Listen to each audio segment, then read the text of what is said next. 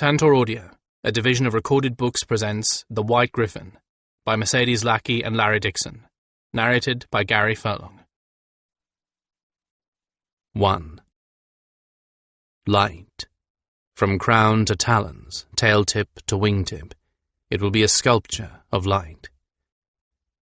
Skandranon rested his beaked head atop his crossed foreclaws and contemplated the city across the bay. Although his city was considered dazzling at night by the most jaded of observers, even by day, White Gryphon was a city of light. It gleamed against the dense green foliage of the cliff face it had been carved from, shining in the sun with all the stark white beauty of a snow sculpture. Not that this coast had ever seen snow. They were far too west and south of their old home for that. And of course, given the way that Mage storms have mucked up everything else, that could change at a moment's notice too.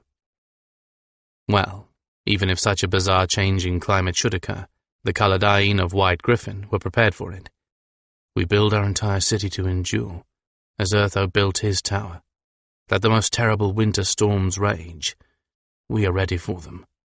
It would take another cataclysm, and the kind of power that destroyed the twin strongholds of two of the most powerful mages who ever lived, to flatten White Gryphon. And even then, the ruins of its buildings would endure, for a while at least, until the vegetation that covered these seaside cliffs finally reclaimed the terraces and the remains of the buildings there. Skan shook his head at his own musings. Now, why are you thinking such gloomy thoughts of destruction, silly Gryphon? He chided himself. Haven't you got enough to worry about, that you have to manufacture a second Ma'ar out of your imagination? You came over here to rest, remember? Oh yes, rest. He hadn't been doing a lot of that. It seemed as if every moment of every day was taken up with solving someone else's problems, or at least look as if he was trying to solve their problems. There was no one near him to hear his sigh of exasperation, audible over the steady thunder of the surf so far below him. He dropped his eyes to the half-moon bay below his current perch, and to the waves that rolled serenely and inexorably in, to pound the base of the rocky cliffs beneath him. On the opposite side of the bay, where the cliff base lay in shelter thanks to a beak of rock that hooked into the half-moon, echoing exactly the hook of a raptor's beak, the Caladyne had built docks for the tiny fishing fleet now working the coastline. 1 year of terrible travail to cross the country to get here, and 9 of building. We've managed a great deal, more than I would have thought, given that we cannot rely on magic the way we used to. Now his sigh was not one of exasperation, but of relative content. From here the half-finished state of most of the city was not visible to the unaided eye. Things were certainly better than they had been, even a few years ago, when many of the Caladyne were still living at the top of the cliff, in tents and shelters, contrived from the floating barges. The original plan had called for a city built atop the cliff, not perched like a puffin on the cliff face itself. General Judith was the one who had insisted on creating a new city built on terraces carved out of the cliff face. Like so many of the Caladyne and adopted Caladyne, she was determined to have a home that could never be taken by siege. Unlike many of them, she had a plan for such a place the moment she saw the cliffs of the western coastline. Skan still marveled at her audacity, the stubborn will that saw her plan through, and the persuasion that had convinced them all she was right, and her plan would work. Small wonder she'd been a commander of one of Urtho's companies. The rock here was soft enough to carve, yet hard enough to support a series of terraces, even in the face of floods, winds, and waves. That was what Judith, the daughter of a stonemason, had been the first to see. The cliffs themselves had dictated the form the city took, but once folk began to notice that there was a certain resemblance to a stylized griffin with outstretched wings, well, some took it as an omen, and some as coincidence, but there was never any argument as to what the new city would be called. White Gryphon, in honor of Skandranon, who no longer dyed his feathers black, and thanks to the interval he had spent caught between 2 gates, was now as pale as a white gryfalcon. The only black left to him was a series of black markings among the white feathers, exactly like the black bars sometimes seen on the gryfalcons of the north. The White Gryphon regarded the city named for him with decidedly mixed feelings. Skandranon was still more than a little embarrassed about it. After all those years of playing at being the hero, it was somewhat disconcerting to have everyone, from child to ancient, revere him as one.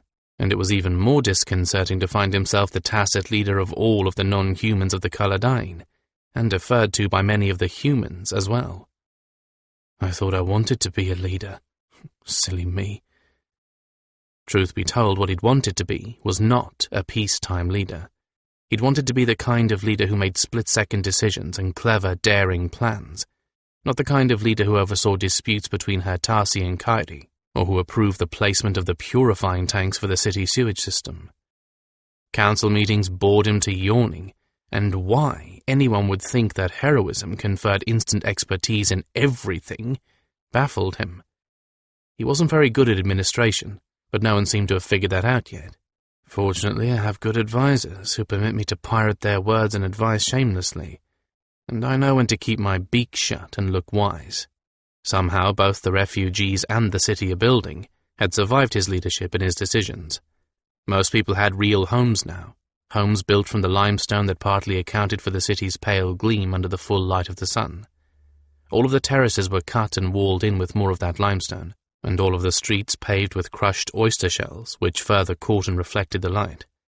There was room for expansion for the next 5 or 6 generations. And by the time there is no more space left on the terraces, it will be someone else's problem anyway. Sculpting the terraces and putting in water and other services had been the work of a single 6-month period, during which magic did work the way it was supposed to.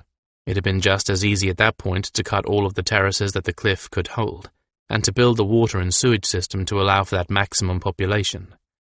Water came from a spring in the cliff, and streams that had once cascaded into the sea in silver ribbon waterfalls carried down through holes cut into the living rock to emerge in several places in the city. It would not be impossible to cut off the water supply. Scan was not willing to say that anything was impossible anymore, given what he himself had survived, but it would be very, very difficult and would require reliably working magic. It would also not be impossible to invade the city, but every path, either leading down from the verdant lands above or up from the bay, had been edged, walled, or built so that a single creature with a bow could hold off an army. The lessons learned from Ma'ar's conquests might have been bitter, but they were valuable now. Scan raised his head and tested the air coming up from below. Salt water, kelp, and fish. New fish, not old fish. The fleet must be coming in. It had taken him time to learn to recognize those scents, time for his senses to get accustomed to the ever-present tang of salt water in the air.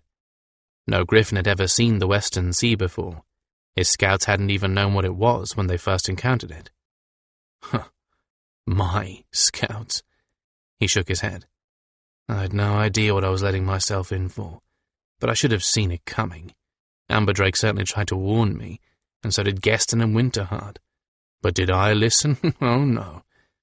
And now here I am, with a city named after me, and 1,000 stupid little decisions to make.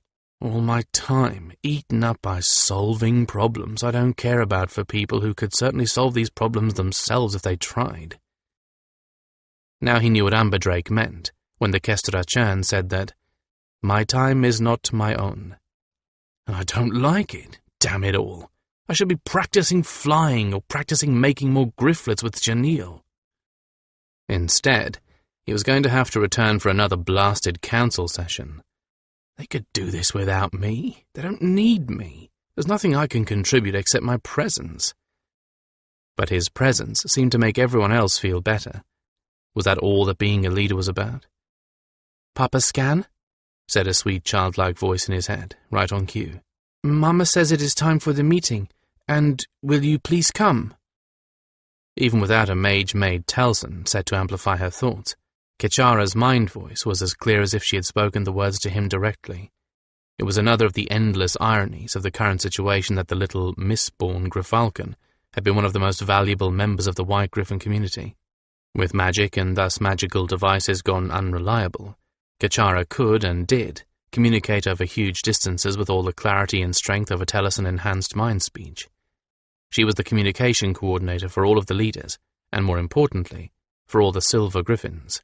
The Silvers were a resourceful policing organization formed by the remnants of the fighters and soldiers who had made it through the 2 Caladyne gates, rather than through the gates they'd been assigned. Kichara's ability, combined with her eternal child mind, would have caused her nothing but trouble in the old days, which was why Urtho had hidden her away in his tower. But now she was the answer to a profound need. No one ever questioned the care lavished on her, or the way her special needs were always answered, no matter what else had to be sacrificed. She in turn had blossomed under the affection. Her sweet temper never broke, and if she didn't understand more than a tenth of what she was asked to relay, it never seemed to bother her. Everyone loved her, and she loved everyone, and with Janelle watching over her zealously, making sure she had playtime and nap time, her new life was hundreds of times more enjoyable than her isolation in Urtho's tower. "I'm coming, kitten," he told her with resignation. "Tell Mama I'm on my way." He stood up and stretched his wings. The wind rushing up the cliff face tugged at his primaries like an impatient grifflet. He took a last, deep breath of the air of freedom, cupped his wings close to his body, and leaped out onto the updraft. The cliff face rushed past him, and he snapped his wings open with a flourish and clacked his beak on a gasp of pain as his wing muscles spasmed. "Stupid Gryphon! Stupid, fat, out-of-condition Gryphon! What are you trying to prove? That you're the equal of young Stirka?" He joined the gulls gliding along the cliff face, watching the ones ahead of him to see how the air currents were acting, while his joints joined his muscles in complaining. Like the gulls, he scarcely moved his wings in dynamic gliding, except to adjust the wingtips. Their flight only looked effortless. All the tiny adjustments needed to use the wind instead of wing beats took less energy, but far, far more control. And a body in better condition than mine. I should spend less time inspecting stoneworks and more time flying. He could have taken the easier way. He could have gone up instead of down, and flapped along like the old buzzard he was. But no, I let the updraft seduce me, and now I'm stuck. Going to regret this in the morning. As if that wasn't bad enough, by the time he got halfway across the bay, he'd collected an audience. His sharp eye spared his bruised ego none of the details. Not only were there humans and her tarsi watching him, but someone had brought a dozen bouncing, eager young gryflets.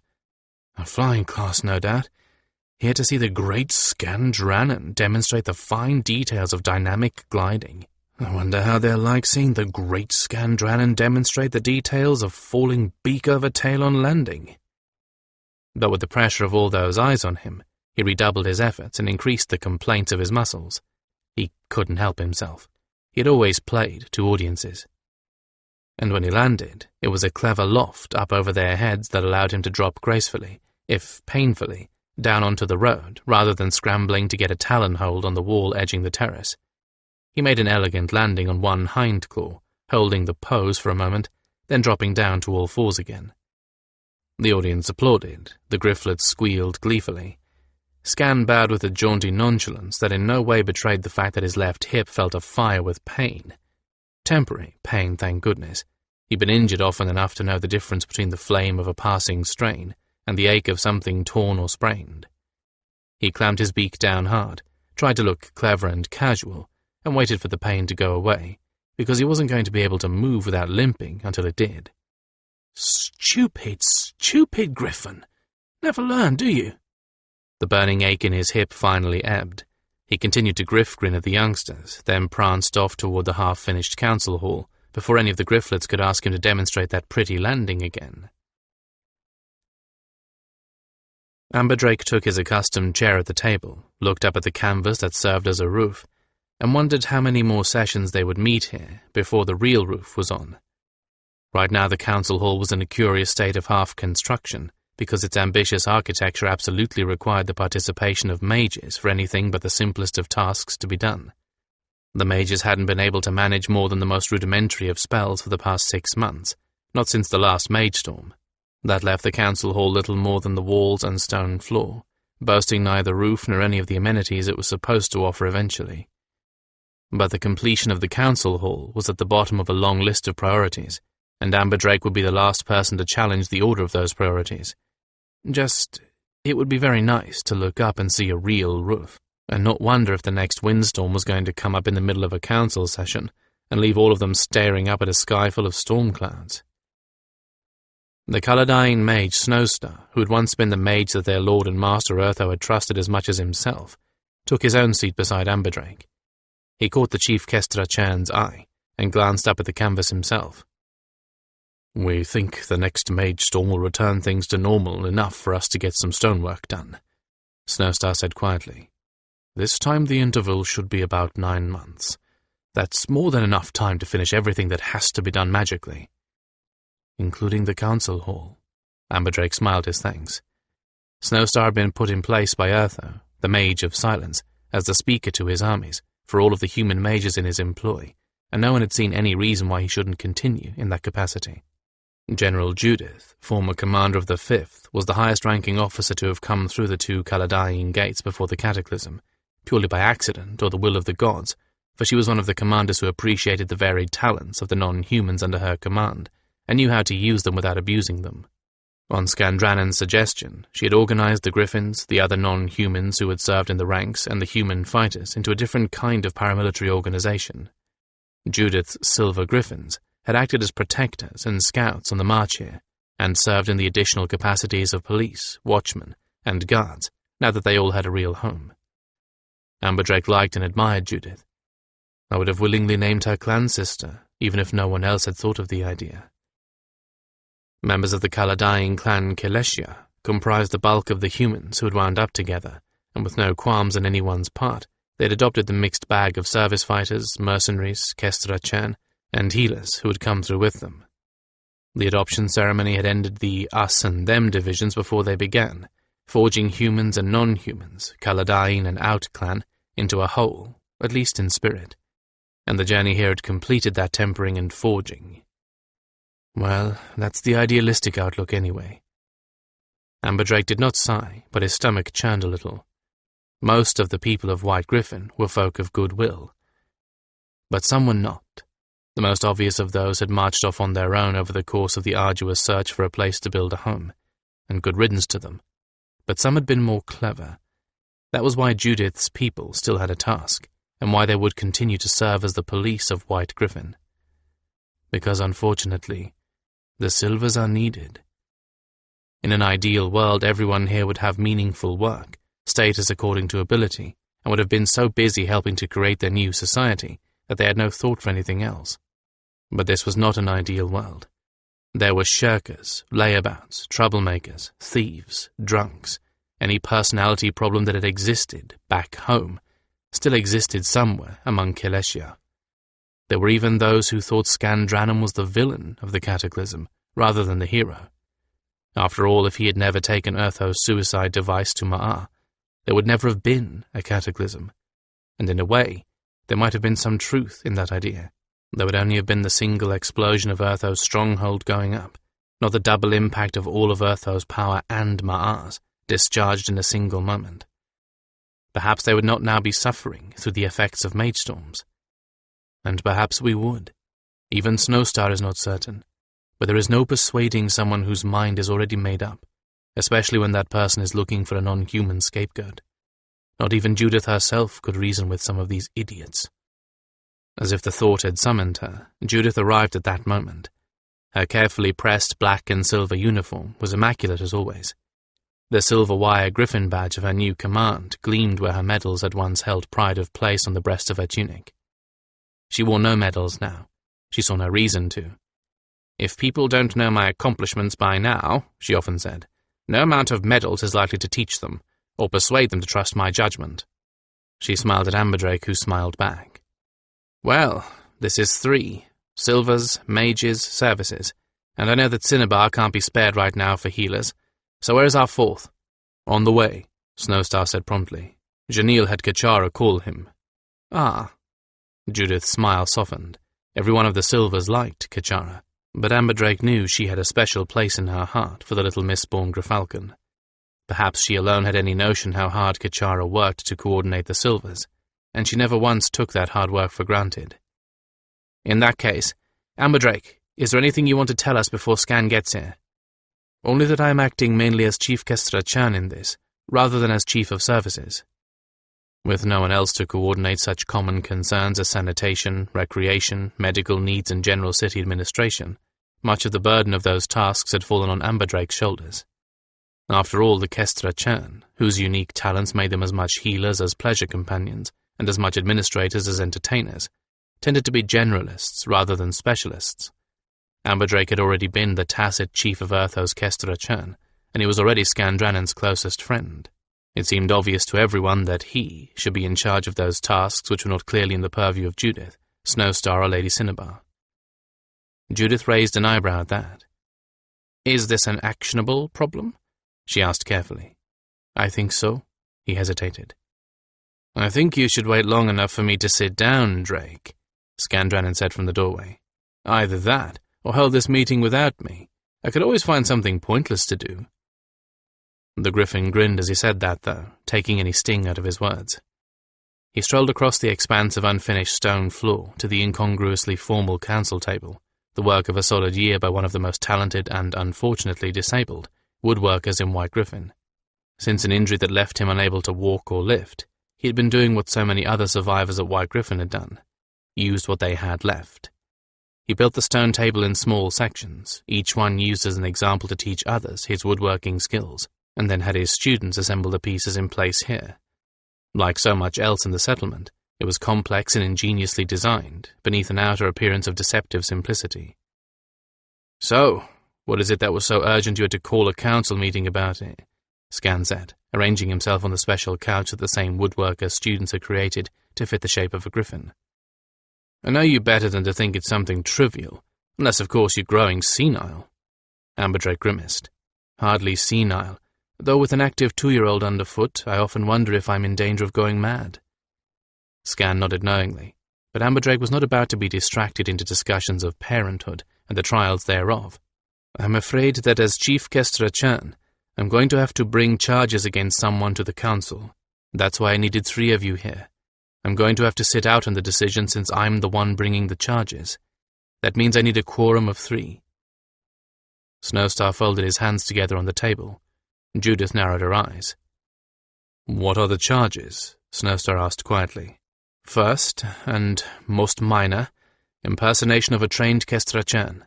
Amberdrake shrugged. "I do not personally remember this man being in Urtho's service, as a Skandranon or otherwise. I can't find anyone who will vouch for his training either. I do know that his credentials are forged, because one of the names on them is mine." "That's fairly minor, and hardly a council matter," Snowstar said cautiously. "I know that, and if it were all, I wouldn't have called you here.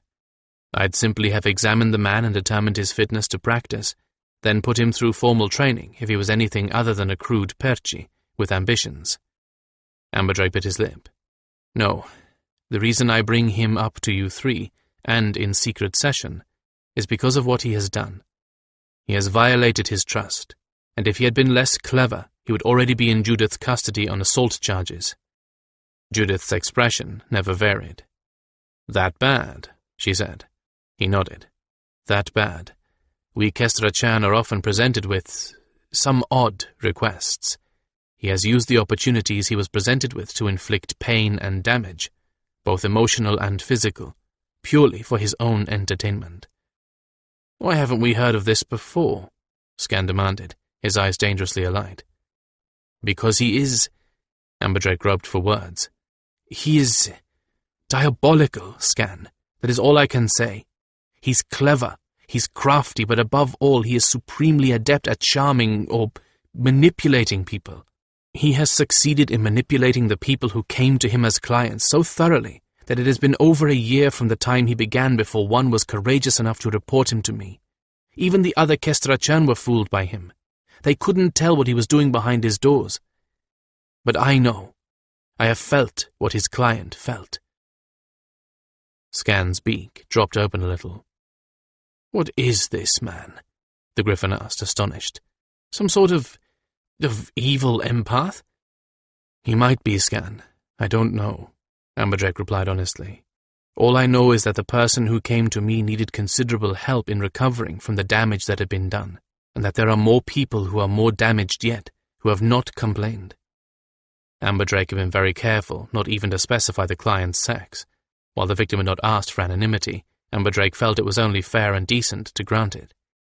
He spent several long and uncomfortable moments detailing exactly what had been done to the victim, while the others listened in silence. When he had finished, as he had expected, all 3 of them were unanimous in their condemnation of the ersatz Skandranon. "Who is he?" Judith asked, her voice a low growl as she reached for pen and paper to make out the arrest warrant. Amberdrake sighed and closed his eyes. He had hoped in a way that once the charges had been laid and the council decision arrived at, he would feel better. But he didn't. He only felt as if he had uncovered the top of something noisome and unpleasant, and that there was going to be more to face before the mess was cleaned up. "Hadainleth," he said softly, as Judith waited, hand poised over the paper. She wrote down the name. "Hadainleth," she repeated, as she sealed the order with her signet ring. "Can I deal with him now, or is there something else you want to do with him first?" "Now," Amberdrake said quickly with a shudder. "Arrest him now. He's done enough damage. I don't want him to have a chance to do any more." "Right." Judith stood up. "Scan, would you have Kechara call Aubrey, Tyler, Retham, and Vetch, and have them double-time it over here to meet Amberdrake and me?" She handed the arrest warrant to Amberdrake, who took it, trying not to show his reluctance. "I'll be going with you to take this Hadainleth down. This could look bad. I'm considered to be the military leader here. A military leader arresting a putative Kestra Chan under any circumstances will cause some discontent. Still, I don't want to be seen as being above getting my hands dirty or unfit for service with the other Silvers. And I definitely do not want someone like that loose to deal with later. Hate to saddle you with this, Drake, but I'm the one bringing the charges, so I'd better be there." "It's my job, Judith," he replied, as he wrung the warrant loosely in his hands.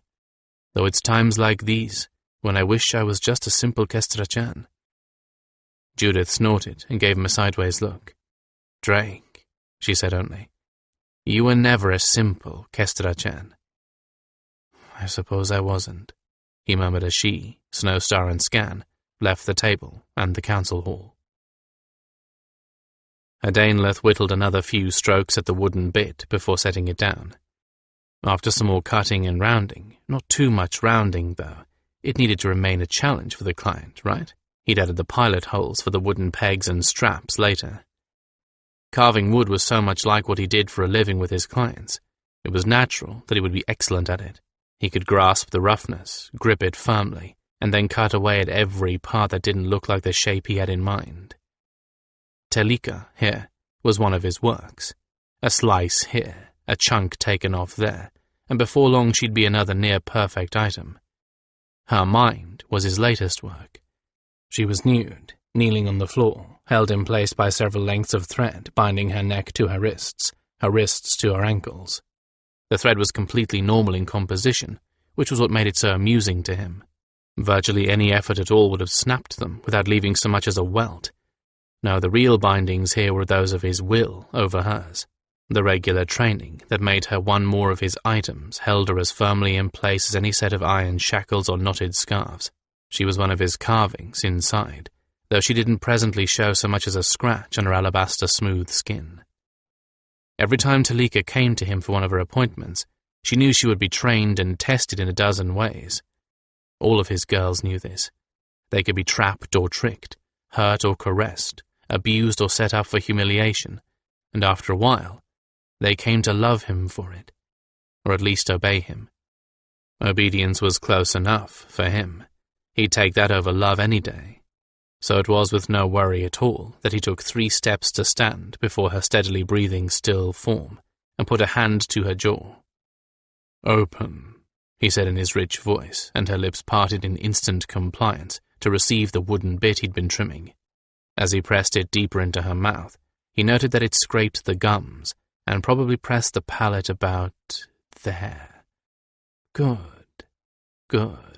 It would serve as another test of her training in itself, then, and the soreness that lingered after Telika's visit would simply be another reminder of his attentions and who she served now. Who she served? That was another delicious irony. Hadainleth was, as far as anyone else knew, serving her, but behind these doors she was his, as surely as any other of his whittled treasures. His treasures were 6 now: Dianel, Surya, Gairazina, Bethtia, and Dionys, and Telika here, each one a good but still slightly flawed carving. There was always something wrong with them by the time he'd made them his artworks. Why was that? Why was the wood always unseasoned or knotty or split down the middle when he'd finally carved enough away of the bark to make something beautiful? It was as if the wood that looked so promising on the outside failed to live up to the promise, that by the time he'd gotten enough of the useless wood shaved away to refine the details, the flaws in the material showed themselves. Talika here, for instance, was too quiet. It was nearly impossible to get as much as a whimper out of her. He was no more lusty than any other man, he felt, and there were times, just as when one craved a certain dish or fruit, when he simply had to hear a muffled cry of anguish or a sob. Talika was mute as a stick unless he lacerated her with a blade or pierced her flesh with a needle. She was just as flawed in her silence as Gyrazina was in her garrulous, hysterical chattering, and Eunice was in her shuddering anxieties. It couldn't be his skill. It had to be the material itself. If only he could get his hands on a woman of real substance, breeding, true quality. A woman like Winterheart. That one he had yet to touch, although he had watched her hungrily for 10 years. Now there was a creature fit for an artist. Not wood at all. She was the finest marble, a real challenge to carve and mold. But he could do it. He was more than a match for her, just as he was more than a match for any of them. What sculptor was ever afraid of his stone? What genius was ever afraid of his toys? The challenge would be to unmake and then remake her, but to do it so cleverly that she asked for every change he made to her. What a dream! But a dream was all it ever would be.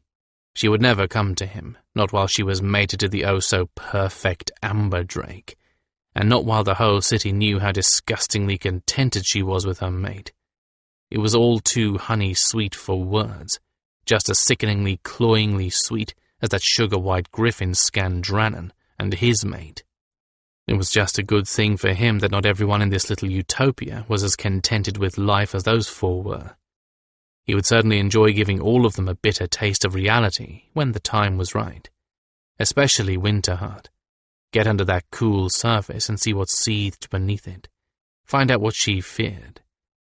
Not the ordinary fears of his 6 creations, he was certain of that. No, Winterheart must surely fear something fascinating, something he would have to work hard to discover. What could he cut free from inside her? Now there was an interesting image. A hollow woman, emptied out slice by slice, with only a walking shell left for everyone to see. How could it be done? And how thin could he carve those walls before the sculpture collapsed in on itself?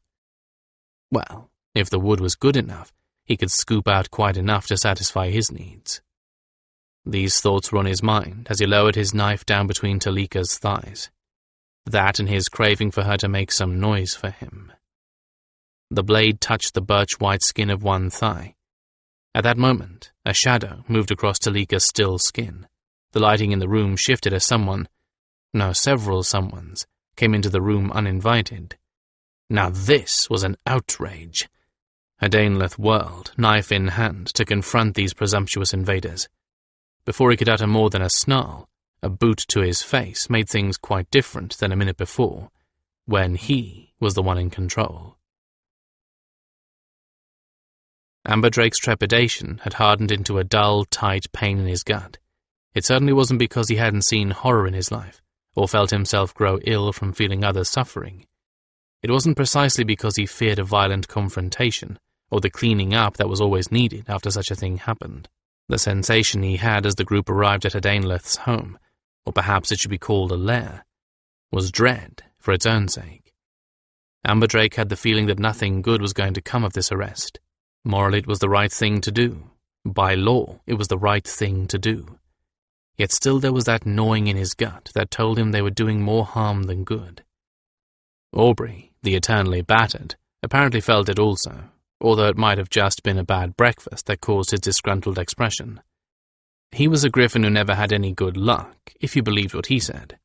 "It's too quiet in there, Drake," he wheezed, as they held themselves poised just outside Adainleth's door. "We know he's got someone in there, so why isn't there any sound?" "I don't know," Amberdrake replied, in an anxious whisper. I don't like it either. Judith, I've got a bad feeling about this, she said shortly. Let's get in there. Now. With a wave of her hand, she led her group of ex-fighters through the door in a rush. Amberdrake trailed behind, warrant still held in his clenched hand, dreading what they would find.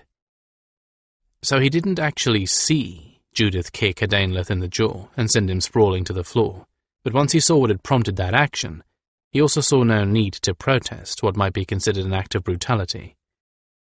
The young woman was bound only by thread, in one of the most excruciatingly uncomfortable positions Amberdrake had ever seen. Her skin was sheened with sweat, and her muscles trembled with the effort of holding herself in place. There were faint scars in many places on her skin, with Hadainleth's carving knife lying on the floor, where Judith had just kicked it.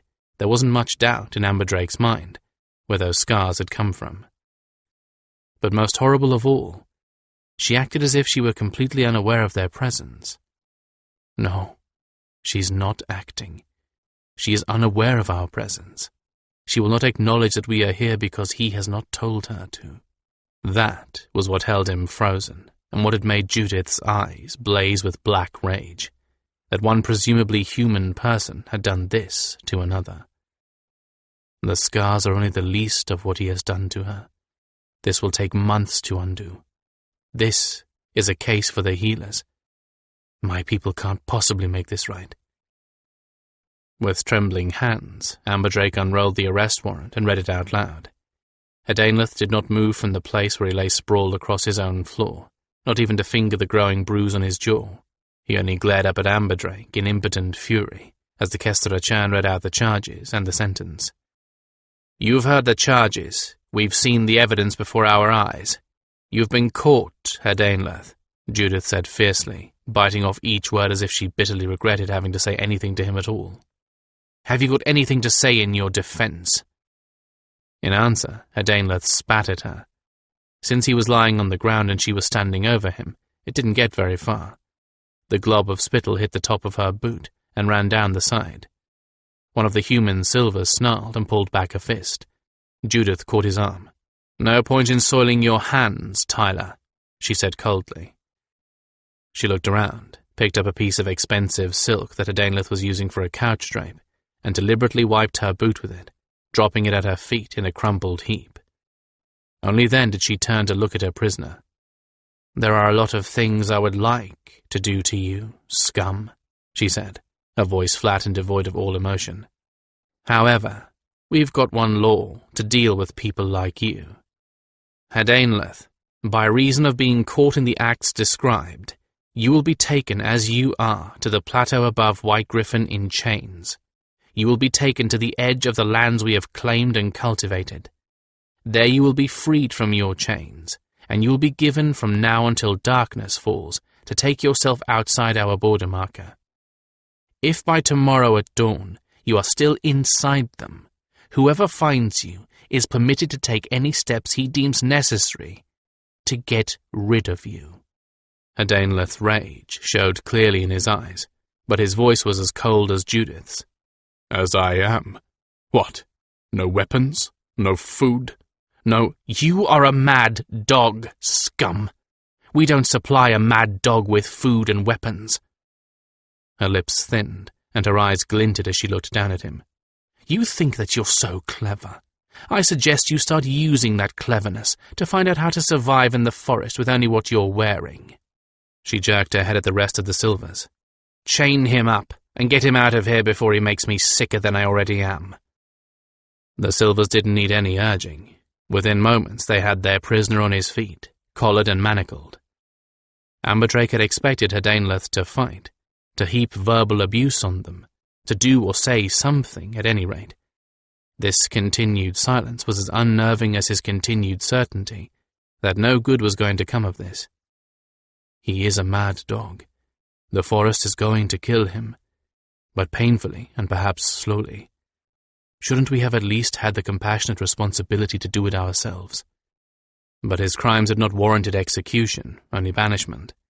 He could not be cured, that much was obvious, so the rulers of White Gryphon had an obligation to remove him from among those he was preying upon. That meant imprisonment or banishment, and White Gryphon did not yet have a prison.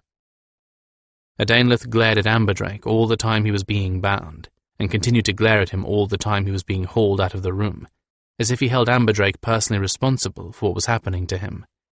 That just added another level of unease to all of the rest. If they'd found Adanleth alone, Amberdrake might have turned and bolted at that moment. But they hadn't, and through all of this the young woman had not moved so much as an eyelash. Amberdrake's personal unease gave way to a flood of nausea as he knelt down beside her. He eased down his own shield just a trifle, and touched her arm with the feather brush of a finger to assess the situation. He slammed his shields back up in the next instant, and knew he had gone as white as Scan's feathers by the chill of his skin. He looked up at Judith, who hovered uncertainly beside him. "It's not good, Judith, but I can take it from here." He took a deep, steadying breath, and reminded himself that this was no worse than many of the traumas he had helped to heal in his career as the chief Kestrachan of Urtho's armies. He looked up again, and manufactured a smile for her. "You can go along. I can manage. She'll have to go to Lady Cinnabar, of course, but I can snap her out of this enough to get her there." One of Judith's chief virtues was that she never questioned a person's own assessment of his competence. If Amberdrake said he could do something, she took it for granted that he could. "Right," she replied. "In that case, I'll go along with the others. I want to make personally sure that chunk of Sketty gets past the border markers by sundown." She turned on her heel and stalked out the door, leaving Amberdrake alone with the girl, a young woman whose name he didn't even know. And that's the next thing. Go through Adanleth's records and find his client list. Where there is one like this, there will be more. You knew it could be this bad, Drake. Just think how much worse it could be for her if you weren't here. Adanleth would not run, no matter how grim and threatening his captors looked. He walked away from them at a leisurely pace, as if he was out for an afternoon stroll, keeping his posture jaunty and his muscles relaxed. It wasn't easy. The back of his neck crawled, and despite that officious bitch Judith's assertions that they were not going to physically harm him themselves, he half expected an arrow in the back at any moment. But no arrows came, and he completed his stroll down the furrow of planted ground without incident, carefully stepping on each tiny seedling before him as he walked, and grinding it into powder beneath his feet. A petty bit of revenge, but it was all that he was likely to get for some time. At the end of the furrow was the land that had not been claimed from the forest that held so many dangers that sending him out here might just as well have been a death sentence. Even the field workers came out under guards of beaters to drive the beasts away, and Caladain, whose specialty was in handling the minds of wild beasts in case the beaters couldn't frighten predators off. "And archers in case both fail. Thank you so much for your compassion, you hypocrites." He did not pause as he reached the trees and the tangle of growth beneath them. He pushed right on in and continued to shove his way grimly through the bushes and entwined vines, ignoring scratches and biting insects until he finally struck a game path. Then he stopped, a little out of breath, to take inventory of his hurts. He wanted to know every scratch, every bruise, for he would eventually extract payment for all of them. There was the kick to his jaw, the other to his hand. The one had practically broken the jawbone, the other had left his hand numb. His guards hadn't been any too gentle on the trip up here either. They'd just about dislocated his arms, wrenching him around, and they'd gotten in a few surreptitious kicks and punches that left more bruises and aching spots under his clothing. Nevertheless, Adanleth smiled.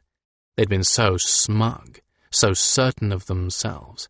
They'd said he was to be sent into this exile as he was, and then were bound by that word from searching him. Fools. They assumed that a Kestrachan at work would be completely unarmed, but Adanleth was not exactly a Kestrachan, and Adanleth was never unarmed. He began to divest himself of all his hidden secrets, starting with the stiletto blades in the seams of his boots. Shortly he would resume his journey to the boundary markers, and he would be very careful to remain outside them for the few days it took to convince these idiots that some beast or other had disposed of him. Then he would return, and then the repayments would begin.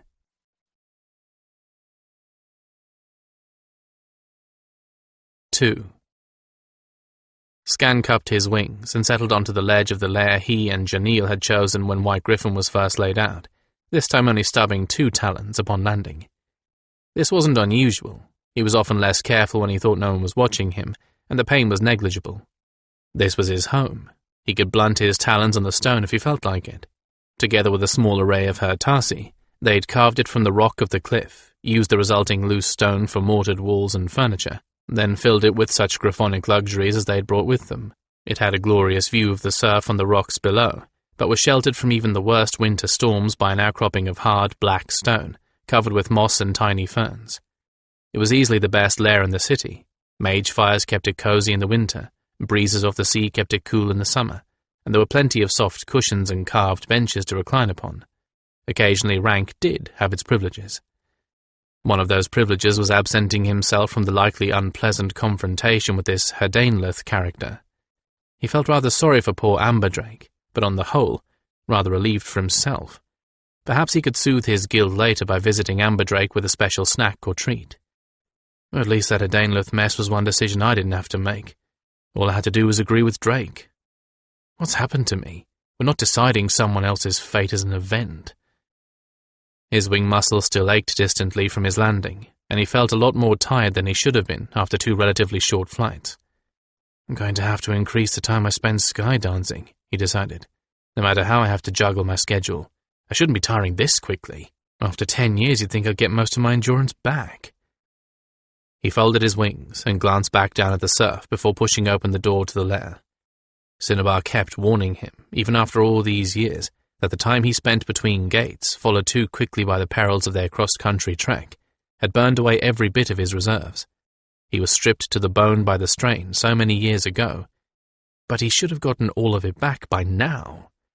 Amberdrake, Geston, and Lady Cinnabar had done their best for him too.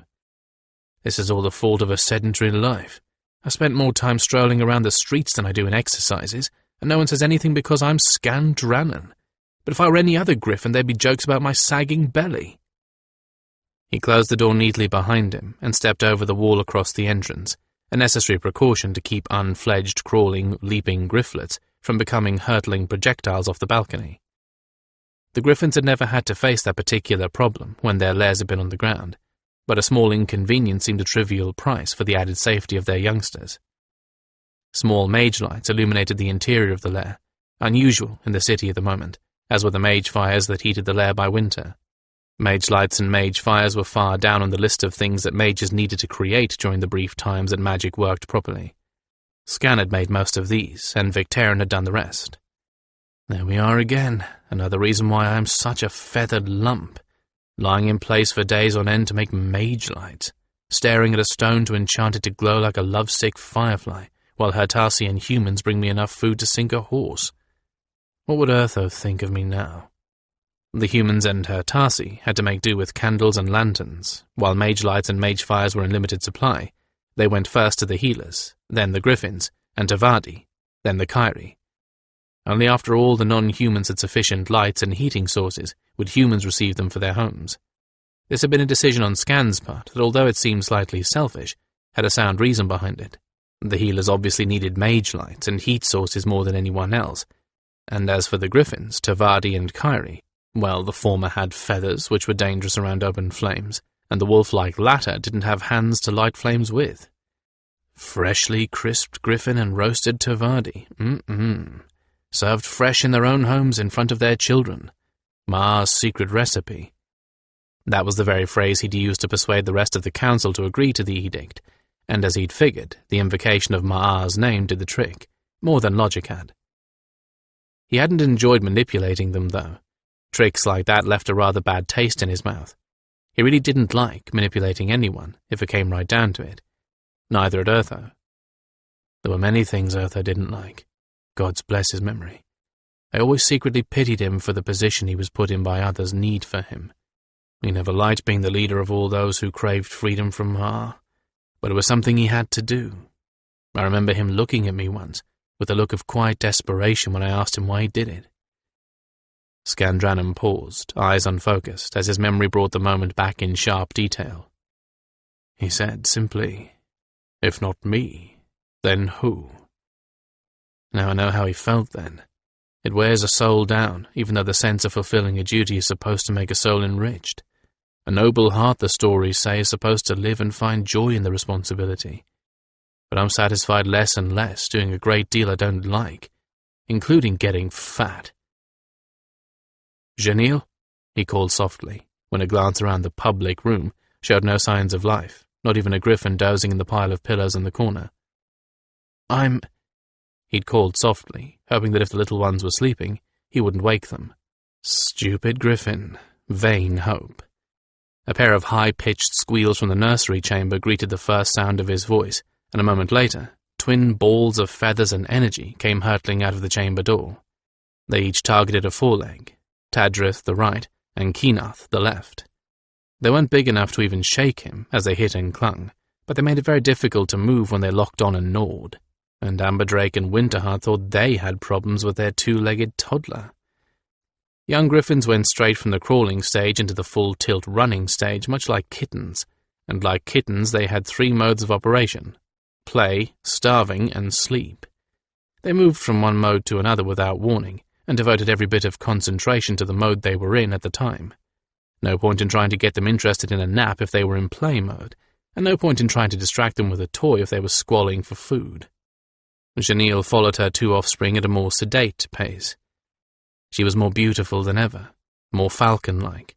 Her dark Marla markings were more prominent, now that she wasn't trying to look like the griffins whose bodies were based on hawks, and now that she had learned to be self-confident, she carried herself like the Gryphalcan queen she was. "Don't worry, I wasn't trying to settle them for a nap," she said calmly over their wordless squeals of glee, as Scan tried vainly to detach them. "We were just playing Chase Mama's Tail." "And now we're playing Burr on Papa's Leg, I see," he replied. Genil took one bemused look at what her children were doing and began chortling. At the moment, still in their juvenile plumage, the grifflets looked like nothing but balls of puffy, tan and brown feathers, particularly absurd when attached to Scan's legs. "The council session broke up early," Skandranon continued, "and I decided that I'd had enough and escaped before anyone could find some other idiot's crisis for me to solve." It came out a lot more acidic than he'd intended, and Genil cocked her head to one side. "Headache?" she inquired delicately. He succeeded in removing Tadrith from his right leg, but Keenath, being the elder of the 2 Tiersels, was more stubborn. "No," he replied, again with more weariness than he had intended. "I'm just very, very tired today of being the great White Gryphon, the wise old griffin of the hills, the solver of problems and soother of quarrels. No one remembers when I was avenger in the skies, or despoiler of virgins, or hobby of healers. Now they want someone to do the work for them, and I'm the fool that fell into it. I'm tired of being responsible." He slowly peeled Keenath from his foreleg as the young grifflet cackled with high-pitched glee, and his brother pounced on Scan's twitching tail. "You want to be irresponsible?" Genil asked, with a half-smile he didn't understand, and a rouse of her feathers. "Well," he replied after a moment of thought, "yes. The more people pile responsibilities on me, the less time I have for anything else. All of my time is taken up with solving other people's problems, until I don't have any time for my own. And look at me!" He shook himself indignantly. "I'm fat, Genil. I'm overweight and out of condition. I can't think of the last time I sat around chatting with Amberdrake and Geston just because I enjoy their company. When I spirited you off for a wild storm ride, I just flew off somewhere to lie senseless in the sun for a while. Or, for that matter, to lie on you for a while. And the longer this goes on, it seems, the less time I get to even think." Genil reached out a foreclaw and corralled her younger son before he reattached himself to his father's leg, nodding thoughtfully. "But the city is almost finished, except for the things that people must do for their own homes, which you cannot be responsible for," she pointed out. "So, surely they must not need you as much." He sighed and shook his head. "Except that the more things get done, the more they find for me to do. As the months go by, the things are always less vital, but they're frozen without my word of approval or decree. It's as if they've all decided that I'm the only creature capable of making decisions. Never mind that I'm only one member of a 5-person council." As she fixed her eyes on his, he struggled to articulate feelings that were not at all well defined. I don't know if this is some twisted joke that fate has played on me, Janelle, but I'm beginning to feel as if I'm not me anymore. It's as if the old Skandranon is being squeezed out and this faded, stodgy, dull old White Gryphon is taking his place. And it is happening in my body, and I can only watch it happen. As Tadrith raced around to attack Scan's other side, Janelle cornered him as well, tumbling both Gryfflets together into a heap of cushions, where they attacked each other with exuberant energy, their father utterly forgotten. She sat down beside him and nibbled his ear tuft with an affectionate caress along his milky white cheek. "The wars are over, my love," she pointed out with inarguable logic. "There are no more secret missions to fly. No more need to dye your feathers black so that you do not show against the night sky. No more real need for the Black Gryphon. We all have changed, not just you." "I know that," he sighed and leaned into her caress. "But that was more than a part of me. It was who I was, and I miss it. Sometimes I feel as if the Black Gryphon died with Urtho, and now all I have left is a shell. I don't know who or what I am anymore. I only know that I don't like what's happened to me." Janelle clicked her beak in irritation. "Perhaps you do not care for what you are, but there are many of us who were very pleased to see a Skandranon who had learned a bit of responsibility," she said crisply, "and we would be very annoyed to see that particular lesson forgotten." She glared at him, just as she would have glared at a foolish young brancher for acting like one of the fledglings. He shook his head, trying to bite back a hasty retort, and instead make her see what he was talking about. "No, it isn't that," he replied, groping for words.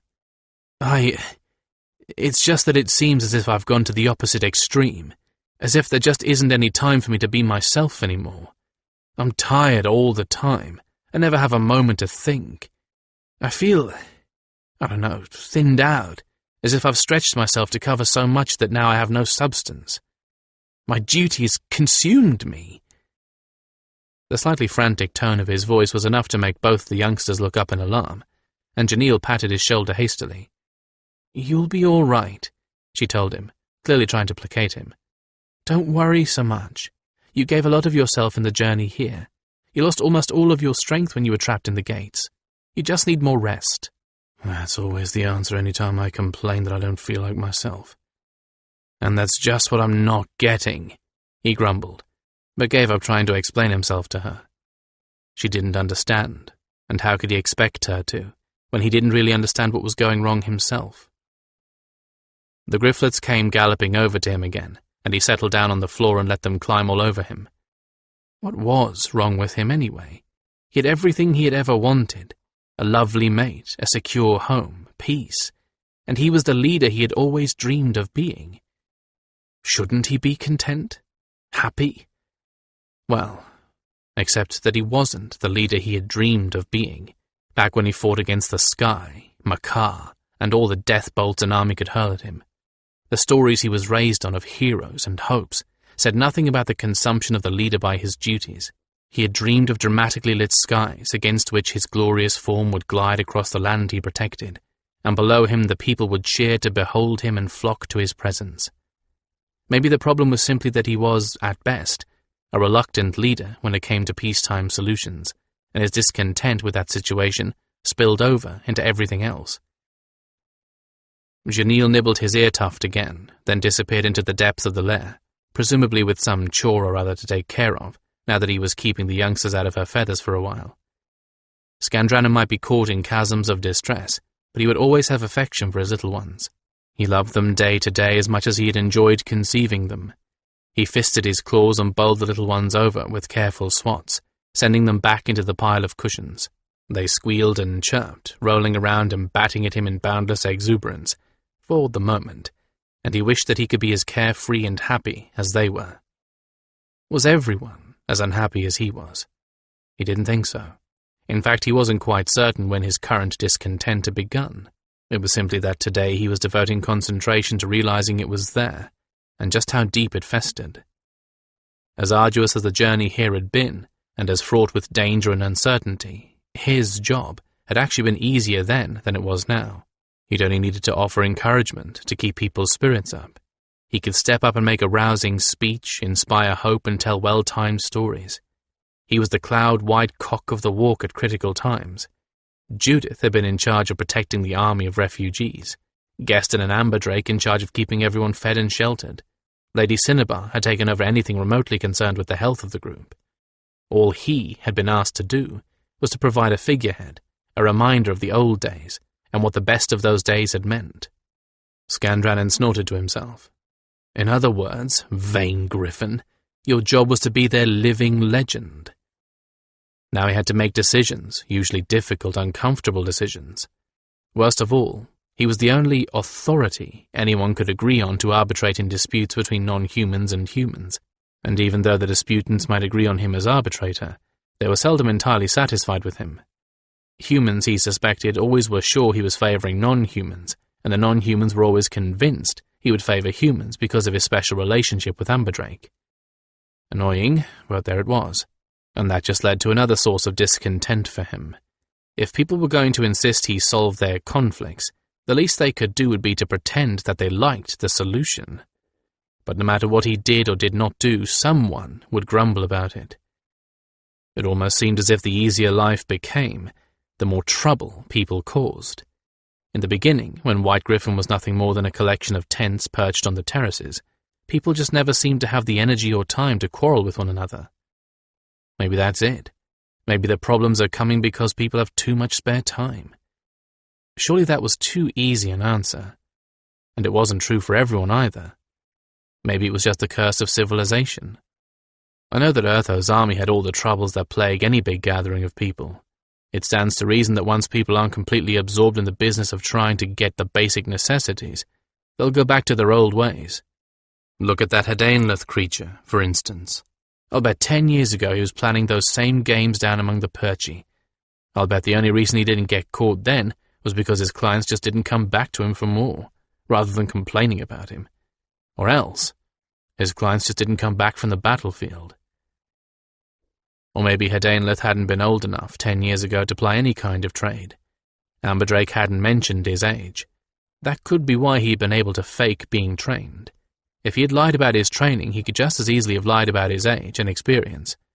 Most of the Kestra churn attached to Urtho's armies had not wound up with the Kaladain in Clan Kelesha. Instead, they'd gone through the gate that had taken the non-combatants from the purely human forces. That only made sense, of course. Why should they have gone where the skills they had trained for would not be needed? The Kaladain Clan Kelesha had chosen to go with the Gryphons and the other non-humans because of their own special relationship with Urtho's magically created creatures, but the other Kaladain clans had not gone to the same refuge for purely pragmatic reasons. It was best not to put all the refugees in one place. If the Kaladain were to survive as a people, or even as a vestige of a people, it was best that the clans split up, to distribute them over too large an area to wipe out. That Amberdrake was here was partly the result of his own friendship with Skan, and partly the fact that he had joined Kelesha himself. Besides him, there were only the Kelesha Kestra churn, and perhaps a handful of others. So when there was leisure again, and people began to look for some of the amenities of the old days, there were some things, like trained Kestra churn for instance, that were in short supply. Which means that the more subtle, unethical people will have the opportunity to revert to type, an opportunity that hasn't been there until now. That makes sense. Probably too much sense, actually. Urtho might have been the most principled creature in the known lands, but there were not too many like him, in his army or out of it. I suppose, given how many people were pouring through whatever gate was nearest there at the end, that we shouldn't have expected that everyone with us was of an angelic nature. We shouldn't have expected anything. We were just glad to be alive at the time. And later, everyone was too busy to get into trouble, even the potential workers of trouble. That only depressed him more. Perhaps he was overly idealistic, but he had really hoped that they had left things and people like Hadainleth behind them. I suppose there was going to be crime now. Theft and assault, fraud and chicanery, who knows what else. He sighed. More work for the Silvers. I'd thought Judith was just creating make-work for them, but maybe she had more vision than me. Or maybe she had just had less blind optimism. Or maybe she's just smarter than the white fool. Well, Whatever the reason, General Judith had done her work well. The silver gryphons, with their silver badges and ornamented braces to show their station to even the most drunken of viewers, were as well trained as they were well equipped. Fortunately for Scan's peace of mind, the stylized silver wire badges they wore, created by a displaced silversmith who was tired of never being able to make jewelry anymore, bore no resemblance to Skandranon, white or black. After all, there was only so much adoration a sane mind could accept. The former soldiers had applied their military training to other matters under Judith's supervision, and at the time, Scan had only felt relief that she was giving them something to make them feel useful. I thought that gradually we'd be able to phase all those old war horses out, that once we knew we weren't going to need protection against whatever is out there in the wilderness, they'd become mostly decorative, rescuing children from trees and the like. Silly me. Now we have police, and it looks as if we're going to need them. No wonder that Judith had insisted that the Silvers always travel in pairs, with one of the pair being a mind speaker, and no wonder she'd politely requisitioned Kachara's talents and service. Scan hadn't thought much about that either, except to be glad that Judith was giving poor little Kachara something to do, to make her feel useful. He'd been too grateful to care, since that got her out from under Janille's feet most of the day. The eternal child, she'd been fine until Janille gave birth to the little ones, and the sheer work caused by the presence of 3 children in the lair, one of them half the size of an adult, was just a bit much for Janille. Even the addition to the household of another Hertasi, a young lizard named Khafri, who was Kachara's best friend, playmate and caretaker all rolled into one, had not helped until Judith had come to Scan with her carefully phrased request. Now Kachara went up to a special room in the Silvers' headquarters in early morning, and did not return until after dark. Not that Judith was abusing her or overworking her. The special room was very special. It had a huge, open, high-silled window. A fabulous balcony, was cooled by the breezes in summer and warmed carefully in winter. It was also crammed full of all the toys the grandmothers could make. There were playmates too. The mated griffins among the Silvers brought their own offspring to play there as well. It was just that Kachara, of all the children, would be asked from time to mind-speak a message to someone. She would stop whatever she was doing, happily oblige, then get back to her latest game. Mind-speak seemed to take no effort whatsoever on her part, which in itself was rather remarkable. She often forgot to say things with words, in fact projecting her thought or feeling directly into the mind of whoever she was talking to, particularly when she was impatient. Acting as a message relay for the Silvers did not bother her in the least. In fact, she was rather proud of herself, insofar as Scan could tell, because she had a job, and none of her playmates did. "Papa Scan?" said that cheerful little voice in his head suddenly, and he wondered with startlement if she had somehow picked up his thoughts about her, and assumed he was trying to talk to her. "Papa Scan, Uncle Aubrey says you need to know something." He sighed with mingled relief and resignation. Relief because he didn't want to have to explain what he'd been thinking to Kachara, and resignation because Aubrey had been assigned to the unpleasant task of ejecting her Daenlith from White Gryphon. Something must have gone wrong. "What does Uncle Aubrey want, sweetling?" he asked carefully, keeping his own feelings out of what he sent. She was quicker to pick up on emotion than thoughts. Her reply was prompt and clear.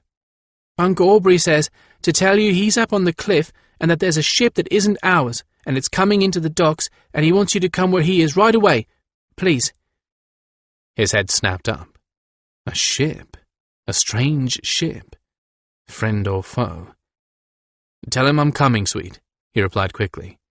"Can you please tell Uncle Snowstar and Uncle Tamsin what you just told me, and ask Khafri to run and tell Judith the same thing?" "Yes, Papa Scan," she said with a giggle, largely because she really liked to mind-speak with Uncle Tamsin. She told Scan it was because he has a furry mind and it tickles. Whatever that meant. "There, Khafri is gone. I'll talk to Uncle Snowstar now." Her presence, as strong as if she'd been in the same room with him, vanished from his mind. He leaped to his feet and called to Janille, who came quickly out of the rear of the lair. "Aubrey's seen a strange ship coming into the docks," he told her hastily, and her golden eyes widened as the hackles on the back of her neck stood up a little. "Who?" she asked. He shook his head. "We don't know. I've had the council summoned. We'll have to go down and meet it, whoever it is. I don't know how long I'll be." She nodded, and shooed the twin gryflets into the nursery, which just happened to be the most defensible room in the lair. She knew. She was a child of the Mage Wars, after all. They dared not assume this was a friend, or even a neutral party. They must assume the worst. "Stay safe," was all she said over her shoulder, her eyes wide with worry that she would not voice. "I love you, Skandranon Rushkai." "I love you, Bright Eyes," was all he could say. Then he was off, out the door of the lair and onto the landing porch, using the low wall to leap from. A wing beat later, and the White Gryphon was clawing his way against the wind to the top of the cliff, where Aubrey was waiting.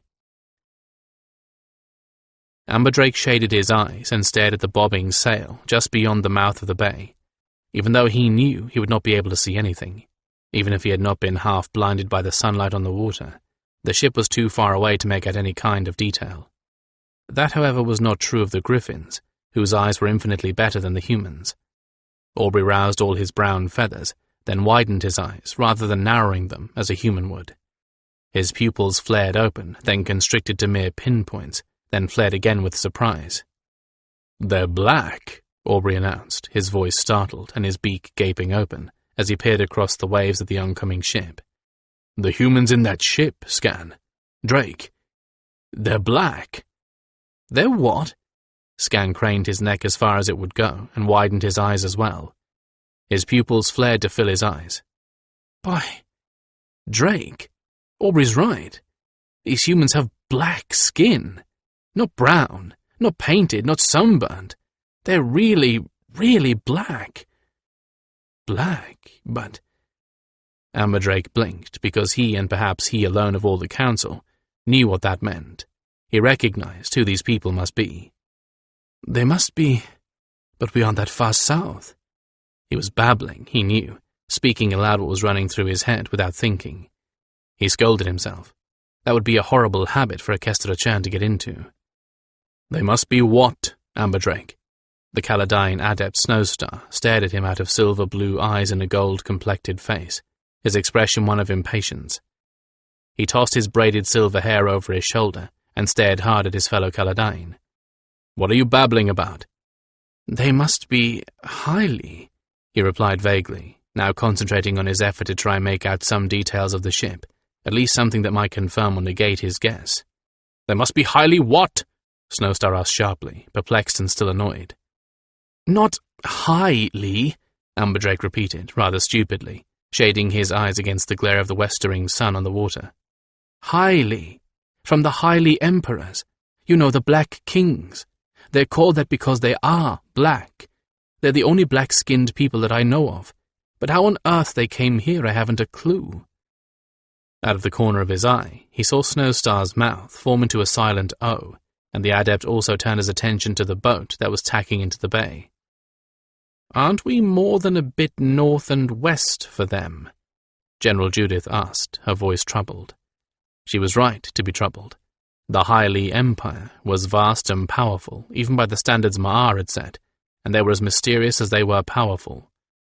She shaded her sharp, dark grey eyes with one hand, her strong chin firming as she clenched her jaw. Amberdrake gave up trying to make out any details for the moment and shrugged. "I don't know," he admitted. "I don't know of anyone from our lands who has even the vaguest idea of how large their 6 nations are. For all I know, they could run from this sea to the Salton Sea in the east." The only person he had ever met who knew anything about the Highly Emperors was his old teacher, the incomparable Kestra-chan Silver Veil. At the start of the war with Ma'ar, and that had really been 20 years ago, she had been heading south toward a promised position in the court of one of the kings. She would be perhaps 50 now, no great age for a Kestra-chan of her lineage and training, and she was one of those women who would never look anything other than agelessly elegant. Had she gotten that position? Was she prospering? He hadn't found out. The wars had eaten up all his time and energy, leaving none to spare for trying to trace his mentor's whereabouts. He turned his attention back to the ship. The ship had entered the bay now, and it was finally possible to make out the details of its fittings and crew. The White Gryphon fishing fleet was made up of fairly crude vessels fitted with oars and a single basic sail, large enough for 4 men at the most. This was a real ship, clearly able to carry several dozen people, and Amberdrake didn't know enough about ships to know if it was of a type any of their few folk familiar with such things should recognize or not. It was quite elaborate, That much he knew on sight. It had 3 masts and several sails striped in red and white, and there were people swarming all over it. The hull was painted in blue and red, with a pair of eyes on the front. The sails were augmented by a network of lines and rope ladders. There was a raised, house-like section in the middle of the boat that had a door and several windows in it. The men actually doing all the work were dressed simply, in white breeches, many with coloured cloths wrapped around their head and coloured sashes around their waists. But there were 3 people in much more elaborate clothing standing in front of the door in that house-like section, peering at the people waiting on the dock. Rich hues of red, orange, and the gold of ripe grain, ornamented with winking glints of metal and the sharper gleams of gems, marked the costumes of these 3 notables. The cut of their clothing was entirely unfamiliar to Amberdrake. It did not comfort Amberdrake in the least to see, as the boat drew nearer, that every man in the crew had enormous knives stuck through their sashes, and that there were racks of spears visible behind the elaborately garbed men watching them. They're tall. They are very tall. The ship was finally close enough for Amberdrake to make some kind of guess as to the general appearance of these people. The thing that struck him first was their height. The shortest of them would probably top the tallest Caledine by at least a head. Their features were handsome enough, finely sculpted, although they were not as hawk-like as the Caledine. Amberdrake was amazed by the garments the 3 officials were wearing. Although the material was very light by the way it fluttered, it was woven with incredibly detailed geometric patterns in bright yellows, reds, and oranges. The robes fastened high up on the side of the neck, with the openings running down the left of the front rather than the middle. The robes boasted high, stiff collars that matched the cylindrical hats each of them wore. Heavy jeweled neck pieces lay on their breasts and shoulders, and heavy matching brooches scented their odd hats. Although their hair was as tightly curled as a sheep's fleece, it was so black that it swallowed up all the light. The sailors wore theirs at every length, although perhaps length was the wrong term to use for hair that stood out rather than draping down the owner's back. Some of them had cropped their hair so close to the skull that there was nothing there but a short frizz. Others had clearly not cut their hair for months, even years. It stood out away from their heads as if lightning had just struck them. But the 3 men waiting with folded hands wore their hair as short as they could and still be said to have hair. Their hats fit too closely to allow for any amount of hair. They were all, without a doubt, beautiful to behold. Unfortunately, they did not look pleased, if Amberdrake was any judge of expressions. They did not bring the boat to the dock. Instead, they anchored out in the bay with a sophisticated set of tensioned fore and aft anchors that held them steady against the waves. And there they waited. The sailors formed up in loose ranks on the deck of the ship and remained there, unmoving. No one spoke a word. The ship hung at anchor, with the only sound being the steady pounding of the surf on the rocks. "It appears that they expect us to come to them," Judith observed, in her usual dry manner. "Of course they do. We're the interlopers, the barbarians." Amberdrake would have called for a boat to take him and the rest of the council to the strangers, if there had been any, but there weren't. Every vessel they owned was out fishing or dropping nets. "They aren't stupid," Scan rumbled. "They can see we don't have the means to come to them. Besides, if they came this far, they can go a few more feet." "And be damned annoyed when they do," Amberdrake thought silently, but held his peace. There wasn't any way they could go out to the waiting vessel, except by flying, and he was not about to suggest that Scan go out there by himself. There was no point in wrapping a potential hostage up like a gift and presenting him to a possible enemy. The tense moments passed, marked by the waves breaking against the rocks, as the Hylie stared and the Caledine stared back, each of them waiting for the other to make the next move. But as it became clear that there were no other vessels available, not even a tiny coracle, the Hylie leaders turned to the sailors, gesturing as they ordered their men to bring up the anchors and move into the docks. To make up for the loss of face, the Hylie brought their ship in with a smooth expertise that Amberdrake watched with envy. There were no wasted motions and nothing tentative about the way the captain and pilot maneuvered the ship. Even though the dock was completely unfamiliar to them, they had their vessel moored and comfortably snugged into the wooden piers in a fraction of the time it took their own people to do the same with a much smaller boat. "They're good," Judith muttered, with grudging admiration. "They're damned good. I'll have to remember to dredge some sandbars to hang them up on if they turn hostile and bring friends." It would cut back the effectiveness of the drag fishing nets, but we could work around that. If there are hostilities, the Gryphons and Kyrie wouldn't be free to pull nets in anyway. Amberdrake nodded, impressed all the more by the fact that Judith's mind never seemed to stop examining resource management and strategy, even while watching the ship draw in. Within a few moments, the Highley sailors had run a gangplank down to the dock, and were unrolling a strip of heavy woven material patterned in bright reds and browns to cover it. Then they scrambled back aboard their ship and formed a line of alert bodies along the railing, all this without another issued order. Only then did the 3 envoys, if that was what they really were, deign to descend to the dock. And there, standing on the strip of material, they waited, hands tucked into the sleeves of their elaborate fluttering robes. Amberdrake started to step forward, hesitated, and caught both Judith and Skandranon's eyes. Judith nodded slightly, and Skan made an abrupt motion with his beak. Amberdrake assumed the leadership position of the group, and the others followed. He was the only one of the lot properly garbed to meet these people. Snowstar was wearing simple colour-dyeing breeches and a wrapped coat, both old and worn. Judith, through her pepper and salt hair, might have given her the authority of age, wore one of her old black uniforms with the insignia removed and only the silver griffin badge on the breast. Bear-like red-haired Tamsin, who shared the healer's council seat with his love Lady Cinnabar, was as shabbily dressed as Snowstar. Only Amberdrake kept up some pretense of elegance these days. Somehow it didn't feel right for a council member to show up in public, dressed as if he had just been weeding his garden, as Snowstar had been, or scrubbing medical equipment, which was where Tamsin had been. As the best-dressed council member, perhaps it was wisest for him to pretend to the position of leader. He stopped within easy conversational distance, but no closer. The stern, forbidding expressions on the faces of the envoys did not encourage hearty greetings. "Welcome to White Gryphon," he said, slowly and carefully, and hoping frantically that these people might be able to speak his tongue. "We are the ruling council of the city. I am Amberdrake." He introduced the rest of his colleagues as the Highley stood there impassively, giving no indication of whether they understood him or not. "May we ask what brings you to our settlement?" he finished, a little desperately. The man in the middle removed his hands from his sleeves and cleared his throat. "You trespass upon the lands of King Charlemagne and violate the sanctity of Highley territory," he said, coldly, clearly, and in a precise but dated form of their own tongue. "You will leave, or you will be removed." Amberdrake stood there, stunned.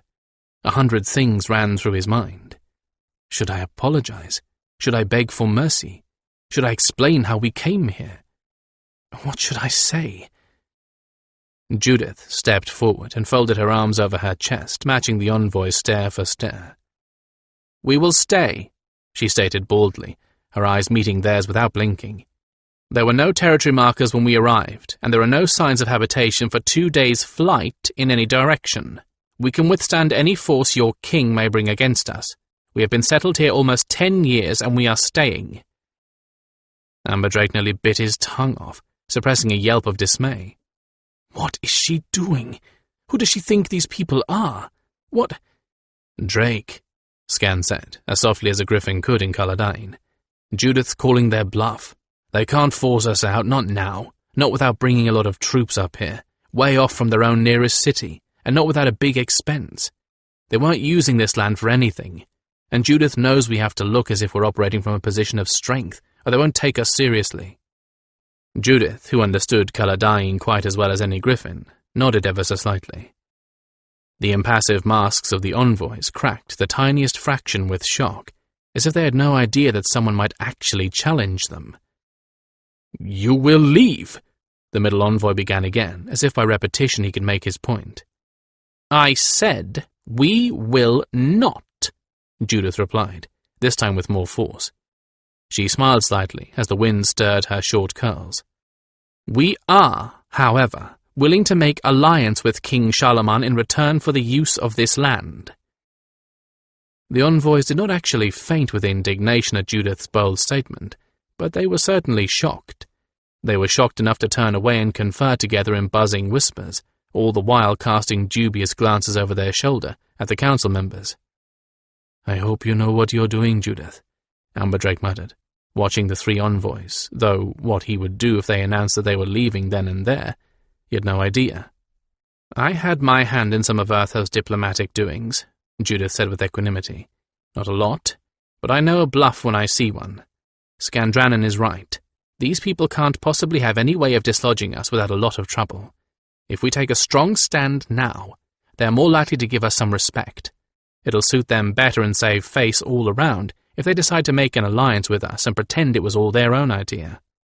Before Amberdrake could reply, the middle envoy turned abruptly and centered his gaze on Judith. "Flight, you said," he said to her, frowning.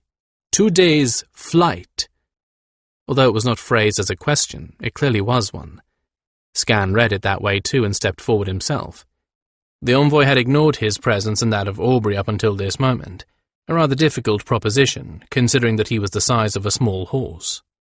"Indeed," Skandranon told the man in his deepest and most impressive voice, fanning his wings for emphasis.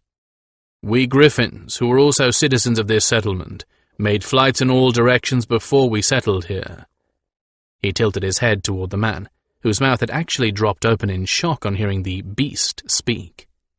Skandranon looked up, with his head lowered at just the right angle to make his brows and eyes appear even more raptorial than usual. "You might be amazed at the things we do." The envoy closed his mouth quickly, as if he had just swallowed a bug.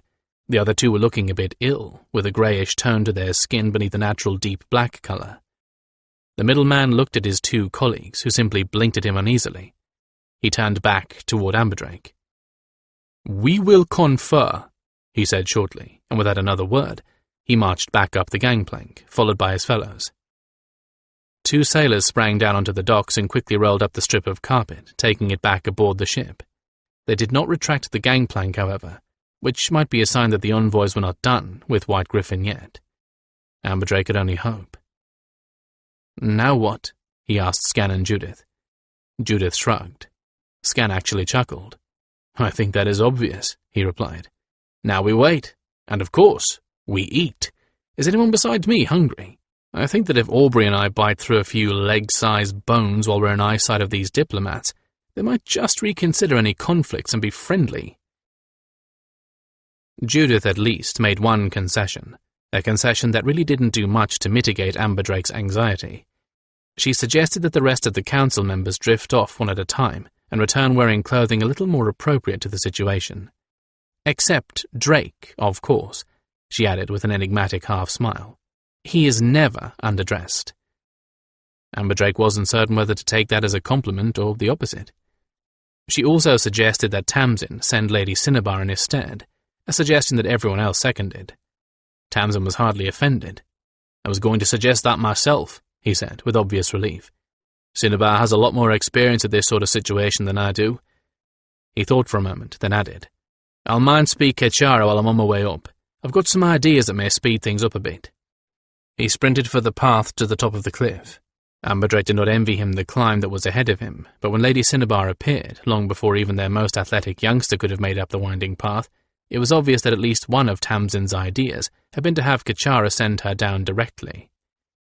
She was wearing one of her seldom-used court gowns, a lush creation of silver brocade and emerald silk, that went well with her pale blonde hair, making her a fit match for Amberdrake's beaded and embroidered bronze and brown finery. And with her were 2 hair tarsi laden with proper clothing for Judith and Snowstar, at least by Amberdrake's standards of the clothing appropriate to diplomatic receptions. Judith sighed when she saw the particular uniform that the hair tarsi had brought, but she made no other complaint.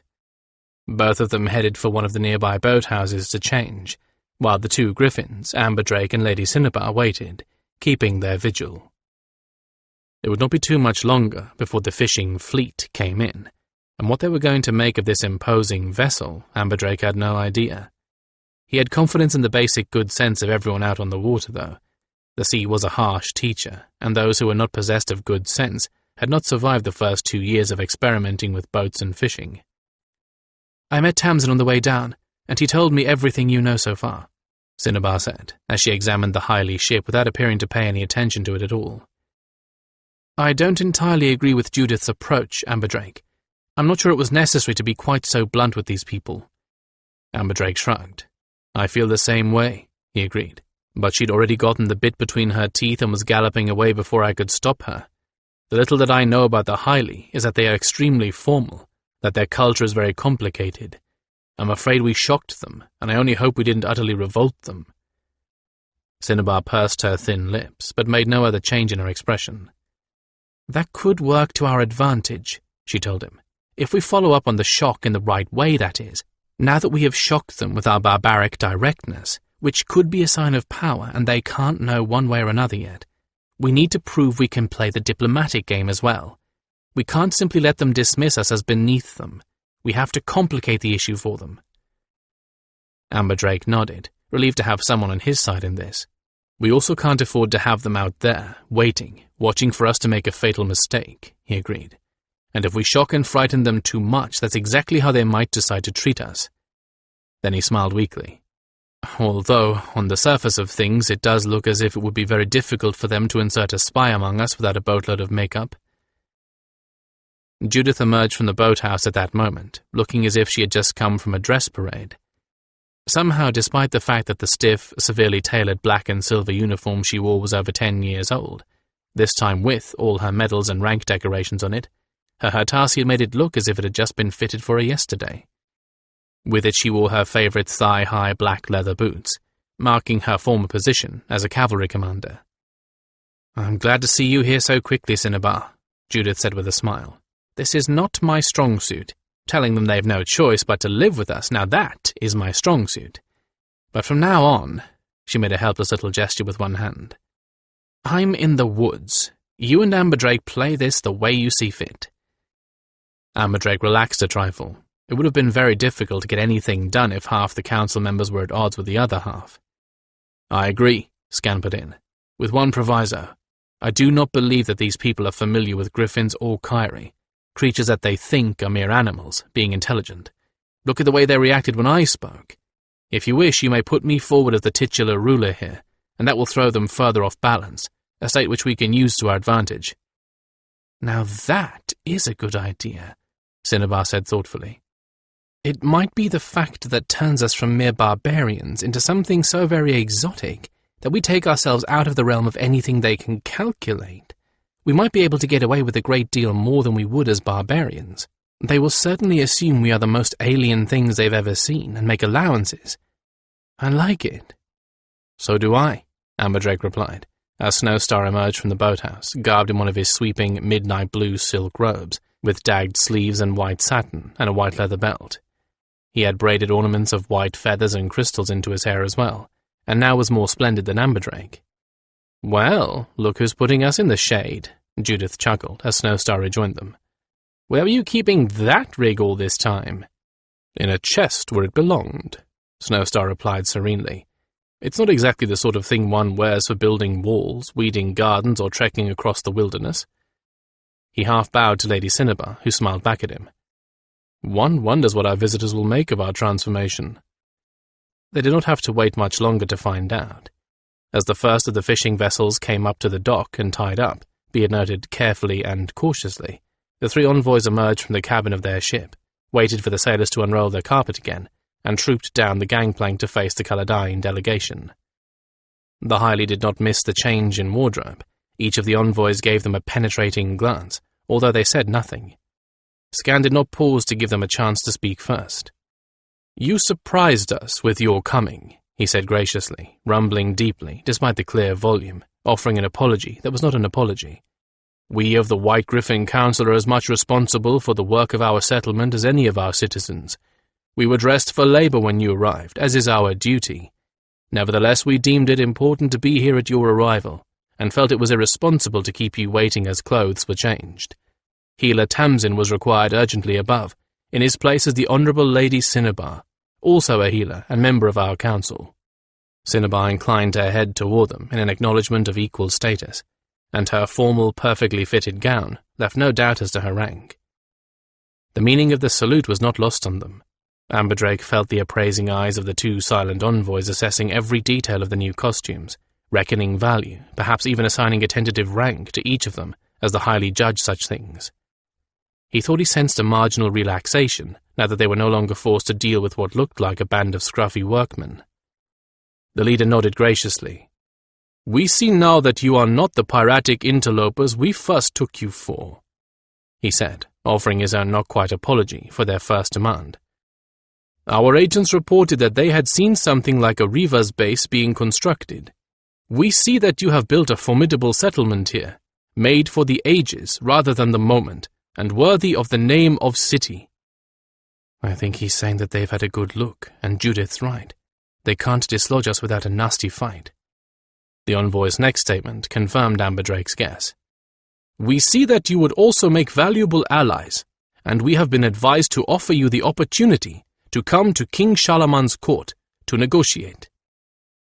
"We see that you are civilized and responsible," said the man to the envoy's right, a gentleman who had been silent until now. "We noted the careful planning of White Gryphon, and it appears that you have endeavored to despoil the land as little as possible. We had expected brigands, and we find builders, architects." He smiled, revealing startlingly white teeth in his black face. "Such people would be valuable guards upon our northernmost border." Amberdrake smiled back and Skan bowed slightly. "I am of the same opinion," the Gryphon said, with complete equanimity. "When would your monarch care to open negotiations?" "Immediately, if possible," the envoy replied without a moment of hesitation. "We would be pleased to host a delegation of 2 with families and retainers, 1 human and 1 other, such as yourself. There is room in our vessel to convey your initial delegation. Others may follow you if you so desire. We are authorized to wait here until you are ready to leave." That made Amberdrake's eyebrows rise. Either these envoys had extraordinary power in making a decision here, or they had some way to communicate directly with their superiors. Very possibly the latter. If their magic was working more reliably than the magic used by the Caladian refugees, such communication would be simple enough. Skandranon was equal to the challenge. "We would be pleased to host you in our city above for the night, and show you a pale reflection of the hospitality we will be able to offer when our city is complete. In the morning, Amberdrake and I and our families will be ready to leave with you. We are as anxious to conclude a treaty as you are." "Excellent," the envoy said, as if he meant it. And for the first time the 3 envoys stepped off their little strip of carpet and onto the dock. Leaving their territory for ours. Whatever the gesture meant, it seemed that they were perfectly prepared to make the trip up the cliff. Well, none of them are very old, nor do they look out of shape, and how better to show them that we're fortified for defense. Each of the envoys fell in beside one of the counselors as they all began the walk to the path leading upward. The chief speaker beside Skan, the second man who spoke beside Amberdrake, and the one who had been silent the whole time beside Judith. The second man was thinner and a little taller than the other 2, putting him at least a head taller than Amberdrake, who was not undersized by Caladian standards. His garments of red, black, and orange, while trimmed with heavy embroidery and gold threads, were made of very light material, perhaps silk. His walk and posture were relaxed now, and he strode beside Amberdrake with an easy gait that made the Kestrachan think he was used to walking long distances. Perhaps they had no beasts of burden in his land. "If you don't mind my asking," Amberdrake said hesitantly, "how is it you speak our language so fluently? Our people have heard of the Highly Emperors, and how powerful they are, but nothing of any detail, and certainly not your tongue." "Oh," the man said, with a flashing smile and a wave of his hand. "That is simple. We have had many northern Kestrachan in the courts of the kings over the years. There is one with King Shalaman now." "There is?" Amberdrake wondered. "Oh yes, a most remarkable and talented woman, and a great confidant of King Shalaman. Since he has no wife, she serves as royal companion. He even made her his advisor for her wisdom. They call her Ke Arigat Osorna, that is, in your tongue and hers, the Silver Veil."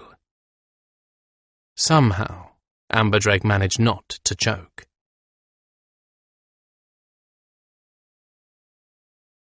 3. Winterheart closed the pale blue gauze curtains over the doorway to the balcony of the palace bedroom she shared with Amberdrake, and sighed contentedly. She left the doors open to the light breeze, a breeze that was already turning oppressively hot, and turned with all the grace of a courtier born, poised and elegant in the gown Lady Cinnabar had lent her. It was of a light cream silk, which complemented her skin. Her long hair, laced with cords of matching cream silk ornamented by bronze beads and cream-coloured feathers, brushed her face as she smiled slowly at Amberdrake, and flicked her braids over her shoulder.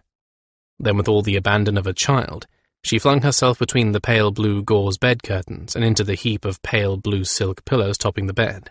She grabbed one and hugged it to her chest, looking up at Amberdrake with a face full of mischief.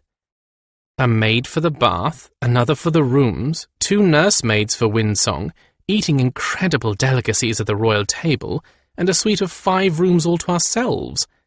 And all Geston has to do is oversee the Highley servants. I could get used to this very quickly, she said contentedly. It certainly is a cut above spending my mornings weeding the vegetable garden, my afternoons tending to minor gryphonic ailments, and the rest of the time chasing a 2-year-old with endless energy and a positive fascination for heights. Amberdrake smiled, and sat down on the bed beside her, reaching out to touch her cheek. As far as I'm concerned, the main benefit is the nursemaids, who give us the chance to be alone together. How is it that Windsong always knows the moment you and I— Empathy, I suspect, Winterheart said impishly.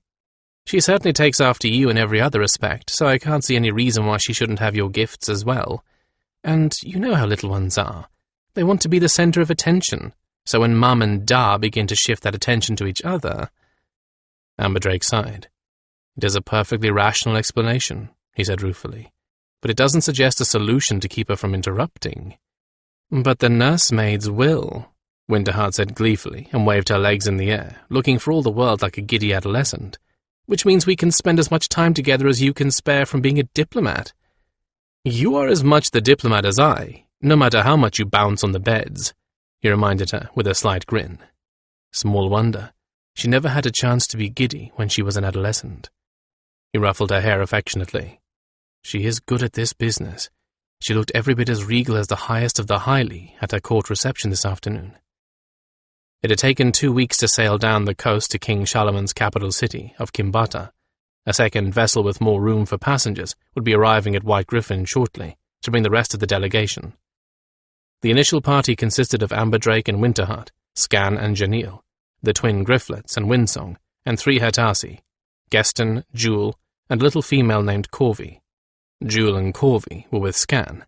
Geston mostly served and lectured Amberdrake these days, but he often stuck his bossy little snout into Skandranon's quarters to make certain that Jewel and Corvey were doing things right by the old bird. The first few days had been occupied with settling into their new quarters, a pair of side-by-side suites in the royal palace itself.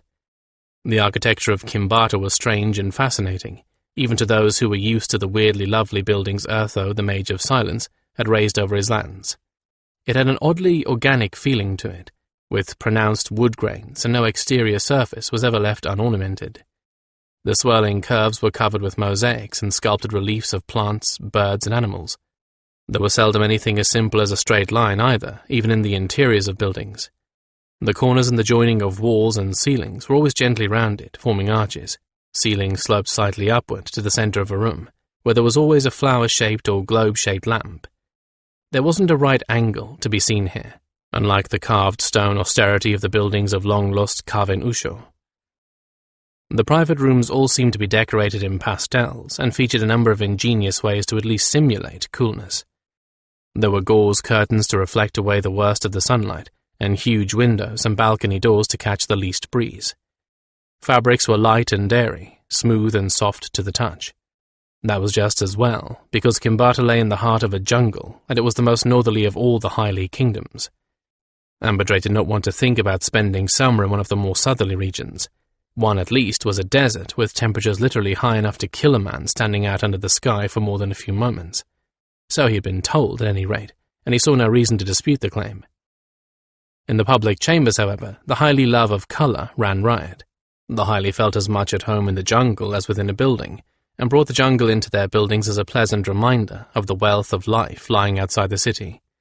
Huge, lush plants prospered inside, placed where sunlight would reach them, and accompanied by cheerful fountains or pools with lazy fish of gold, white, and black. Tiny, huge-eyed furry creatures scampered tamely up the plants' trunks and out onto their limbs, and loud, rainbow-bright birds sang, whistled or spoke mockingly down at the humans passing beneath. The birds made Amberdrake feel comfortable amid all the alien architecture. They were like the tiny rainbow-hued messenger birds that the Caladyne had brought with them, cherished, carefully nurtured, all the way from Urtho's tower. These birds were larger, but like the messengers, spoke in human voices, with sense to their speech. He had already made friends with two, a salmon-pink one with a backward curving crest of deep red, and one seemingly painted in blue, gold, and green. The walls were covered with mosaics that were just as colourful as the birds, and cool, dim, deep green passages between the vast public rooms brought mind the cool, dim trails between huge forest giants. The Hyli themselves were as harlequin bright in costume as their architecture. The clothing the three envoys had worn was fairly typical. Silk, rime, the finest linen imaginable, and a gauzy stuff made from fluffy plant fibre were dyed and fashioned into elaborate fluttering robes, billowing trousers, and draped gowns, none of which incorporated less than 3 colours. Amberdrake had pulled out all his most elaborately beaded and embroidered robes in anticipation of this. Winterheart would have been in some sartorial difficulty if it hadn't been for Lady Cinnabar. The lady, it seemed, had used all of her old court gowns as padding on the floor of her floating barge when planning for the evacuation of Urtho's tower. That was clever of her, and reasonable given that fabric for padding was not a high priority, and that her gowns were not made of stuffs that could be used as bandages or other useful articles. The clever aspect was that she had packed her gowns in a way that had allowed her to retrieve the robes and dresses unharmed. All of her court gowns comprised a formidable number, and most of them were utterly unsuitable for the life of a healer in a half-finished city. Not all of the gowns were still pristine, and the lighter the fabric, the more it had suffered from wear in the intervening decade. Winterheart, however, was smaller than the aristocratic Cinnabar, and even those articles showing signs of wear or weakness at the seams could be cut down for her and looked new. Jewel and Corvey had spent most of the sea voyage frantically but delightedly retailoring those gowns to suit their new owner. There was nothing a Hurtasi enjoyed more than costume-making, and there had been little enough of that during the war with Ma'ar or the search for a new home. Even Geston had gotten into the act, much to the amusement of Skandranon. So now Winterheart could put on as fine a display as Amberdrake, wearing her elaborate gowns with all the aplomb of a lady of nobility she'd once been. The difference was, now she was not suffering under the expectations of her high-ranking family. Now it was Amberdrake who was under the careful scrutiny of countless critical eyes, and she, who needed only smile and whisper a bit of advice unless she chose otherwise. She was enjoying it, Amberdrake was quite sure of that. He thought about Winterheart with a wry smile as he looped string on his fingers, preparatory to making a cat's cradle. She was enjoying the luxury and pampering she'd not had in decades. For the past 10 years she'd done all of her own chores, her own cleaning, her own cooking, or rather, she had done those things with the help of Geston and Amberdrake. For years before that, she had lived the rough life of a Trondaeurn in Urtho's army, a healer, and tender of Urtho's griffins, a post where there were few luxuries and no pampering. Even Urtho himself had lived a life positively austere by the standards of the Hyli courts. "Is Silvervale able to visit us this afternoon?" Winterheart asked suddenly. Amberdrake covertly searched her face for any hint of jealousy, but to his relief there didn't seem to be any signs of it. He would not have been at all surprised to discover that Winterheart was jealous of the Silver Veil. His mentor was one of those fine-boned, ageless women, who, once they achieved maturity, seemed to hover at an indefinable perfection until they are very old indeed. Her hair had turned silver in her teens, and she had capitalized on what might have been a handicap for someone in her profession by growing and cultivating it until it reached the floor, making it the trademark that had become her name. She was as strikingly graceful and beautiful now as she had been when he knew her, and it would not have been unexpected for Winterheart to react with jealousy at the inevitable bond between astonishingly beautiful mentor and student. "What do you think of her?" he asked cautiously, looping another strand. "Your own opinion, not what you think I want to hear." "I like her," Winterheart said thoughtfully. Her gaze turned inward for a moment. "If you can say you like someone as self-contained as she is, that is. I want her to like me, and not just be polite to me, and that's not just because she is your old teacher and your friend. I like to listen to her talking. I think she's fascinating. I hope that I may age as gracefully." Amberdrake nodded. It was a good observation. "To answer your question, she said she wanted to come to our suite this afternoon, if that is all right with you. When everyone else is taking a nap, which is good time for northerners like us to get together and pretend we're accomplishing something even though we aren't." Winterheart chuckled. "I thought that was so absurd when we first arrived here, for everything to stop at the height of the day, but now, I can't imagine even trying to get anything done when it's so horribly hot. Even Windsong takes a nap without arguing now, and I thought that was nothing short of miraculous. But it's the perfect time of day to socialize, Amberdrake pointed out, verbally, since his fingers were weaving and unweaving intricate knots. Especially if little Why Mama is chasing dream butterflies, and if we Northerners can't bear to sleep during the day when we should be getting work done, at least we can keep each other company. Gaston appeared in the doorway, as if on cue. Windsong is asleep, and Silvervale is here, Drake, he said. Would you prefer the sitting room or the garden? Amberdrake raised an eyebrow at Winterheart, signifying that it was her choice. After all, his hands were tied at the moment. The garden, I think, she replied after a moment. I hope the fountains in the pool will make it cooler than the sitting room. By now, as always, even the cool stone of the floors was not helping cool the air much. It was always like this, shortly after noon. The heat began to collect, and it weighed down the very air until the sun neared the western horizon. Gaston shrugged. They're supposed to, so they tell me, little Hurtasi said philosophically. I'll have Jewel tell someone to send up the usual refreshments. I'd appreciate it if you'd serve us yourself, Gaston, Amberdrake said before Gaston could leave.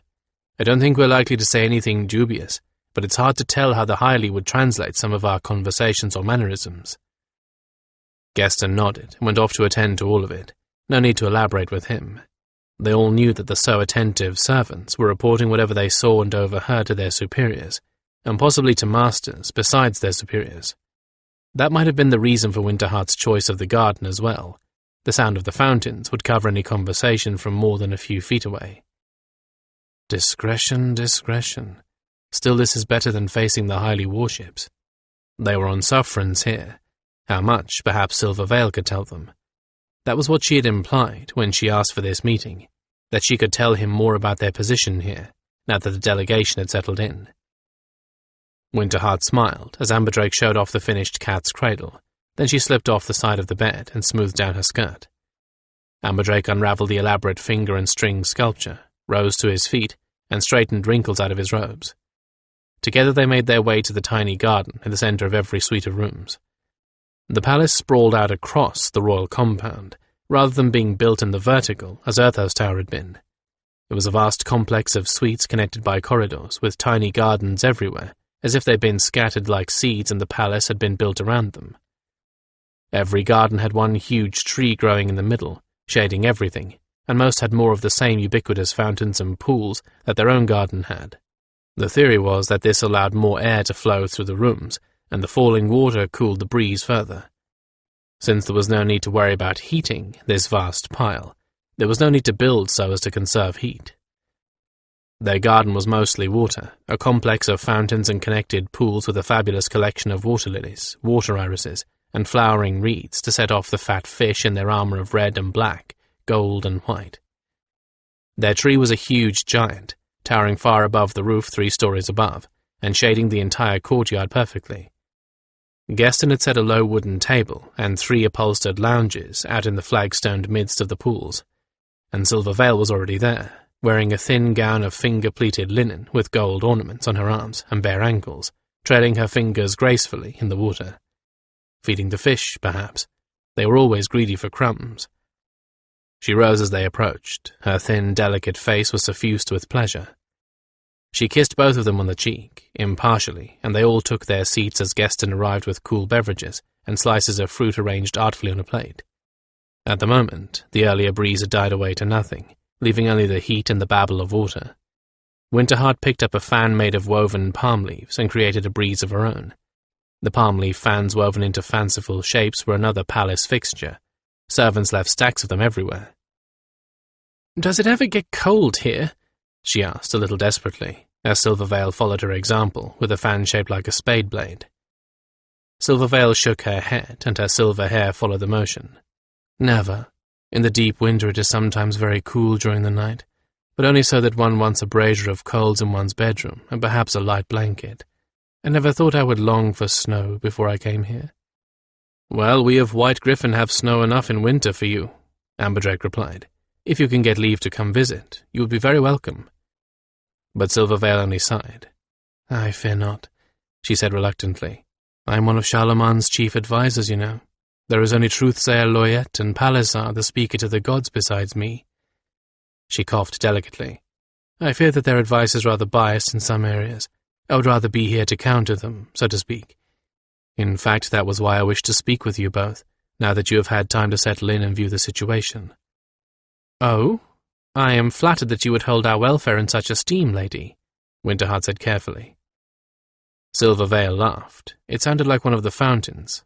So discreet, Winterheart, she exclaimed, with no hint of mockery. From what northern court did you spring? It took me years to learn such discretion. Some are born with such grace, Amberdrake replied quickly, to save Winterheart from the question. Nevertheless, he was enjoying the exchange, for this was like some of the conversations he had shared with her in the past, during the few moments of tranquility during their flight from Kiam-Vir Ma'ar's forces. Now, however, the conversation was better, because it was between equals, not world-wise mentor and overstressed pupil.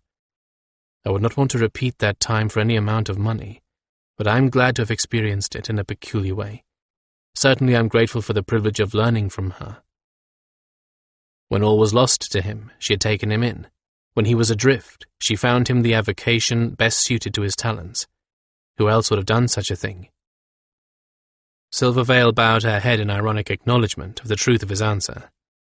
Well, here and now comes the time to leave a certain amount of discretion outside the garden and speak frankly, northerner to northerner, friend to friend. She leaned forward, her violet-grey eyes darkened momentarily. I need to give you some small idea of the world you've blundered into. It baffles me, Amberdrake confessed. I'm not certain how to act, and I find myself doing nothing rather than chance an incident. He looked to Winterheart for confirmation, and she nodded. Silverveil fanned herself quietly. Your instincts must be guiding you correctly, she told them both, for that is the safest thing to do here. Nothing. Had you noticed anything odd about the court itself? Physical things, I mean. Things that seem familiar, but antique? Amberdrake frowned, for he had, although he could not name precisely what had set off those strange feelings of familiarity at one remove. But Winterheart was quite certain. There are strange echoes of our past here, she said. I see it in the clothing, some of the cushions, even some of the food. But none of it is like the north we left. Precisely, Silverveil said with a nod. It is like the north of years, decades, even centuries ago. That was what gave me the key to understanding these people. They both abhor and adore change. Amberdrake shook his head. I'm not sure I understand, he began. Silverveil interrupted him with a gesture of her fan. The Hyli are a people who avoid change at all cost. Their own customs go back in an unbroken line for hundreds of years. To them, our way of life with its constant changes and readjustments is one short step below blasphemy, for if the gods wanted men to change, would the gods not decree it? She shrugged. The point is, they not only hate change, it is mandated against by their holy writings. Change comes as the gods decree, when the gods decree. Winterheart frowned. But if that's the case, how is it that customs of ours have ended up in practice here? A good point. Silverveil looked pleased. That is one reason why change, with all of the attraction of the forbidden, is very appealing to many of them. And the answer to how change comes to them is this. Someone at some point understood that without some changes taking place, this society would rot from within. So at some point in the past, the holy writings were modified. There is a celebration connected to an eclipse that takes place once every 20 years. The more of the sun that vanishes, the more change can be integrated into the society. Thereafter, however, it does not change except for deep exploration of the details. That is why you see things here that have only been written about in our lands, and that is why the office and position of Kestrachan were established here in the first place. But it is the Kestrachan of 100 years ago that they imitate? Amberdrake hazarded. More like 200 or more. The Kestrachan who are the pampered and cultured members of the households of the very elite, and never seen by the common folk at all. She pointed her fan at the two of them. You are on sufferance here. You embody change. Only if Charlemagne accepts you, and adds you and your presence here to the eclipse ceremony, will you be actually accepted by the Hyli as a whole. She flicked her fan idly at a blue fly blundering past. You don't have many friends here. The speaker to the gods is firmly against your presence. Others are curious, but fearful of all the changes you represent. He nodded slowly. I understand. So the question becomes, how do we persuade others over to our side? She shook her head, and her jewelry sang softly. Gentle persistence. It helps that you have Skandranon with you. He is such a novelty that he's keeping people's minds off what you folk truly represent. I was accepted because what I am fell within the bounds of what they had already accepted.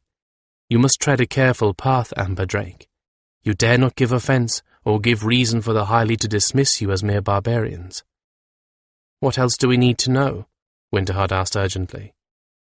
Mostly that the highly are very literal people. They will tell you exactly what they mean to do, not a bit more and not a bit less. She creased her brow in thought. Of course, that is subject to modification, depending on how the person feels about you. If you asked one who felt indifferent toward you to guard your pet, he would guard your pet and ignore the thief taking your purse.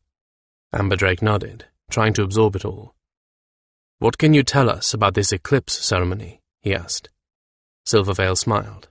Well, she said, with another wave of her fan, obviously it begins, ends, and centers around the eclipse. Janelle found the hot afternoons as soporific as any of the highly, and usually followed their example in taking a long nap. Even the youngsters were inclined to sleep in the heat. Her Tadrith and Keenath, and Winterheart's energetic girl Windsong. Well, since the twins had been born, she had been short on sleep, so now she might have a chance to make it up at last. Let Skandranon poke his beak in and around the corners of this fascinating palace. While it was this hot, she would luxuriate in a nest of silken cushions or stretch her entire length along a slab of cool marble in the garden. She was doing just that when one of the servants entered, apparently unaware of her presence. The twins were asleep in the shade, curled up like a pair of fuzzy kittens beside one of the pools, for they liked to use the waterfall as a kind of lullaby. The servant spotted them and approached them curiously, then reached out a cautious hand to touch. Not a good idea, since the little one sometimes woke when startled in an instinctive defensive reaction. An unwary human could end up with a handful of talons, which would be very painful, since each of the twins sported claws as formidable as an eagle's. She raised her head and cleared her throat discreetly. The servant startled, jerking upright, and stared at her for a single shocked second, with the whites of his eyes showing all around the dark irises. Then he began to back up slowly, stammering something in his own language. She couldn't understand him, of course, but she had a good idea of the gist of it, since this wasn't the first time she'd startled a servant. Nice kitty. Good kitty. Don't eat me, kitty. She uttered one of the few phrases in his language she knew, the equivalent of, Don't be afraid. I didn't know you were coming in. Please don't wake the babies. He stared at her in shock, and she added another of the phrases she'd learned. I prefer not to eat anything that can speak back to me. He uttered something very like a squeak and bolted. She sighed and put her head down on her foreclaws again. Poor silly man. Doesn't anyone tell these people about us? It wasn't that the highly were prejudiced, exactly. It was just that they were used to seeing large, fierce, carnivorous creatures, but were not used to them being intelligent. Sooner or later she and Scan would convince them all that the Gryphons were neither dangerous nor unpredictable, but until they did, there would probably be a great many frightened servants setting new records for speed in exiting a room. Those who accept us as intelligent are still having difficulty accepting us as full citizens, co-equal with the humans of White Gryphon, she reflected, wondering how they were going to overcome that much stickier problem. At least I don't have to worry about that. Scan does, but I don't. All I have to do is be charming and attractive, and the old rogue says I have no trouble doing that. Still, he has to do that himself, plus he has to play Skandranon, King of White Gryphon. The sound of someone else discreetly clearing her throat made Janelle raise her head again, wondering if she was ever going to get that nap. But when she saw who it was, she was willing to do without the nap. Mage! She exclaimed, as the old stooped human made her way carefully into the garden. Can it be you actually have nothing to do? Can I tempt you to come sit in the garden? Mage was very old, and Janelle wondered why she still worked. Her closely cropped hair resembled a sheep's pelt. It was so white, and her back was bent with the weight of years and all the physical labor she had done in those years. Her black face was seamed with wrinkles and her hands bony with age, but she was still strong and incredibly alert. Janelle had first learned that Marquet knew their language when the old woman asked her in the politest of accented tones if the young Gryphlets would require any special toilet facilities or linens. Since then, although her assigned function was only to clean their rooms and do their laundry, Marquet had been Gaston's invaluable resource. She adored the young Gryphlets, who adored her in return. She was often the only one who could make them sit still and listen for any length of time. Both Janelle and Gaston were of one accord that in Marquet they had a good friend in a strange place. "I really should not," the old woman began reluctantly, although it was clear she could use a rest. "There is much work yet to be done. I came only to ask of you a question." "But you should, Marquet," Janelle coaxed. "I've more need of company than I have of having the floors swept for the third time this afternoon. I want to know more about the situation here, and how we can avoid trouble." Marquet made a little gesture of protest. "But the young ones," she said, "the feather sheath fragments everywhere." "And they will shed more as soon as you sweep up," Janelle told her firmly. "A little white dust can wait for now. Come sit and be cool. It's too hot to work. Everyone else in the palace is having a nap or a rest." Marquet allowed herself to be persuaded and joined Janelle, sitting on the cool marble rim of the pond. She sighed as she picked up a fan and used it to waft air toward her face. "I came to tell you, Gryphon lady, that you have frightened another gardener. He swears that you leaped up at him out of the bushes, snarling fiercely. He ran off, and he says that he will not serve you unless you remain out of the garden while he works there." "He is the one who entered while I was already here," Janelle snorted. "You were in the next room, Marquet," she continued in a sharp retort. "Did you hear any snarling, any leaping, anything other than a fool fearing his shadow and running away?" Marquet laughed softly, her eyes disappearing into the wrinkles as she chuckled. "No, Gryphon lady. I had thought there was something wrong with this tale. I shall say so when the overseer asks." Janelle and Marquet sat quietly in easy silence, listening to the water trickle down the tiny waterfall. "You ought to be the overseer," Janelle said finally. "You know our language, and you know more about the other servants than the overseer does. You know how to show people that we are not man-eating monsters. You're better at the overseer's job than he is." But Marquet only shook her head at the very idea, and used her free hand to smooth down the saffron tunic and orange trews that were the uniform for all palace servants, her expression one of resignation. "That is not possible, Gryphon lady," she replied. "The overseer was born to his place, and I to mine, and it was decreed at our births. So it is, and so it must remain. You must not say such things to others. It will make them suspect you of impiety. I know better because I have served the northern Kestrachan silver veil, but others are not so broad of thought." Janelle looked at her, with her head tilted to one side in puzzlement. This was new. "Why?" she asked. "And why would I be impious for saying such a thing?" Marquet fanned herself for a moment as she thought over her answer. She liked to take her time before answering, to give the question all the attention she felt it deserved. Janelle did not urge her to speak, for she knew old Marquet by now, and knew better than to try to force her to say anything before she was ready. "All is decreed," she said finally, tapping the edge of her fan on her chin. "The emperors, those who you call the Black Kings, are above all mortals, and the gods are above them. The gods have their places, their duties, and their rankings, and as above, so it must be below. Mortals have their places, duties, and castes, with the emperors at their highest and the collectors of offal and the like at the lowest. As the gods do not change in their rankings, so mortals must not. Only the soul may change castes, for each of the gods was once a mortal who rose to godhood by good works and piety. One is born into a caste and a position. One works in it and dies in it. One can make every effort to learn, become something of a scholar even, but one will never be permitted to become a titled scholar. Perhaps, if one is very diligent, one may rise from being the palace cleaning woman for a minor noble to that of a cleaning woman to a chief adviser, or to foreign dignitaries, but one will always be a cleaning woman. "There is no change?" Janelle asked, her beak gaping open in surprise. This was entirely new to her, but it explained a great deal that had been inexplicable. "Never." Mage shook her round head. "Only if the Emperor declares it, and with him the truth-sayer and the speaker to the gods. You see, such change must be sanctioned by the gods before mortals may embrace it. When some skill or position, some craft or learning, is accepted from outside the empire, it is brought in as a new caste and ranking, and remains as it was when it was adopted. Take the Kestrachan. I am told that Amberdrake is a Kestrachan among your people."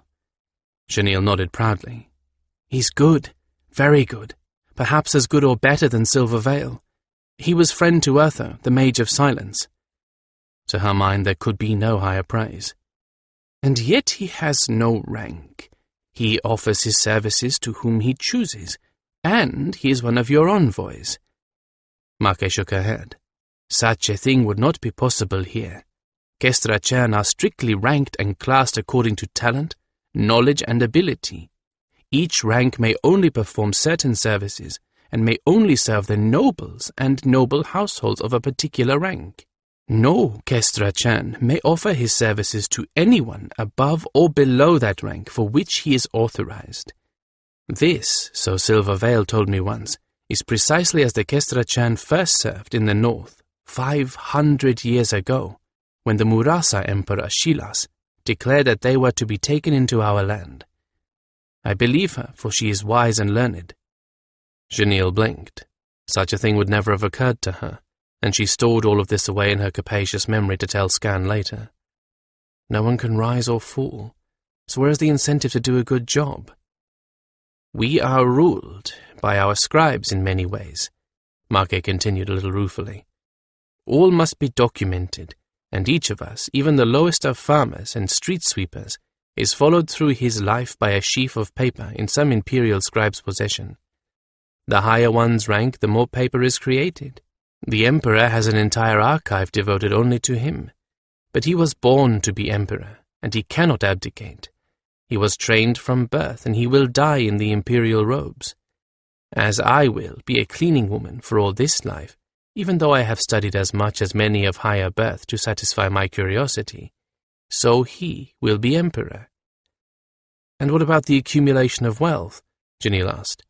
"If you cannot rise in rank, surely you can earn enough to make life more luxurious? That would be the only incentive that I can imagine for doing well in such a system." But Mage shook her head again. "One may acquire wealth to a certain point, depending upon one's rank, but after that it is useless to accumulate more. What one is decrees what one may own. Beyond a certain point, money is useless when one has all one is permitted by law to have. Once one has the home, the clothing, the possessions that one may own under law, what else is left? Luxurious food, the company of a skilled Mekasathe, the hire of entertainers, learning purely for the sake of learning. It is better to give the money to the temple, for this shows generosity, and the gods will permit one to be reborn into a higher rank if one shows virtues like generosity. I have given the temple many gifts of money, for besides dispensing books and teachers, the temple priests speak to the gods about one's virtue. All my gifts are recorded carefully, of course, and I will probably give the temple as many more gifts as I can while I am in this life." Janelle could hardly keep her beak from gaping open. "This is astonishing to me," Janelle managed. "I can't imagine anyone I know living within such restrictions." Mage fanned herself and smiled slowly. "Perhaps they do not seem restrictive to us," she suggested. "Mage," Janelle added, suddenly concerned. "These things you tell me, is this forbidden too?" Mage sighed, but more with impatience than with weariness.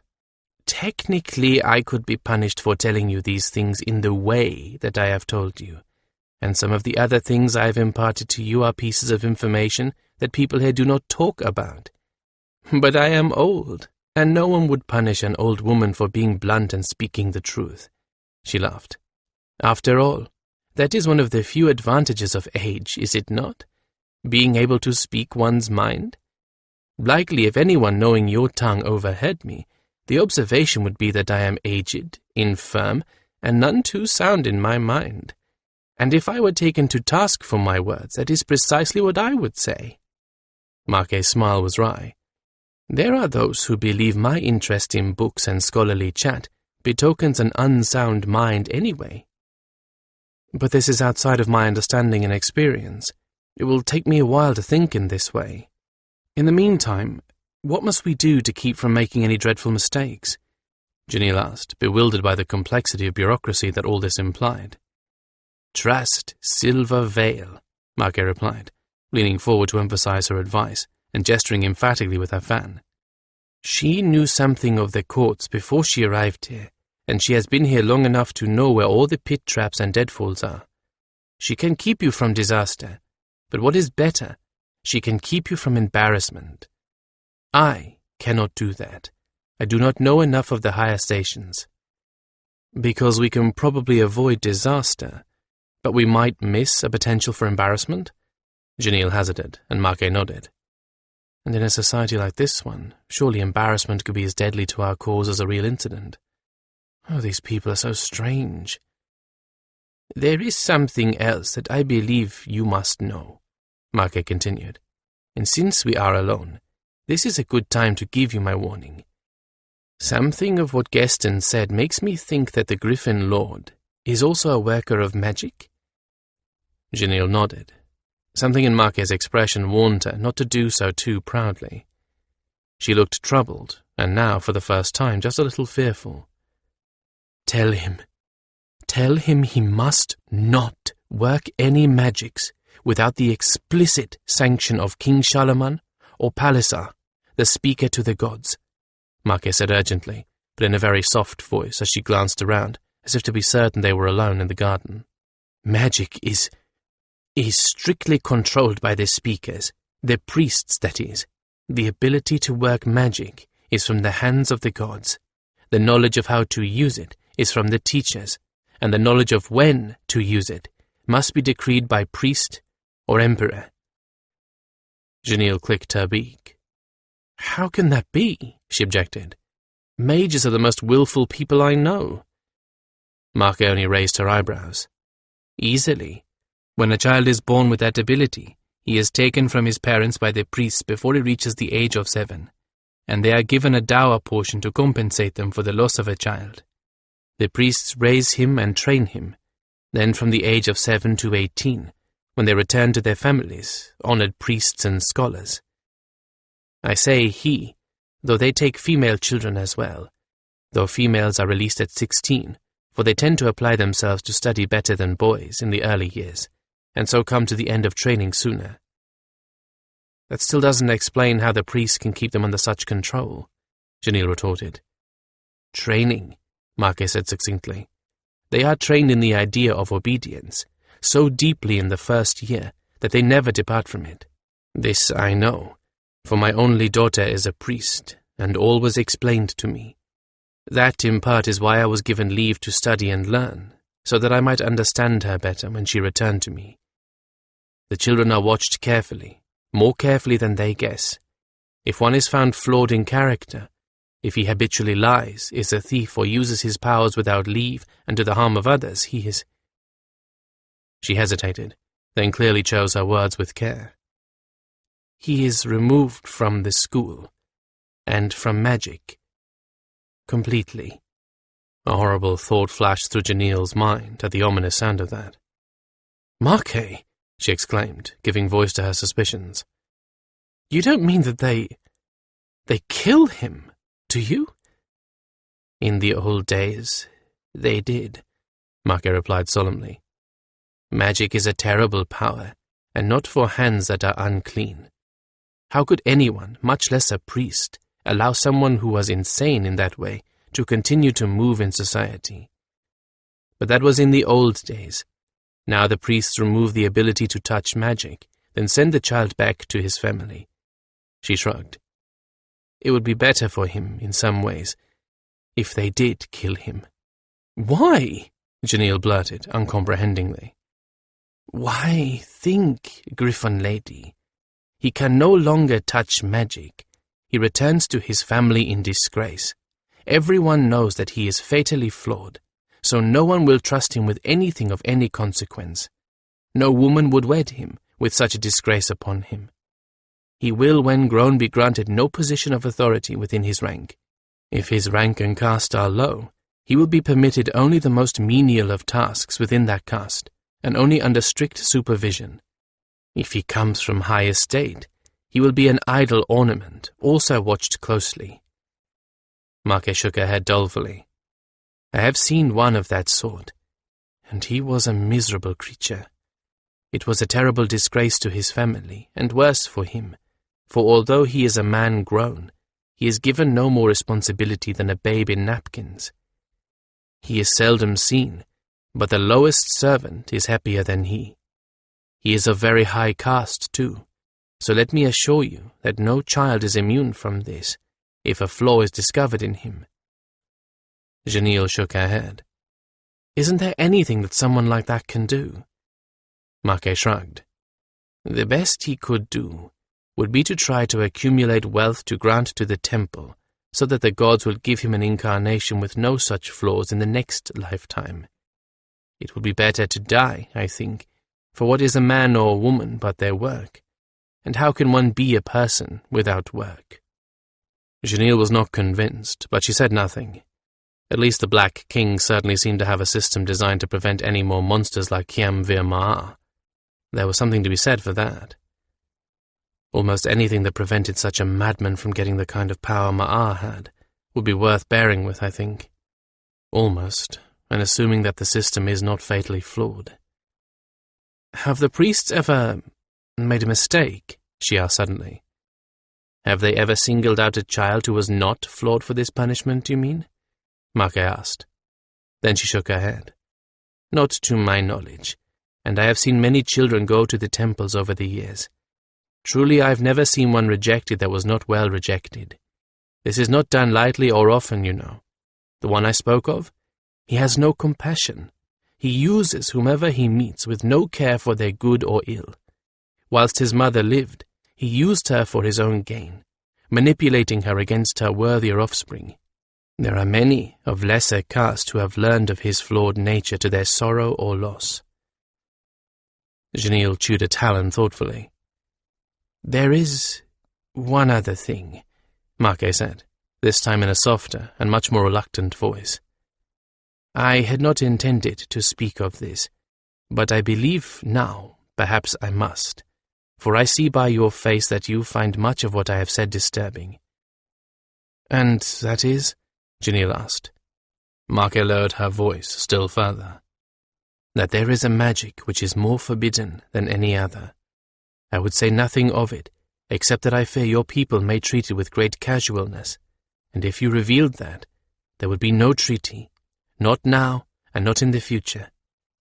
Have your people the magic that looks into minds and hears the thoughts of others? It might be, Janelle said with delicate caution, suddenly now as alert as ever she had been on a scouting mission. All of her hackles prickled as they threatened to rise. There was something odd about that question. I am not altogether certain what you mean, for I believe our definitions of magic and yours are not quite the same. Why do you ask? Because that is the magic that is absolutely forbidden to all except the priests, and only then the priests who are called to special duties by the gods, Marke said firmly. I do not exaggerate. This is most important. Like Loyette? Janelle asked in surprise. She had not guessed that Truthsayer Loyette was a priest of any kind. He did not have the look of one, nor did he wear the same kind of clothing as Palisar. Yes. Marke turned to look into her eyes and hold her gaze there for a long moment, with the same expression that a human mother would have in admonishing a child she suspects might try something stupid. "This magic is a horror. It is unclean," she said with absolute conviction.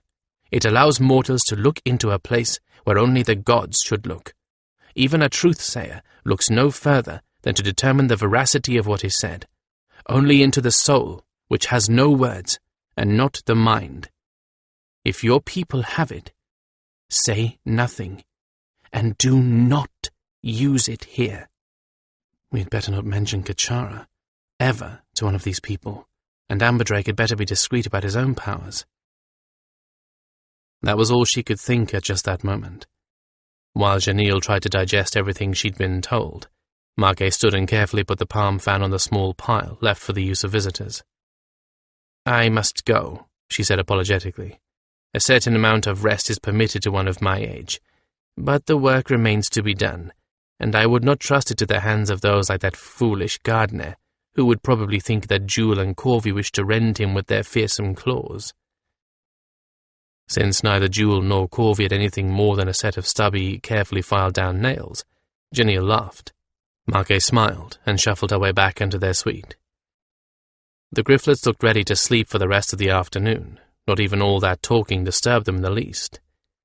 Janelle settled herself on a new, cooler spot and lay down again, letting the stone pull some of the dreadful heat out of her body. She closed her eyes, but sleep had deserted her for the moment. So Mage is an untitled scholar. No wonder she looks as if she were hiding secrets. Now more than ever, Janelle was glad that she and Geston had made friends with the old woman. Next to the Silver Veil, it seemed they could not have picked a better informant. That explains why she bothered to learn our language anyway. She must have been very curious about Silver Veil in the north, and the best way to find out would have been to ask Silver Veil. It must have taken a lot of courage to dare that, though. But Mage was observant. Perhaps she had noticed how kind Silver Veil was to her servants, and had decided that the Kestera Churn would not take a few questions amiss. The amateur scholar would also have been fascinated by the Gryphons and the Hertasi. Perhaps that was why Mage had responded to the overtures of friendship Janelle and Geston had made toward her. And when it became painfully evident how naive we were about the Hylie, Janelle smiled to herself. There was a great deal of the maternal in Mage's demeanor toward Janelle, and there was no doubt that she thought the twins were utterly adorable, even if they looked nothing like a pair of human babies. Perhaps Mage had decided to adopt them as a kind of honorary grandmother. She said only daughter. She could have meant only child as well, and if her child is now a priest, do the Hylie allow their priests to marry and have children? I don't think so, Janelle sighed. I wonder if her daughter is ashamed of Mage. She's only a cleaning woman after all. For all that most priests preach humility, I never have seen one who particularly enjoyed being humble. If that were the case, Mage could be looking on Janelle as a kind of quasi-daughter too. I shall have to make certain to ask her advice on the twins. I don't have to take it after all, and that will make her feel wanted and needed. Janelle sighed, and turned so that her left flank was on the cool marble. But that warning about magic, that is very disturbing. Except, of course, that we can't do much magic until the effect of the Cataclysm settles. That might not even be within our lifetimes. She would warn Skandranon, of course, and he would warn Amberdrake.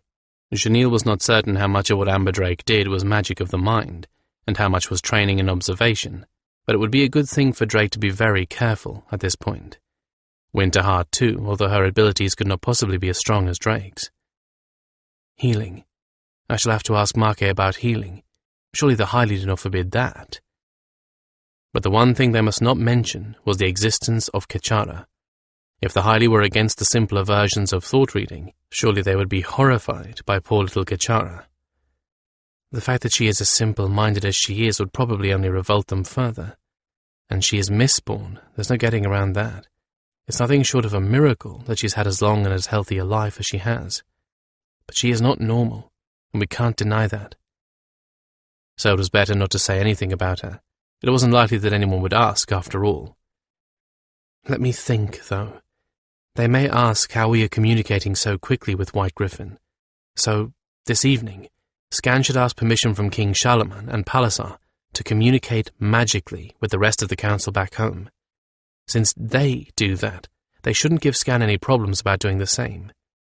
He's clever, If they ask him how he can communicate when things are so magically unsettled, he can tell them about the messages we send with birds, or tell them something else that they'll believe and not be lying. Then, when we get instant answers from home, they won't be surprised or upset, because we didn't ask permission first. So that much was settled. If the highly sent resident envoys to White Gryphon, there was no reason to tell them what Kachara was. And since she is there among all the other children of the Silvers, her room looks just like a big nursery.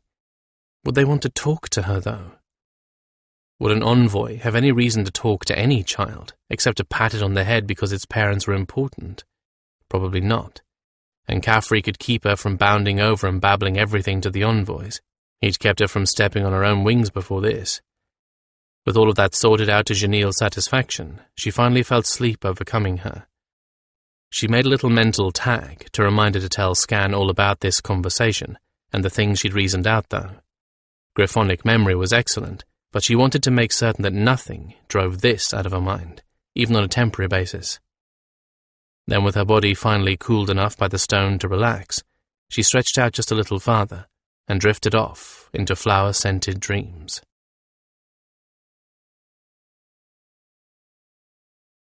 4. Winterheart moved easily among the Highly in their brilliant costumes of scarlet, vermilion, bittersweet and sunset orange, wheat and burnt umber, and the true gold of the metal. She seemed one of them, despite her dress and light skin. She was distinctive, a single long-stemmed lily among a riot of dahlias. Lady Cinnabar's refitted gown of white silk gauze and emerald silk damask was as startling in this crowd as one of the common robes of the Highly would be in a northern court. A northern court. Assuming there was such a thing as a northern court anymore. The few bits of information trickling in seemed to indicate that the Cataclysm had a far more widespread effect than any of the Caladyne had dreamed. We were so concerned with our own survival, we never thought about what would become of the lands we left behind, she reflected, as she exchanged a polite greeting with the high-born maiden and her bored brother. We knew that Urtho's tower was gone and the palace with it, but we never thought about other lands. Without Ma'ar at the helm, the kingdoms he had conquered, the few that survived the Cataclysm, fell into chaos and intertribal warfare, the same kind of warfare that had devastated them before he came to rule. And Winterheart could not help but feel a certain bitter satisfaction at that. If they had not been so eager to listen to his mad dreams of conquest, he would never have gotten as far as he had. Now, from being the acme of civilization, they were reduced to the copper knives and half-wild sheep herds of their ancestors, with the hand of every clan against members of any other clan. Their cities were in ruins, their veneer of civilization lost, all because they'd followed a madman. But beyond Ma'ar's lands, the Cataclysm utterly devastated other nations who relied heavily on magic. A few refugees had reached the Watasi Empire to the east, on the Salton Sea, after all this time, and the word they brought of far-reaching consequences of the double explosion was terrible. Many lands had once relied on gates to move supplies and food, especially into the cities. It wasn't possible to erect gates anymore. There was no certainty that they would work. With no gates, these cities starved. Once people were starving and desperate, order collapsed. And worse was to come, for no sooner had the authorities, or what passed for them, sorted out some of the chaos, in poured hordes of leaderless troops who took what they needed by force of arms. Winterheart could only hope that those were Ma'ar's leaderless troops who were acting that way, but in her heart she knew better. It was likely that their own people, when faced with privation, would act just the same as their former enemies. It is easy to assign the persona of a monster to the faceless enemy, but the fact is that most of them were just soldiers, following orders, no worse than our own soldiers.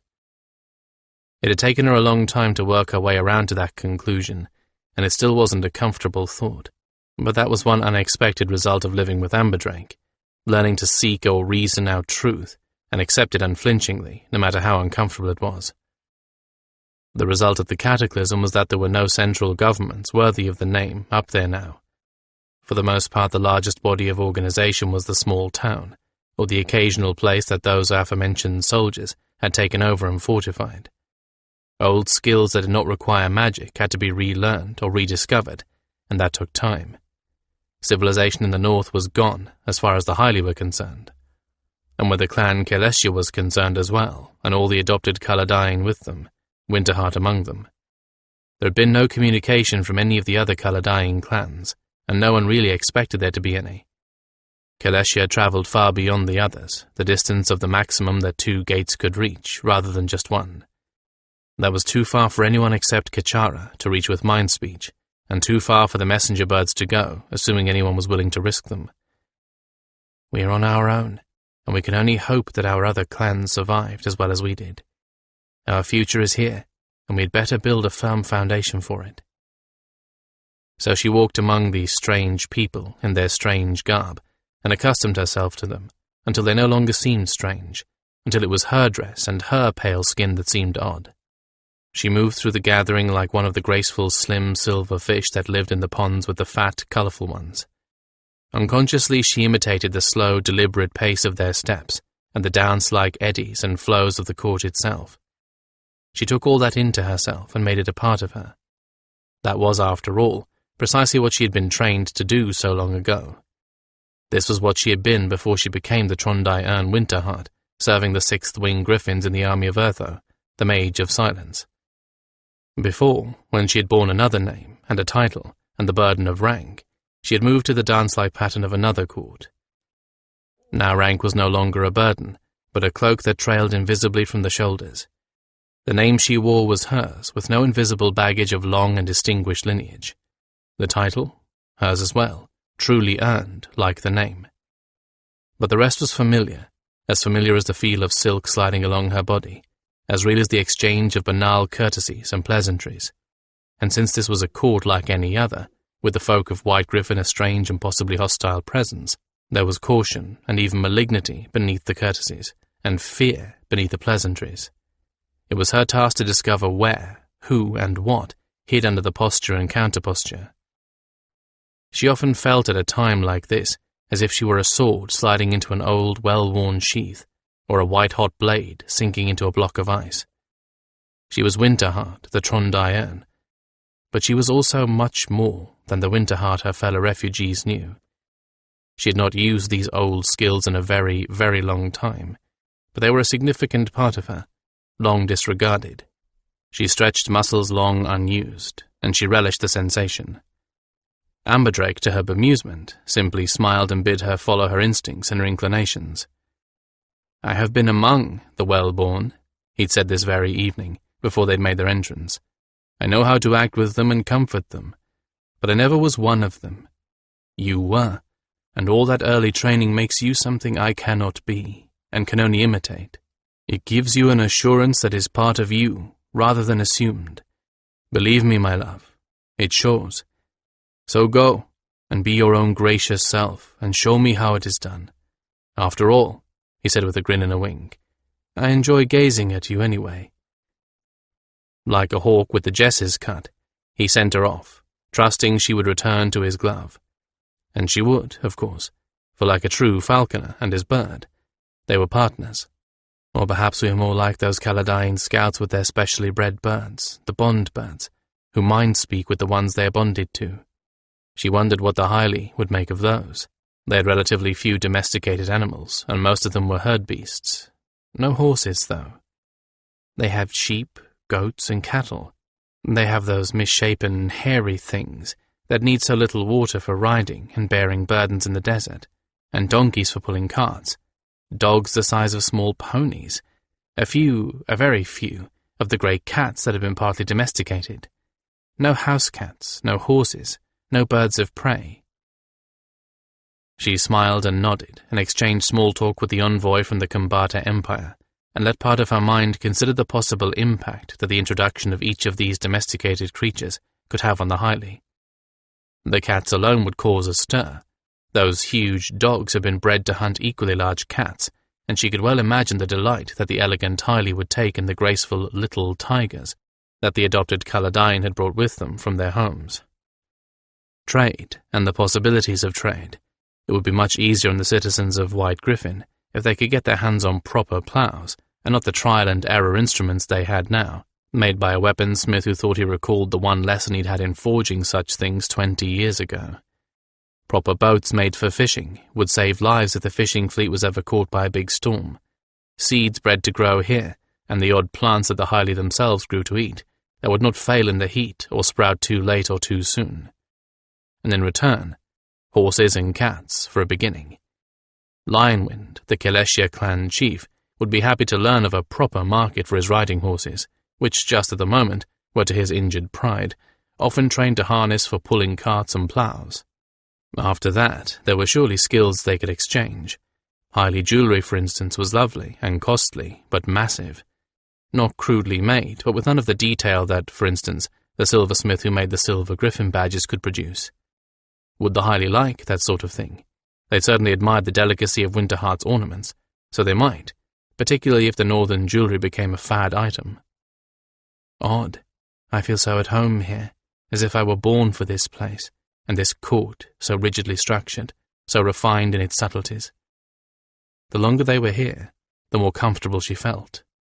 The highly ruled a territory more vast than anyone up north had ever dreamed. 2 kingdoms or empires, for they had aspects of both, here, sharing the land between the Salton Sea and the Eastern Sea. 4 more farther south, dividing yet another continent among them, a continent joined to this one by a relatively narrow bridge of land. The highly called their rulers both king and emperor indiscriminately, something that sounded strange to Winterheart's northern ears. Another member of the court greeted her, and Winterheart smiled warmly into Silvervale's eyes, oddly relieved to see that she was no longer the only pale-face with a northern gown here this evening. Silvervale wore her hair loose, as always, and a pale grey silk gown that echoed the silver of her hair. "You are doing well, little sister," Silvervale said softly. "I have been listening, watching. Amberdrake is respected for his office and his training, but you are acknowledged to be a power." She flushed with embarrassment as well as pride. "Well, Skandranon has us all bested. He's doing more to impress the highly simply by being himself than I could with all the clever words in the world." But Silvervale shook her head. "You underestimate yourself, my dear. That is your one fault, I think. But be aware that my people do not underestimate you. You are a power among them, and they will all, from highest to lowest, accord you that respect." Then she drifted away on another eddy of the crowd, as the dance of the court carried them both off to other partners. Winterheart smiled and murmured greetings and wondered about Silvervale's words. She certainly didn't think of herself as particularly important beyond the fact that she was an envoy. But the Kestrachan was right. People were treating her with that sort of deference. Not as if she were nobly born, but as if she were royal as King Charlemagne. The king himself was here, sitting like a stiff statue on a platform about 3 steps above the rest of the room. He didn't have a throne precisely. He sat on a gilded bench shaped like a lion, with the head at his right and the tail at his left. He wore the pelt of the lion over one shoulder, but the rest of his costume consisted of a robe of a brilliant saffron color, belted with a sash made of thousands of links of pure gold, so finely made that at a distance it appeared woven. His pectoral collar was made to match, with the stylized mask of a lion on the front. He looked neither to left nor to right, and Winterheart found herself admiring him for the fine figure that he presented. It was difficult to believe that he was over 60. If she had not been assured of that figure, she would have assumed he was a vigorous warrior in his early 30s at most, and that his white hair was due to premature greying, or to the fact that he was also an adept class mage, and working with node magic had turned his hair white. Evidently he was only supposed to grace these gatherings with his presence. He wasn't actually expected to mingle with his courtiers. She had the definite feeling, though, that he missed very little, and that what he himself did not notice, one of his advisers would tell him later. Well, let them tell him that the Lady Winterheart is charming, well-spoken, and utterly opaque. She smiled at that, and turned the smile on yet another highly courtier. Even a smile could not be wasted. Not here, and not now. Palliser watched the dance of the courtiers with only one eye, for the other was on his emperor. The emperor was watching one particular section of the dance, and Palliser did not care for the fact that the pale-skinned foreigner in her bizarre gown was at the center of that section. "The outland woman," Charlemagne murmured to the speaker to the gods. "She seems well at ease among us." "She does, serene one," Palliser replied cautiously. He did not care for any of these new outlanders, but it would not be a good idea to allow Charlemagne to learn of this, not while the Silver Veil, who favoured them, was so great a favourite of the king at any rate. He was prepared to make many exceptions for the Silver Veil, who was a Kestra Chan, and who had served Charlemagne well and loyally for many years.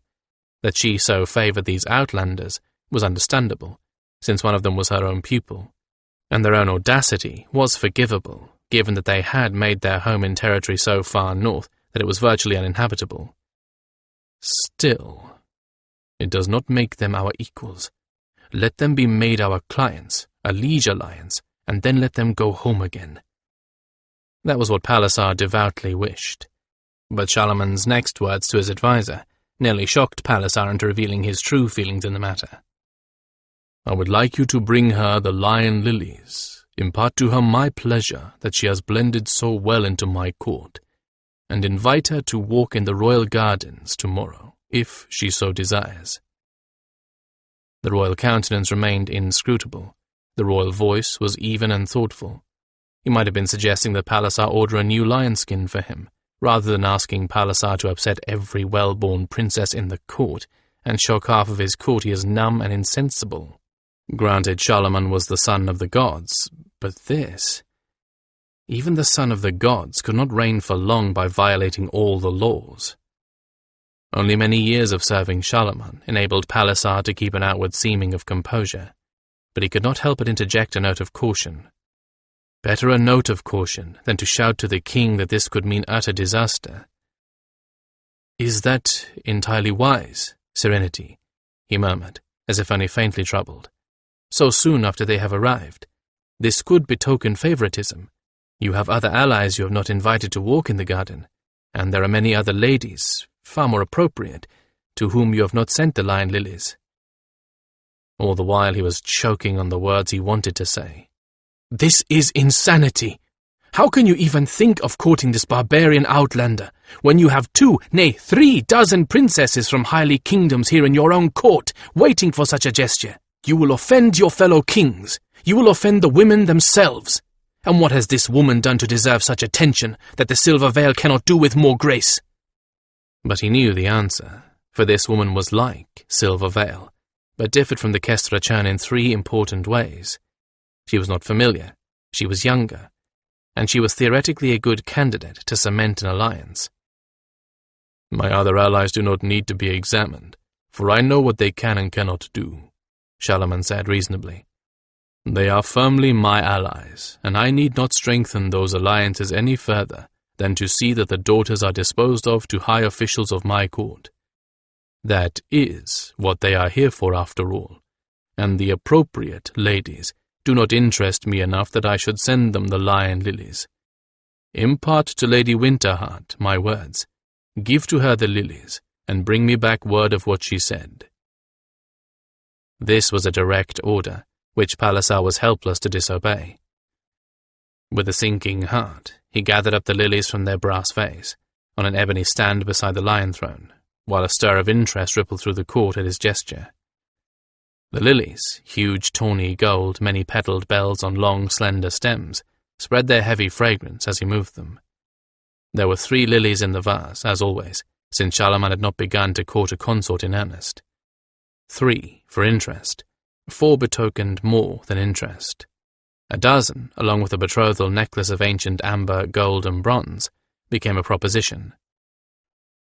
He bore the lilies with a sinking heart as the ladies he had to walk past looked hopeful, then excited, then downcast as he passed them by.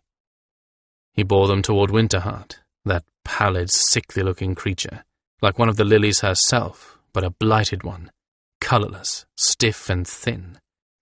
All eyes followed his course across the highly polished floor of inlaid woods, and she, of course, must turn to see what everyone else was watching. When he stopped before her, he saw puzzlement in her eyes, quickly covered as she bowed gracefully to him. At least she can do that much. Pray to the gods she is feeble-minded, with no interests of her own. One conversation and Charlemagne will tire of her. Lady Winterheart, Palliser said, allowing no hint of his innermost thoughts to show in his voice.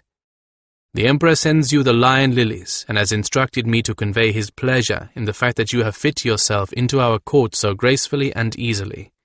He invites you to walk in the royal gardens in the afternoon." He handed her the lilies, praying that she might drop them, which would be a dreadful omen and would surely erode Charlemagne's interest in her. But she smiled and took them from him without mishap. Clearly she had no idea what an honor had just been bestowed upon her, nor what it might lead to. He was not inclined to tell her. If she does not know, she may yet say or do something that Charlemagne will not approve of. "Please tell the Emperor that I am unworthy of his notice or his compliments, but that I am grateful that he deigns to allow his sun to shine upon this poor northern lily. I will accept his invitation for the morrow with great pleasure, though I by no means deserve such a privilege." Palisar smiled, although he felt more like gritting his teeth.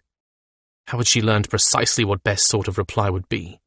It was exactly the right mixture of humility and graciousness, and that dung about allowing his sun to shine upon this poor northern lily, making a delicate play upon the line lilies themselves, and making the comparison to herself that he had even noted.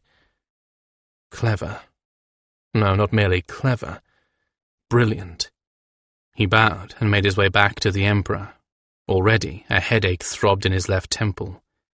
By the time court was over, it would be a torment. He always got these headaches when something went wrong, and he had the feeling that this was only the first of many such torturous headaches. Charlemagne waited for several long moments after Palisar took his place again before speaking to his adviser. He watched Winterheart cradle the flowers carefully, watched her ignore the envious or avid glances from those other ladies who were too unschooled in the ways of the court to conceal their feelings beneath an urbane mask.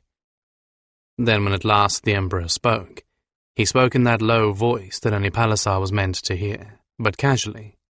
In fact, from the tone of his voice, he might have been asking what the weather in the gardens was like, and nothing of more import. But Palisar was not deceived by the casual tone. Charlemagne knew the ways of dissembling better than anyone in his entire court.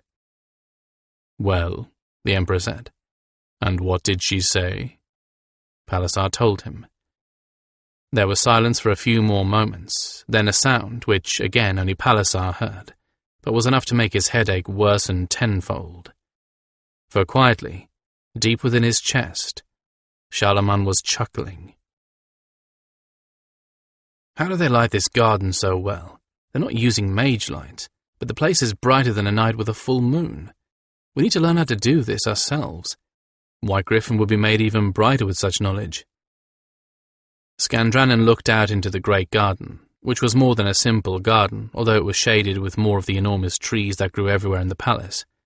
It was also a natural bowl-shaped amphitheatre, floored with grass, with carefully placed trees and beds of flowers beside carved benches, or little terraces going up the sides, for seating an audience. The only break in the bowl was the door from the palace where he now stood. He gave his feathers a great shake to settle them, before stepping carefully into the bottom of the bowl. As always, evening court was followed by some other kind of gathering, one which the king was not obliged to attend, although he often did. Perhaps the afternoon nap made people too restless to sleep until well after midnight, although Scan could think of things a lot more exciting to do than caper about at an official function, particularly with all those charming private and semi-private gardens available. And think, to one day have these in the White Gryphon settlement, grottos and gardens for dalliances and courtship, Tarsi, Tavadi, Kyrie, humans and griffins amid such beautiful landscaping, and perhaps even some Hyli. Tonight there was to be an enormous formal dance, ostensibly in honor of the envoys from White Gryphon. This wasn't a dance as Scan was accustomed to thinking of a dance, more a performance really, rather than a gathering with music where everyone danced. They didn't seem to have such things here. Instead, a dance meant that most of the courtiers would be watching the trained dancers go through a long set piece. All of the royal dancers and some of the courtiers would be participating, the courtiers as a kind of untrained, minimally moving background to the dancers, all 200 of them, who were schooled from the time they were 5 and performed until they were deemed too old to be decorative.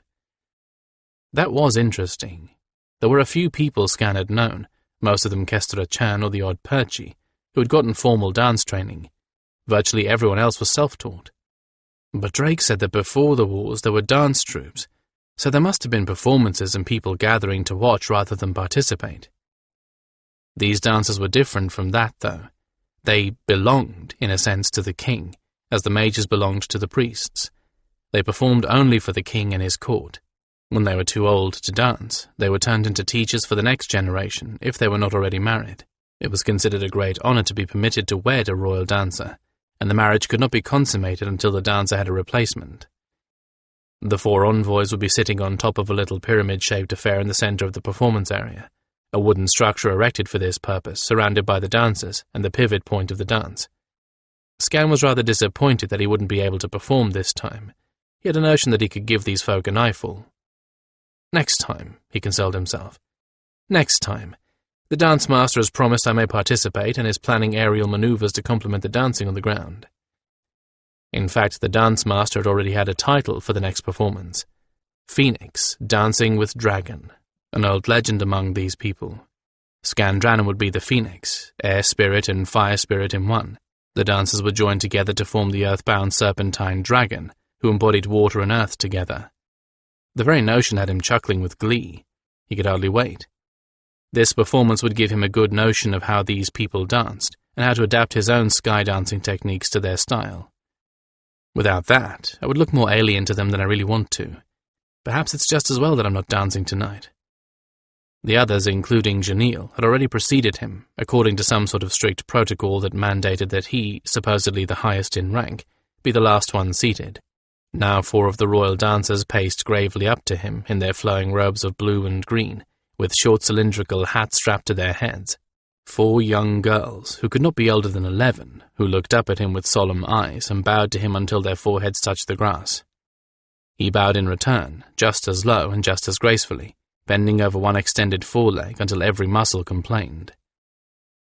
They took their places around him, forming a square with himself in the middle, and they all marched out into the garden together. Murmurs of conversation rose on all sides, and he sensed the curious eyes of those ranked on the benches above him. What did he look like, the White Gryphon parading on the green grass? Dangerous or handsome? Both? Oh, I hope so. I know I'm handsome, but I haven't felt dangerous all day. The 4 girls split off as they all reached the pyramid, a smallish construction with a flat platform on top. He went on alone, climbing the wooden steps with ease, and discovered as he took his place beside Janil why this was such a place of honor. From here, elevated above the dancers, you saw not only the dancers themselves, but the patterns they formed, abstract constructions created by the special colors of their costumes they wore.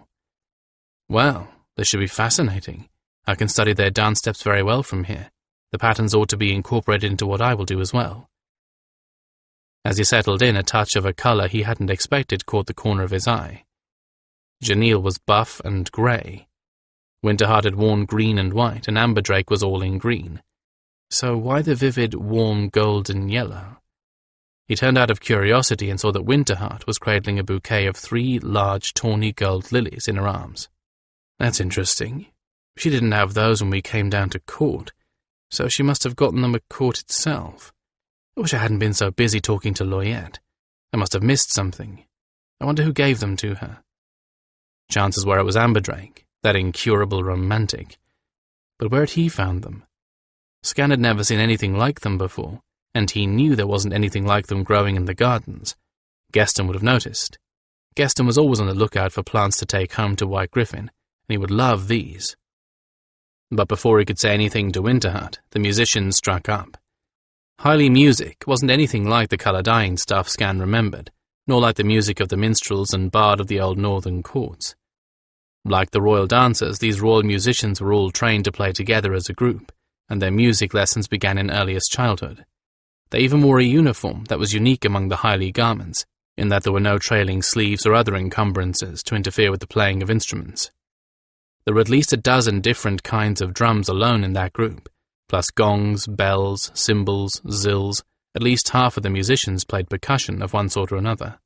The rest were divided between instruments with plucked or bowstrings and various flutes. As might be expected with that kind of balance, the music was heavily percussive in nature, and Skan was glad he wasn't sitting too near the ensemble. You could go deaf quickly with that much pounding in your ears, and I pity the poor creature with a headache. But when it all blends together, it is deep and driving. I like this a lot. It reminds me of... Skandranon realized what it reminded him of. It was visceral. It reached deep into him, the vibrations carried through his chest, through his wings, through his bones. It felt like sex. It felt like sky dancing and mating when the blood thrummed in his ears and all the world shook. Oh, I remember those times when I weighed less. I was strong and virile and fast and sleek and glossy black. Skandranon suppressed a delighted laugh. Those were the days. Then the dancers struck their initial poses, right arms with their trailing sleeves raised high, left arm bent toward the earth, and bodies curved backward until it made his back ache to look at them. He forgot everything else from that moment on in his absorption in the dance, studying the details. "Enjoy yourself?" Janelle asked with a saucy gape grin on her delicate Gryphon face, as they looked in on the twins before taking to their own bed. Skan was yawning. The performance had gone on for a very long time, and it was well after midnight when all the congratulations had been made to the dancers, the musicians, and the dance master, and they could return to their rooms again. Not that he hadn't savoured every minute of it. The little ones were curled up in their nests of cushions, making a ball with 2 heads, 4 wings, and an indeterminate number of limbs, in other words, the usual nighttime position. In the heat of the day, they sprawled belly down on cool stone, looking rather squashed. But for now, they were puffballs. "I liked it a great deal," he told her, as they left the twins to their dreams of mischief among the fish ponds and walked into their own room. The servants had already been and gone, leaving the suite prepared. The door to the balcony was wide open, the curtains pulled aside to allow entry to the cool breeze that always came up around midnight. The air that drifted in was scented with the heavy perfume of a flower that bloomed only at night, a tiny white blossom like a trumpet. "She is just as sweet. I wonder if she's in the mood." Skan stretched luxuriously. "These royal dances are quite amazing. I don't remember ever seeing anything like that be—" Someone pounded on their door. Skan and Janelle exchanged startled glances as one of the Highley servants ran out of the servants' rooms to answer it. Who can that be at this hour? Surely nothing can be so important that they need to summon us now. Unless... Skan suddenly felt a rush of chill. Unless something's happened to Drake or Winterheart. The servant exchanged some half-dozen words with whoever was there, then quickly stood aside and flung the door open wide. Loyette, the truthsayer and advisor to King Charlemagne, stood firmly in the doorway, looking both solemn and very upset, and with him were 10 of Charlemagne's guards, all armed to the teeth. "I don't like the look of this." "You will please come with me," Loyette said, trembling, his voice shaking a little as he looked into Skandranon's eyes, past the formidable beak. "Now."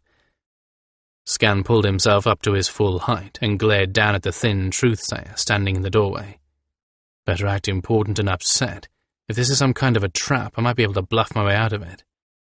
"Why?" he demanded. "It is midnight. It is time for sleep. And I am the envoy of my people and a ruler in my own right. What possible cause can you have to come bursting in here with armed guards at your back? What possible need can anyone have of my presence? What is so urgent that it cannot wait until morning? Is this some way to try and separate us? Have we come all this way only to find we have willingly become hostages? Was Drake wrong in trusting that silver veil would protect us?" But Loyette only looked tired and very, very frightened. But not by Skandranon. "You must come with me," he insisted, as he clasped his hands together tightly in front of his chest. "Please, you must not make me compel you. I tell you this for your benefit." "Why?" Skan demanded again. "Why?"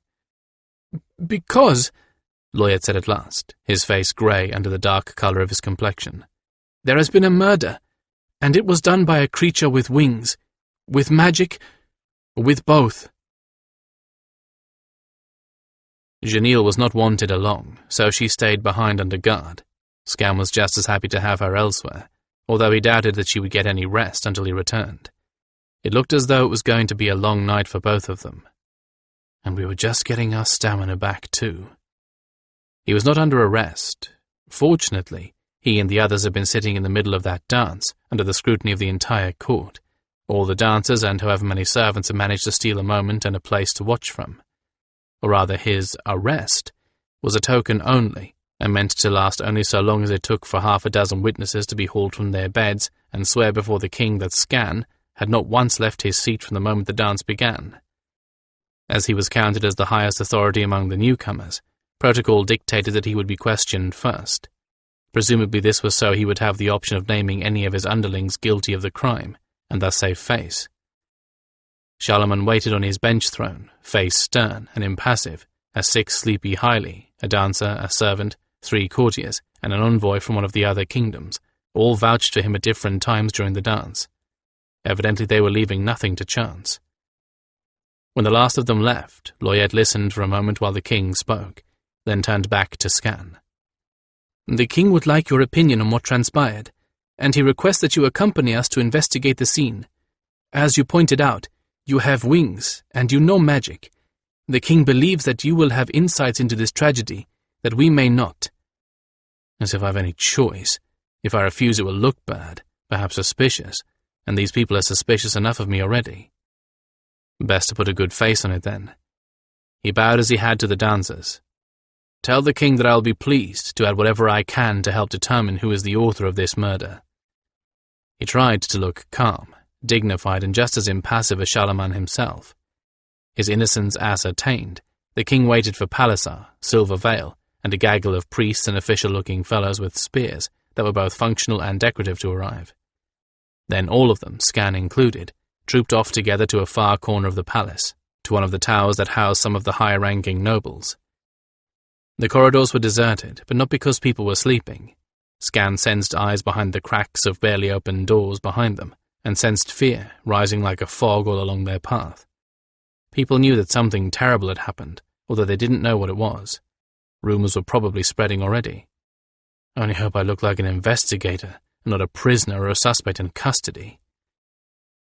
Up the wooden stairs of the tower they went, 4 stories worth of climbing, with a landing and a closed door giving onto the staircase at each floor, until they came out onto the landing of the suite belonging to the victim. This was the uppermost floor of the flat-roofed tower, with only the staircase as an access route. Loyet took pains to point that out as they opened that final door into the victim's suite. They didn't exactly have to search to find the body, or rather, most of the body. It was still all in the first room of the suite. Skan didn't know the victim. When Loyet had mentioned the name, it hadn't triggered a feeling of familiarity. There were a lot of high-ranking nobles, and he hardly had time to learn all of them by name. He might have recognized the face, if there had been anything left of the face to recognize. The problem was that there wasn't anything left to recognize. The body had been shredded, flesh splayed all over the walls and furniture with such abandon that hardened guards looked sick, and the more susceptible Palliser and Loyet had to excuse themselves. The king, who presumably had seen quite a bit of carnage over his lifetime, if only on one of his fabled lion hunts, was visibly shaken. Silver Veil's face was as white as her dressing gown, but her features remained composed. Skan wondered how she managed it. Then again she took her wagon and her apprentices through Ma'ar's battle lines, and before that, through the areas he'd pacified. Perhaps this isn't anything worse than she saw back then. Well, that was a horrid thought, and unfortunately, probably true. Skan paced slowly around the room, avoiding the blood and bits of flesh, noting how and where the blows had fallen. There wasn't a great deal of furniture in this room, which made his task easier. "I hope your serenity will excuse what might seem callousness on my part," he said absently, crouching to examine the path of a particular bloodspurt. "But I'm a warrior. I've seen worse than this visited upon my own people in my very presence. Silver Veil will have told you of Ma'ar, of the wars. I assume that I am in part here because of that experience, as well as the fact that I am a mage, and am capable of flying." Silver Veil translated, and Charlemagne nodded. He said something, and Silver Veil turned toward Skan. "His Serenity says that the woman who died was seen in court this evening, and left just as you entered the garden for the dance in your honor. She was known to oppose the alliance and chose to make her opposition public with her withdrawal." Charming. My enemy, which makes me suspect all over again. "I was not aware that this particular woman felt that strongly," Skan said mildly. "I do not feel it is my place or my duty to interfere in the opinions of the Hyli. Firstly, they are your people, not mine, and your serenity will deal with them and their opinions as he sees fit. Secondly, actions tell more than words. I behave with honor and candor, and that will do more to reverse a poor opinion of me than all the arguing and attempts at persuasion of all the learned diplomats in the world." Charlemagne smiled faintly as Silverveil translated this, and Scan went back to his examination. Since he had tacit permission to do so, he invoked Mage sight, although he frankly wasn't expecting it to work correctly. Sometimes it did these days, and sometimes all it showed him was a wash of magical energy over everything like a fog, impossible to see through. Once in a while, very rarely, it showed him nothing. That might mean that it wasn't working, or it might mean there was nothing to see. This time he got that foggy wash of energy over everything, which was hardly useful. He examined the windows, which were unlocked and open, and found nothing there either. No bloodstains, showing that the murderer had escaped this way, and no signs of claw marks, as there would be if the murderer had landed on the window ledge and grasped it as a griffin would. He reported both these non-findings dutifully. "Could a mage have done this?" Blade prompted. "Certainly," Scan replied. "If any mage could gather enough power to overcome all the present difficulties in working magic. Difficulties, I'm certain, your Serenity's priests have already advised you of. This could be done at a distance, without the mage needing even to be near this room. It could also have been done physically. My opinion is that most of the damage was done while the victim was already unconscious or dead. Probably the latter." He pointed out with clinical precision why he had come to that conclusion. The lack of force in the blood sprays, the apparent lack of movement on the part of the victim. Loyette looked sick, but continued to translate. "I had better learn this language quickly, if I'm going to find myself fending off accusations of murder." "I cannot tell if this was done by magic means or physical," he concluded. "There was enough time for someone to have done this by physical means before the body was discovered, since the victim dismissed her servants to brood alone during the dance. I cannot tell if someone flew here or climbed up from below. The latter would be easy enough, for the north side of this tower is all in shadow and does not overlook a guard post or a garden where someone might have been walking. If the murderer was very, very good, he could even have come up by the stairs and left the same way without anyone seeing him." He shrugged. "I'm sorry to be of so little use." Loyette nodded, as Silverveil translated, and then said something to Charlemagne himself.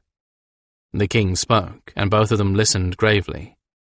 It was Silverveil who translated the reply. "Skandranon," she said hesitantly, "I do not care to be the one who tells you this, but his Serenity decrees that while he is convinced for the moment that you had nothing to do with this, there are others who will not be convinced. You must therefore submit to his supervision." Scan ground his beak, and Loyette winced at the sound. "And what sort of supervision will that be?" he asked harshly. He could already tell from Silverveil's expression that he wasn't going to like it, whatever it was. "You must have one of the spears of the law with you at all times, or submit to being closed inside a locked and windowless room if you must have privacy," she told him apologetically. "This is the only way we can be certain of your whereabouts at all times. It is as much for your sake as ours, you know." "Oh, lovely. Either have one of these ebony spear carriers watching my every move, or get closed up into a closet. Charming. This is not going to do a great deal for my love life. Somehow I doubt that Janelle will welcome a third party to our little trysts." And the idea of any kind of exertion in a locked and windowless room, especially in this climate, was not a pleasant one. "I shall certainly lose weight. It will be steamed off." But what other choice did he have? None, and that's the problem, isn't it? "Very well," he growled, making no secret of his displeasure. "Tell everyone that I will suffer, that they may feel more comfortable. Tell them I will voluntarily be their hostage in a closet. I can't see any other solution." "Neither can I," Silverveil replied with a sigh. It was matched by Scans, and there was one more problem to be faced. "I have to explain this one to Janelle." There was a windowless room in their suite, as it turned out, normally used as a storage room and hastily turned into a sleeping chamber. Fortunately for him, it might have been windowless, but it wasn't airless. He had forgotten the humidity that went along with the heat in this land. He didn't dare close things into an airless chamber, not and expect to extract them again in the same shape they went in. Mildew and mold were the twin enemies that housekeepers fought here, and mildew and mold would thrive in a completely closed chamber.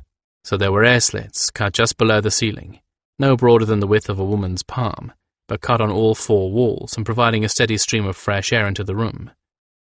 "At least it will be dark when we wish to sleep," Janelle said philosophically, as she set a tiny lamp on the wall, trying to make the best of the situation. It was a good thing that she had hand-like foreclaws, and not Scan's fighting claws.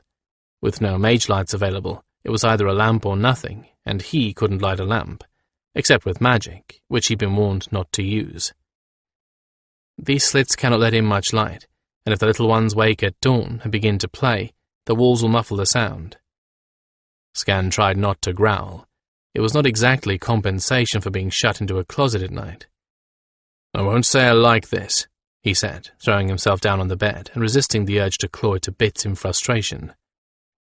"I wish I had a better solution. Sketty, I wish I'd never come here in the first place. If I wasn't here, there'd be no one from White Gryphon to suspect." "I would not count on that," Janelle countered thoughtfully, stretching herself down beside him and beginning to preen his ear tufts to soothe his temper.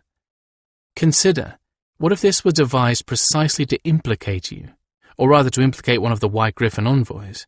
If Judith had been here in your stead, the murder might seem to have been performed by a fighter. If Lady Cinnabar, the victims may have been dissected with surgical precision, or a weapon from the north might have been found in the room." Scan pondered that. It had the right sound and feel to it. But what does that mean for us at the moment?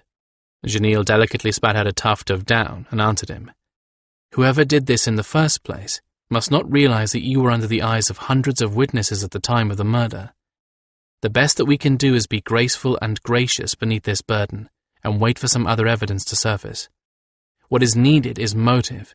Perhaps this courtier had some great enemy, or perhaps she owned something that will prove to be missing." She shrugged and went after the other ear tuft. "In any case, it hardly matters at the moment. I think that there is magic involved." "How? When mages are so watched and bound by laws and priests?" Scan asked skeptically. She had no answer for that, but there was no reason why he couldn't pursue that particular quarry for a moment. "I suppose that accidents could happen," he mused aloud. "This is a large country. A child could be overlooked or even run away from the school. Once he knew what he was, if he didn't turn himself in."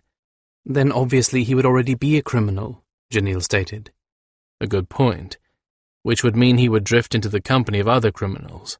He nodded and leaned a little more into her preening. She knew where all the really itchy spots were. "Which would mean that he would become a weapon in the hands of other criminals," she replied. "I think the most likely is that this woman had a great enemy, and that the enemy decided to rid himself of the woman during a time when he was unlikely to be caught." "During the dance, you mean? But everyone knew we were going to be there, didn't they? After all, it was supposed to be in our honor." "That would be known to those in the court itself. The fact that the murder looked as if a griffin did it might actually only be a coincidence. If this was a crime of terrible and profound anger," she pointed out, "and the murderer could simply be incredibly lucky to have gotten into his victim's suite, killed her, and gotten out without being seen. People do have that kind of luck, you know." She glanced at him slyly. "Certainly you did." "Huh?" He thought that over. It was possible. Not likely, but barely possible. You'd have to be lucky and good, and if that's the case, we'll never catch him. "But when nothing more happens, this will all evaporate in a few days," Janelle pointed out. "After all, you could not have done the deed. Even Palisar admits that. As unreliable as magic is, even if you had done this by magic, you would still have needed privacy and a great deal of time, and there would be traces.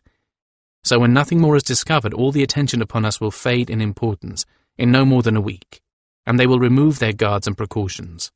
She glanced at him with a sideways tilt of her head. "They may never find the murderer, but this will soon become only the interest of what passes for a policing force here." Scan sighed and nuzzled her tiny ear tufts.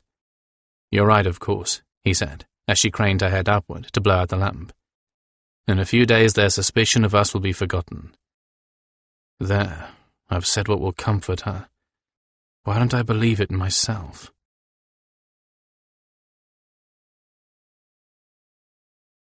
5.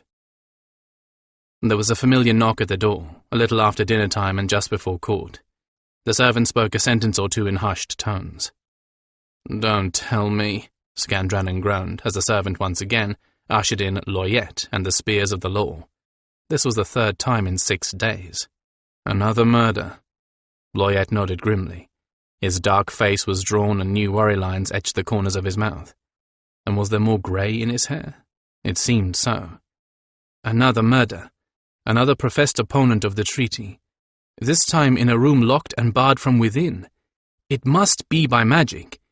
You were, of course, watched all afternoon, during your sleep period. Skan gestured broadly to indicate the pair of heavily muscled spear-bearers standing stoically in what passed for the corners of the room. They never left my side, and they never slept.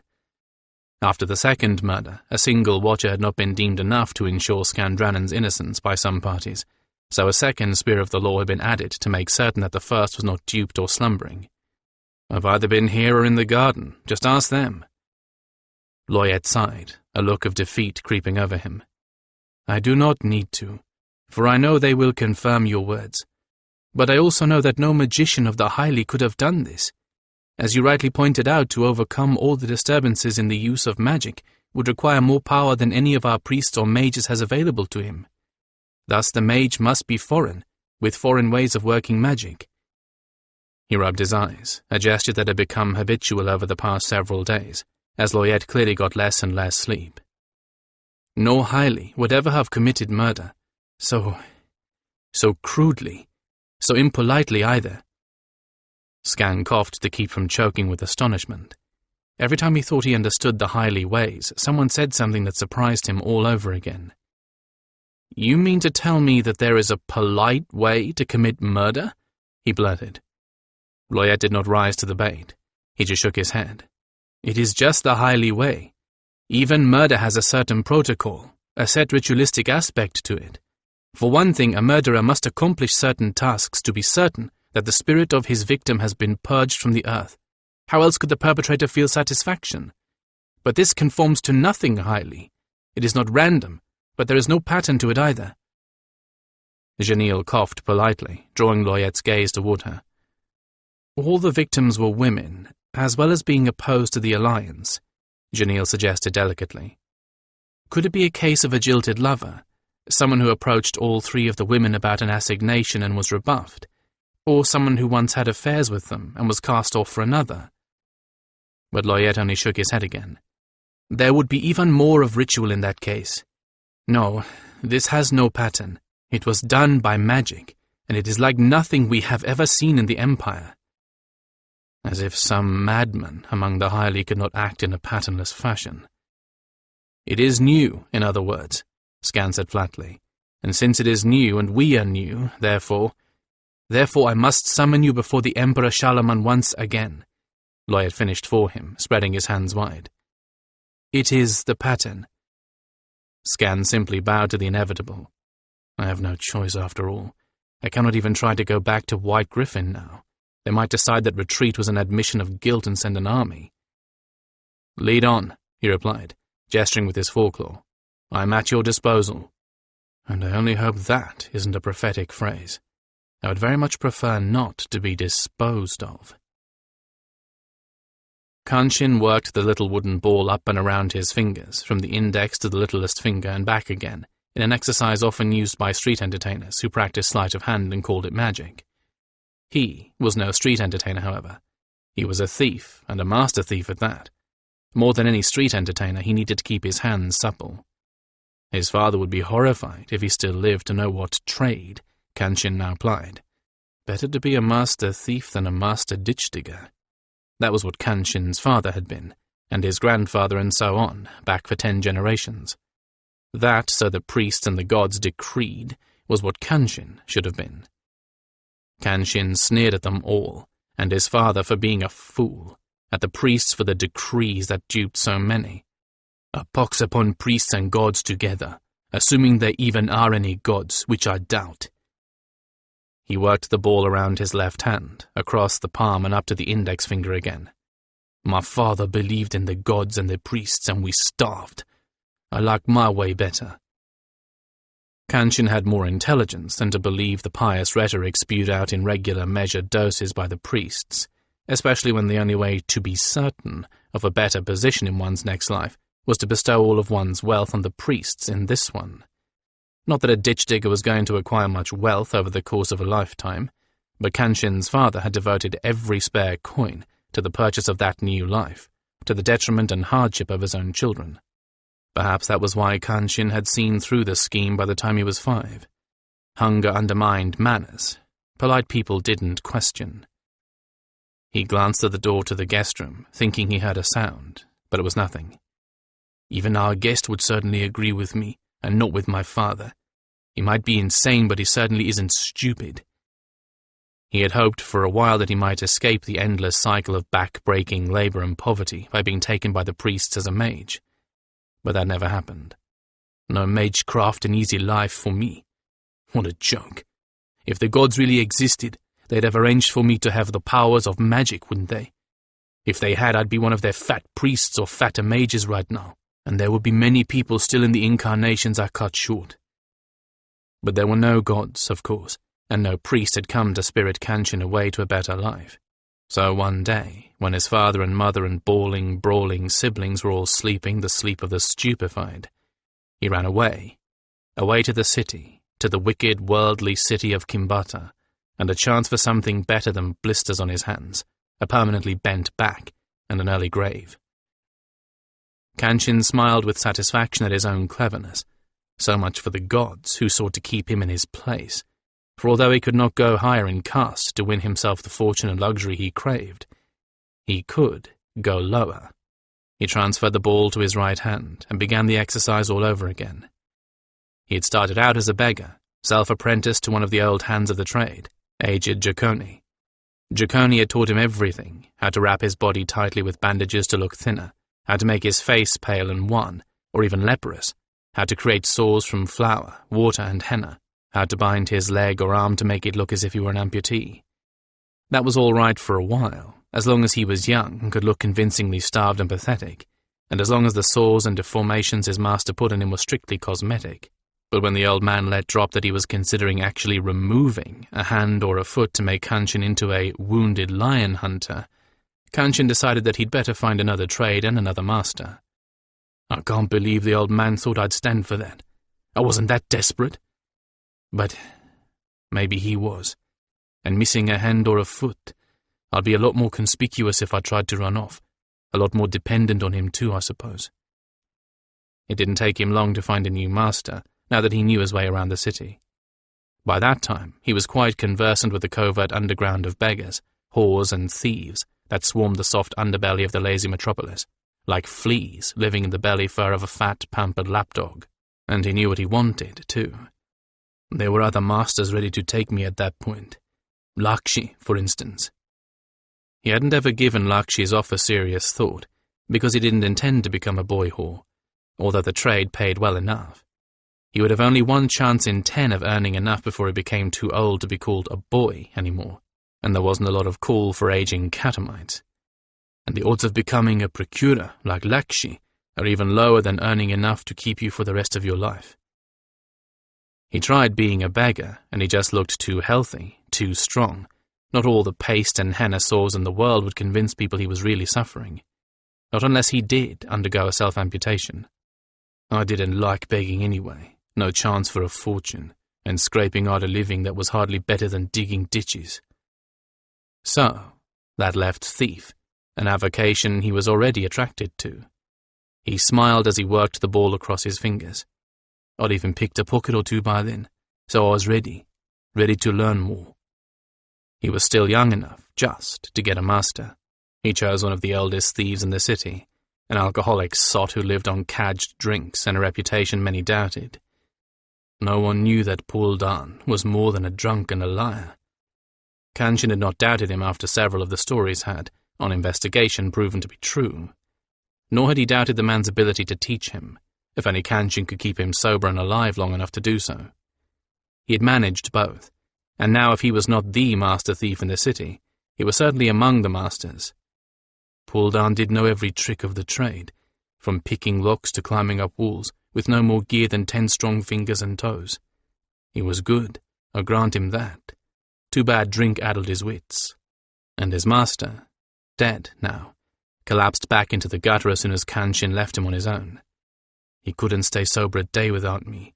He was drunk the day I set up on my own, and I never saw him sober after that. I don't think he lived more than a fortnight after I left. Hardly a surprise. The man's liver must have been the size of a goose. Either that, or he went back to drinking the same quantities of strong liquor that he had of weak, and the drink itself killed him. Small loss to the world or to me. Where were the gods for him when he was drinking himself into a stupor? The young thief had been good and careful. He neither over nor underestimated his own abilities, and he always brought back the goods he'd been paid to take. Now Kanshin had all the things he had dreamed of: a house, slaves, fine foods to eat, and wines to drink. The food was as good as that from the king's table, and the wines were often better. The house was a grand affair, like the dream of a palace on the inside. Granted, the house was in the heart of the Dakola district, but no one was stupid enough to try to rob Kanshin. The last fool who'd tried was still serving out his punishment, chained to a wall in Kanshin's basement, digging a new cesspit. That was a far more effective deterrent than simply killing or maiming interlopers. After all, most of them, like Kanshin himself, had become thieves to avoid hard labor. When they found themselves little better than slaves, forced to wield shovels and scrub dirty dishes, they never tried to rob him a second time. He listened very carefully and smiled when he heard the faint scrape of a shovel on dirt. Now there was one unhappy thief who would not be making a second visit to Kanshin. The house itself looked like every other filthy run-down heap in the district outside. Inside it was crammed with every luxury that Kanshin could buy or steal. Perhaps service was a little slower than in the homes of the nobles. The slaves were hobbled with chains to hinder their escape. But Kanshin didn't mind. In fact, he rather enjoyed seeing people who could probably boast higher birth than he, weighted down with iron and forced to obey his every whim. Slavery was not legal in this kingdom, but none of these people would dare to complain of their lot. Not all of this was due entirely to his own work, but it was due to his own cleverness. He set the ball aside and began to run the same exercises using a coin. It was clever to find this perfect partner. It was clever to see his cleverness.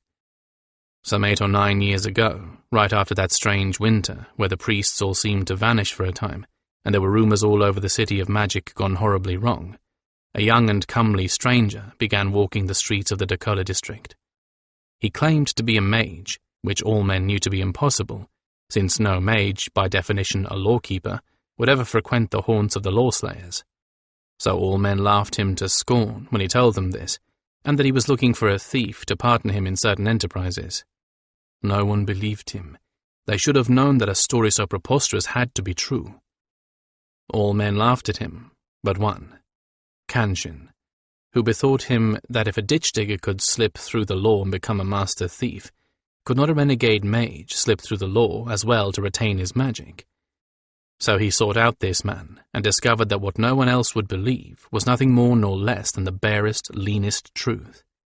He, the man called himself Noyoki, which meant no one, was a mage, and he had by sheerest accident slipped through the hands of the priests. At 17 he had been discovered in some unsavory doing by the priests, his teachers. What, Kanshin never bothered to find out for true, although Noyoki said it had been because he'd used his powers to cheat at games of chance. That seems unlikely, but then again these priests find cheating to be a sin only second to murder. I suppose it never occurs to them that they are the real cheats. They had, of course, decreed that he should have his powers removed, as always. No child caught misusing his powers could be allowed to retain them. For that matter, it was rumored that all adult mages had been stripped of their powers for misuse. A useful rumor to circulate, I suppose, if you're intent on preserving the illusion of the integrity of your adult mages. It was the mad magic that had saved Noyoki, that first wave of mad magic 10 years ago that had lit up the night skies, created abortive and mismade creatures, muddled everything, and turned the world of the mages upside down. The priest that should have burned the magic out of his head had been struck down unconscious and died the following week without ever waking again, but Noyoki had the wit to feign the sickness that came when such a deed had been done, and with magic gone quite unpredictable, no one of the priests could tell that it had not been done. So he was sent back to his family in disgrace, powers intact, and lacking only a few months of training to be a full mage. They were told he should never be trusted, never given power, a high office or any responsibility. Kanchin smiled at that, another challenge to the non-existent gods. If they had never given this boy magic, he would never have turned against the world and cultivated Kanchin. If he had never met Kanchin, there were things stolen and deaths recorded that would never have happened. So much for the gods. It was a lofty house, for Noyuki had quarters of his own within the palace itself. Noyuki had waited until they ceased to put eyes on him wherever he went, and left him in scorn to seek whatever exercises might soonest bring his cycle to the earliest end. That was what he was supposed to do. No one dreamed he had any ambitions at all. They should have been burned out with his magic. Then, once no one bothered to watch him anymore, he went down into the quarter of the thieves to seek a thief as a partner. Kanchin and Noyuki were successful beyond Kanchin's original dreams of avarice, though Noyuki never seemed to want the gems and artifacts, the drugs and the rare essences that Kanchin stole with his help. No, Noyuki was more interested in paper, documents. Well, that was fine with Kanchin. Let Noyuki have the documents. Kanchin knew better than to try take them to use himself. That required subtlety, which Kanchin had, but it also required knowledge of their owners and the enemies of their owners, which he did not have. He was smart enough to know that he could and would never learn these things in time to make proper use of the stolen papers. Noyuki also had another power, rarely used and hard on him, that allowed him to place Kanchin within a locked and barred room and extract him again. At first he had not been able to do this more than once a year or so, but lately he had been able to accomplish it much oftener. For a thief, such a talent was beyond price, and Kanchin treasured his partnership, suffering insults and slights from Noyuki he would never have suffered from another living being. Things have been going well, Kanchin frowned, so why has Noyuki suddenly gotten greater ambitions? Everything had gone according to the plan Kanchin had worked out for his life, when the unexpected happened. Kanchin had wealth, power, a certain amount of fame, and needed only to work when he chose.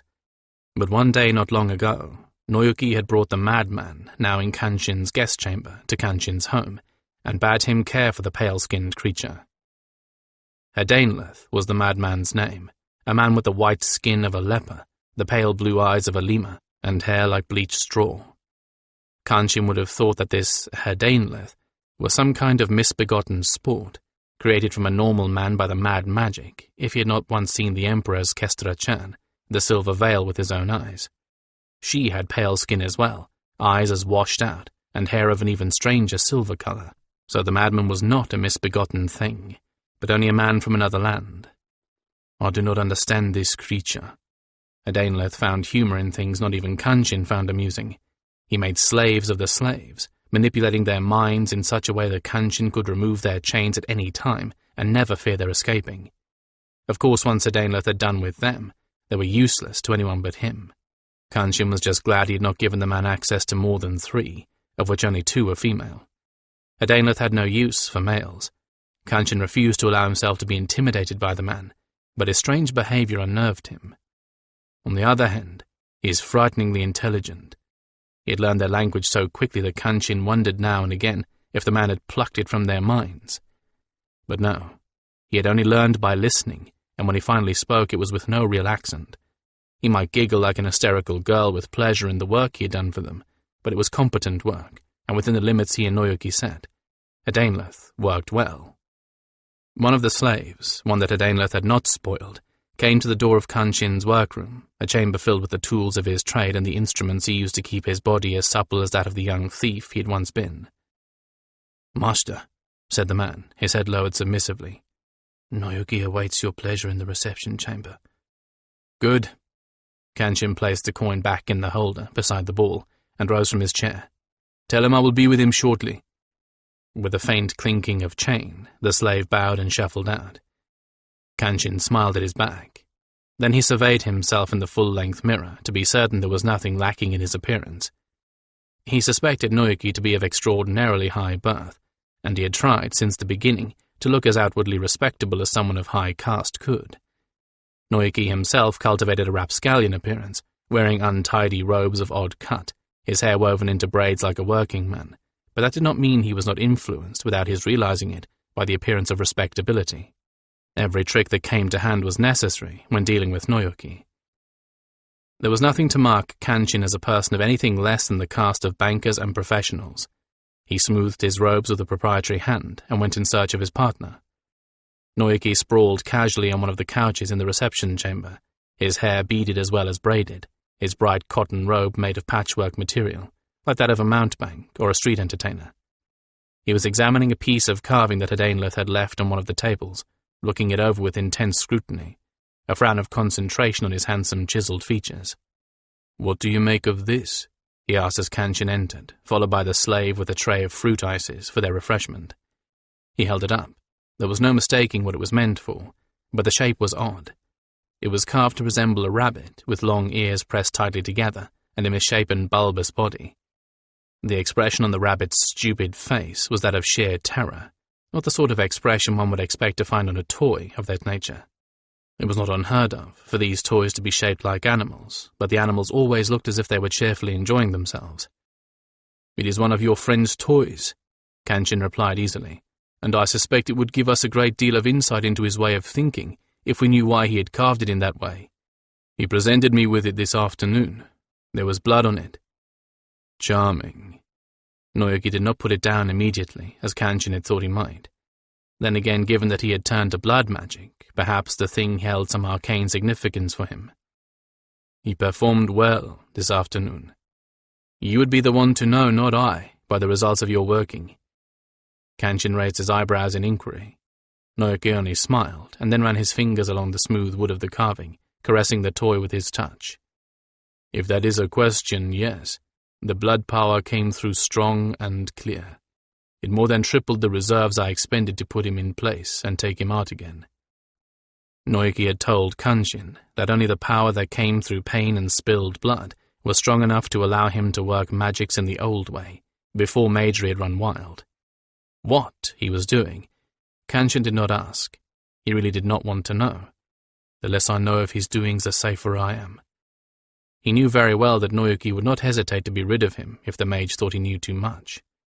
Whatever magics the man worked now, it was something to put Noyoki back in a position of power, though whether overt or covert, Kanchin would not even guess. He knew that the victims Noyoki had chosen for his pet to slay were all rivals or former rivals. Perhaps he was ridding himself of his male rivals by using the deaths of their females to undermine them. "It is a pity that we cannot persuade the man to broaden his, interests," he said carefully. Noyoki frowned. "If I could find a way to coerce him to take men, well, perhaps coercion would be a bad idea. He is an artist in his way, and when one coerces an artist, the work is always flawed." Kanchin nodded, although the turn of Noyoki's phrase surprised him. Had the mage spoken from past experience? Their dual role in this was to use Hadainlith to simulate murder by magic. Kanchin would find a way to insert Hadainlith into the victim's chambers and get him out again. If there was no other way in, Noyoki would spirit him in and out by that odd talent of his when he was done, using the excess of power released from the victim's suffering and death. In between, Hadainlith had free rein to work whatever atrocities on the victim that he chose, up until the moment he received the signal to kill. A clever plan, which required a minimum of magic to carry out. At the moment, Kanchin's payment was coming through Noyoki, and both maintained the polite fiction that Noyoki was working for someone else, some great noble who wanted obstacles removed from his path, but in such a way that these dangerous new pale-skinned allies were also placed under suspicion. "It is easier to discredit foreigners anyway. It is just a good thing that their arrival coincided with the beginning of our plan." Kanchin had not told Hadainlith any more than was strictly necessary to carry out the work, but he wondered if the man had guessed who was taking the blame for the murders. If so, he did not seem at all displeased by the idea of what might be his own countrymen being falsely accused. Perhaps he simply doesn't care, or perhaps these people drove him out of their ranks. That was an interesting thought. If Hadainlith had tortured and killed before, it would account for his peculiar competence in that area. He was a good, if flawed, tool. He followed his instructions to the letter as long as he knew why he was supposed to be doing something. When the signal to kill came, he never balked. The trouble is, we cannot be certain how much longer he will remain tractable. As Kanchin understood it, for Noyoki's blood magic to work, the power he received had to be incredibly strong, which meant the murders must be committed with a diabolical, rapid brutality. And despite the fact that the Emperor was trying to keep the news suppressed, rumors of the murders were already in the lower districts of Kimbata, and hardened criminals spoke of the scenes and the victims with troubled awe, as if even they could not imagine doing such things. "How much longer do you think we can keep a leash on our dog?" Naoki asked, as if he was aware of Kanshin's doubts. Kanshin shrugged. "How much longer do you need him? He seems stable enough for now. I think as long as he knows that we are the only route to what he wants, he will obey. But he is not sane, Naoki. He could suddenly change, and we would have no warning of it." Naoki nodded, face solemn, the beads on the ends of his braids clicking with the movement of his head. "His carving might give us a clue." "True." Hadainleth had a mania for carving. He always had a knife in his hand and a piece of wood, and there were more of his twisted little sculptures all over the house. Kanshin didn't mind the mess and the shavings at all. While Hadainleth carved, he was not getting into other mischief. "I think he knows about the visitors taking the blame for the murders," Naoki said, suddenly switching topics. "I think it pleases him. Perhaps these people were his enemies." "Perhaps they were his jailers," Kanshin retorted sharply. "Never forget what this man does, Naoki. Never forget that Hadainleth is mad and could decide he wants to do it to you. We may turn the tiger upon the tracks of our foes, but the tiger can decide to turn back again and seek us instead." "Yes," Naoki replied with an odd and disquieting smile. "And that is what makes the game all the more interesting, is it not?" "Madness must be contagious, for he surely is mad," Kanshin thought with astonishment. "I am not mad, Kanshin," Naoki said, in another uncanny answer to words left unspoken. "I'm simply interested in a challenge, and Hadainleth presents such a challenge. If it is possible, I should like to tame him to my hand, as I have tamed the lion and the pard." Kanshin shrugged. "On your head be it," he replied. "I'm interested only in getting rid of him once our tasks for him have been completed. If you choose to take him into your own household, I simply ask that you take him as far away from me as possible." "Perhaps I will," Naoki observed, stretching like a well-fed and very lazy cat. "And with that, I shall take my leave of you. I will bring you the information on the next of Hadainleth's playfellows tomorrow." Kanshin bowed him out to the street and stood in the doorframe, watching his back as he disappeared into the swirling crowds. "He is not a fool, but he is foolhardy," the thief thought, as he closed the door and retreated into the perfumed safety of his own home, and away from the noisome babble and stenches of the streets. "Too foolhardy for me. Once this set of jobs is over, I'm retiring, far away from here." He had just the place in mind, too, a lake big enough to be considered an inland sea. Such recklessness is like teasing a lion. You never get a second chance to learn how much is too much. He retreated deeply into the depths of his home, past rooms that only opened when he had picked a complicated lock, and which relocked themselves when the door closed. He took himself to the farthest of those rooms, a place where Hadainleth did not go, and where, hopefully, he could not go. The trouble was the madman learned at a terrible speed. There was no reason why he could not learn to master all those locks, as he had already mastered the language and the thief's tricks that Kanshin had taught him. Kanshin flung himself down on a couch and laid his right arm across his eyes. How long would the madman remain safe? That was a good question. He only wished he had an answer. Skandranon was making some decisions as he marched toward the audience chamber, under armed guard for the third time in a week. For one thing, he was getting damned tired of taking the blame for someone else's murders, especially when the lawkeepers didn't seem to him to be making much of an effort to find the real culprit. His control over his temper had improved over the past several years, but he was just about to lose all that hard-won control. He felt the hackles on the back of his neck rising, despite a conscious effort to make them lie flat. "How can they even pretend that I'm still a suspect?" he growled to himself. "I've been under guard for 2 of the 3 killings. After the second, they should have removed my guard, not doubled it." The situation was uncomfortable enough for him personally, but by now it was obvious that someone, probably someone in Charlemagne's own court, was trying to discredit the Kaladain. "We should be uniting to find the culprit," he seethed. They should have asked me to bring in the other mages from White Gryphon, mages who might know other techniques to get at the truth. Instead, here I am, being hauled up in front of the king again. These murders were jeopardizing everything he had worked for since Urtho's death, threatening to put the Caladyne in a position having to make an untenable choice. Abandon the city and rebuild elsewhere where the arm of the Highly did not reach, or stand and fight for what they had built so far against a vastly superior force. By the time they reached the audience chamber, Skan was so angry he was just about ready to disembowel something. So instead of parading meekly into the chamber as he had the past 2 times, this time he shouldered his guards aside and quickly pushed his way up to King Charlemagne. The courtiers quickly leaped aside when they saw the look on his face, the parted beak, the raised hackles, the anger in his eyes. The king's bodyguards instinctively stepped forward when the last of the courtiers jumped out of his way, leaving nothing between him and Charlemagne but those 2 guards.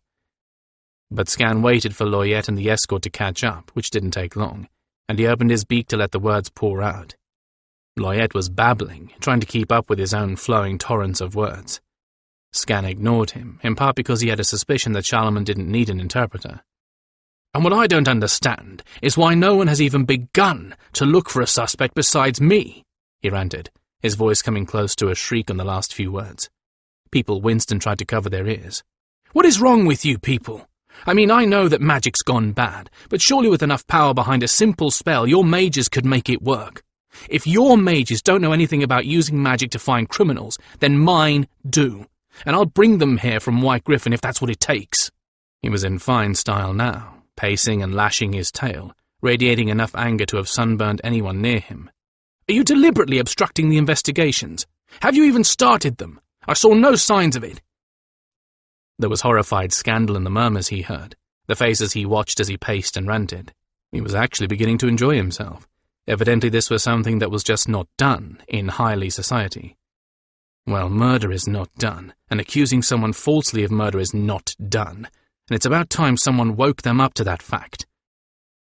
Since the polite approach had provided no obvious cooperation on their part, perhaps violating all their social rules would. Loyet watched in horror as the huge White Gryphon broke away from his escort and began to force his way through the courtiers, although it didn't take long for the courtiers to notice what Skandranon was doing and leap hastily out of the way. What did the creature think he was doing? Surely he wasn't going to. But Skandranon stopped short of the throne and began to pace back and forth, his voice raised to a shout, accusing the Highly of trying to blame him for the murders for the sake of convenience, accusing the king of originating the plan. The Gryphon was angry, showing more anger than Loyet had ever seen demonstrated in his life. His rage was a palpable thing, radiating from him in waves of passion as he paced and turned, never once ceasing in his accusations. He is innocent. Loyet was sure of that on all counts. Such rage could not be the product of guilt, and that was nothing more than simple fact. Loyet himself had ascertained the Gryphon's innocence a dozen times over, with far more than simple facts to guide him. So now what do we do? For the very first time since the strangers had arrived here, Skandranon was acting like a king, like the equal of any of the Highly emperors, addressing Charlemagne as an equal, demanding his rights, demanding action.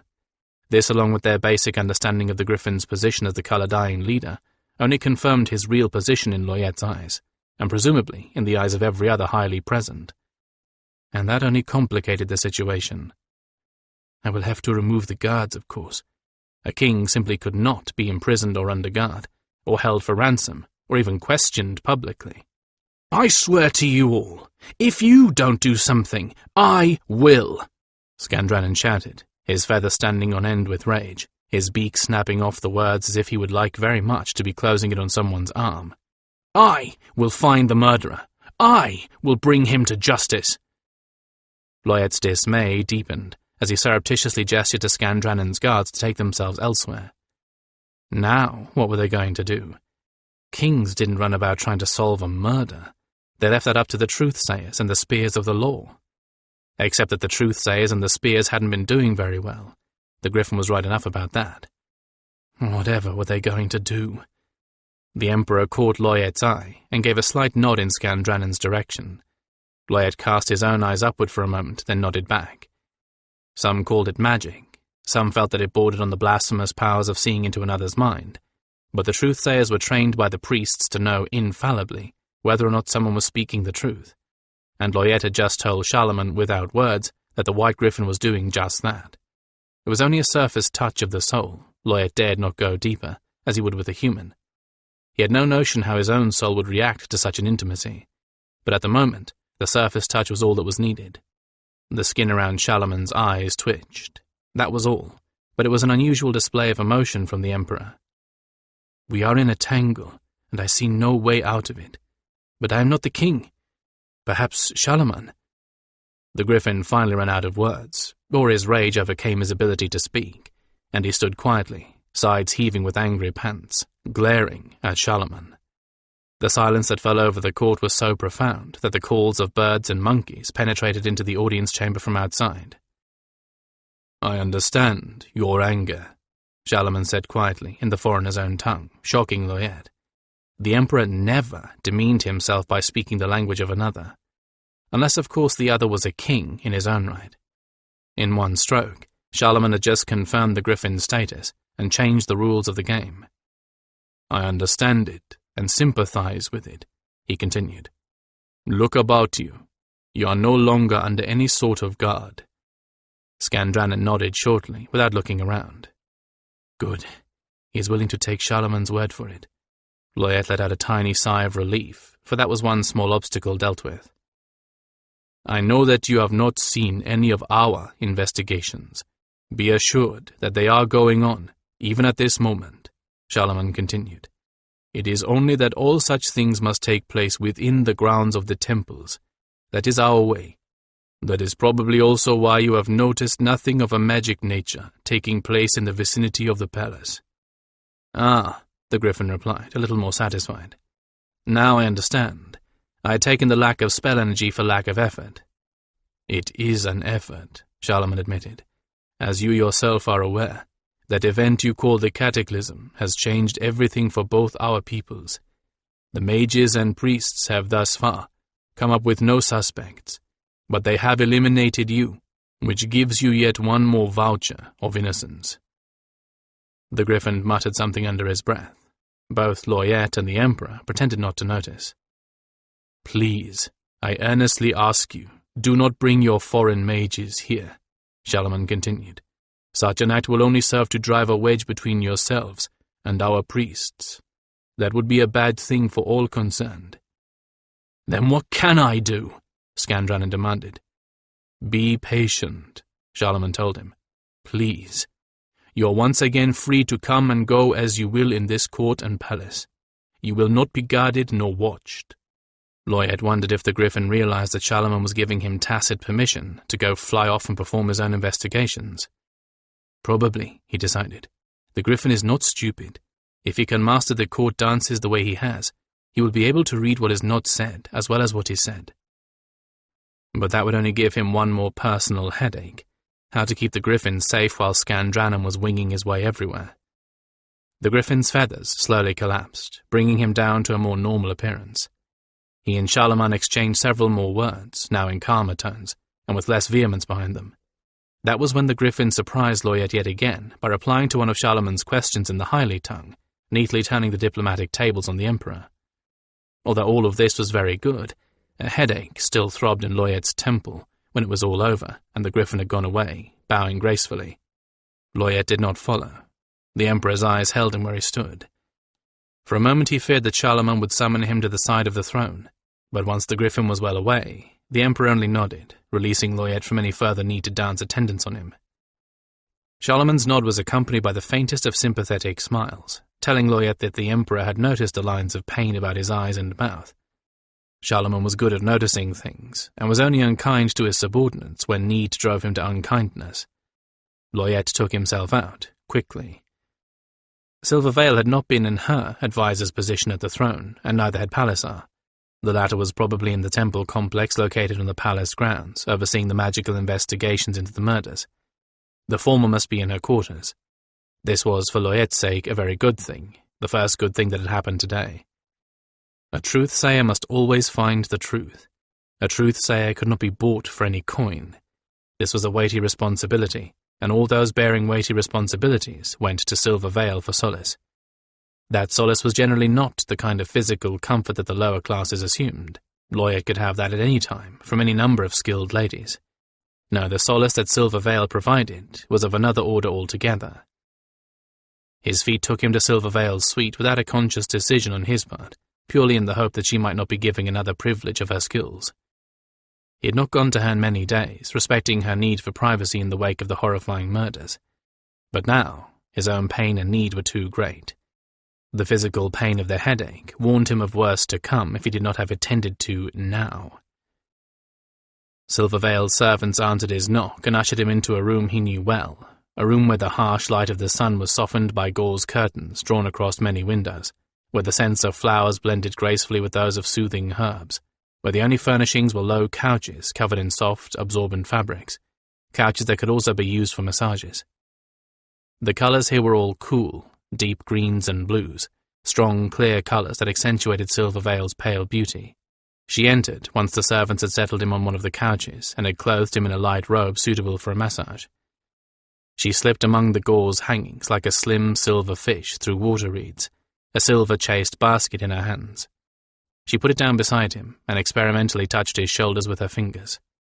"My goodness," she said with an upraised eyebrow. "You should have come to me several days ago." Palliser certainly didn't hesitate. "I am not Palliser," he reminded her. "No, you aren't. You are Loyet, who sacrifices his own comfort far too often. Here." She flipped open the lid of the casket, revealing the contents. It contained neither massage oils nor treasure, but Loyet's own secret passion and guilty pleasure. Sugar-powdered pastries and cookies. "Oh," he said ruefully, in mingled appreciation and concern. "Oh, my dear child, I shall eat these and put on so much weight that my robes will strain across my stomach. You will eat those because a little bird told me you have eaten next to nothing these past 3 days," she said firmly. "You will eat these because you need them for the soothing of your spirit, because you deserve them. Besides, they are good for you. I used special recipes. I do not ascribe to the belief that what is good for you must taste like so much old, dried-up hay." Loyet finally broke into a smile, selecting a plump pastry. He held it and devoured it first with his eyes, anticipating the sweet savor, the way that the first bite would melt away to nothing on his tongue, releasing the mingled flavors of almond, vanilla, and honey. He closed his eyes, brought the pastry to his mouth, and bit into the flaky crust as sugar glaze broke and scattered over his hand. It tasted every bit as good as he had imagined, and before he realized it, he was licking the last crumbs from his fingers. Loyet opened his eyes to see that Silver Vale was watching him with a pleased smile on her lips, her hands folded in her lap. He laughed. "Silver Vale," he asked, feeling a warm contentment begin to loosen those knotted muscles in his shoulders before she could even place a finger upon them. "How is it that you always know what someone needs before he himself knows? How is it that you can do the things that are kind as well as the things that are duties in the face of all obstacles?" She continued to smile serenely. "I could say it is a professional secret, dear heart, but the truth is that I simply think of another's hopes before my own, and the kindnesses follow as naturally as flowers follow buds. It is really no more mysterious than that." Loyet shook his head. "If these strangers, these folk of the Gryphon King, could possibly be anything like you. At least one is, for I taught him, and I think that I know him as well as any person can be said to know another," she interrupted, directing him to turn his back to her so that she could begin work on the muscles of his neck and shoulders. He was tempted by the still open casket beside him, but resisted the temptation. "Amberdrake, you mean," he sighed. "He is so foreign, and their king, more alien still.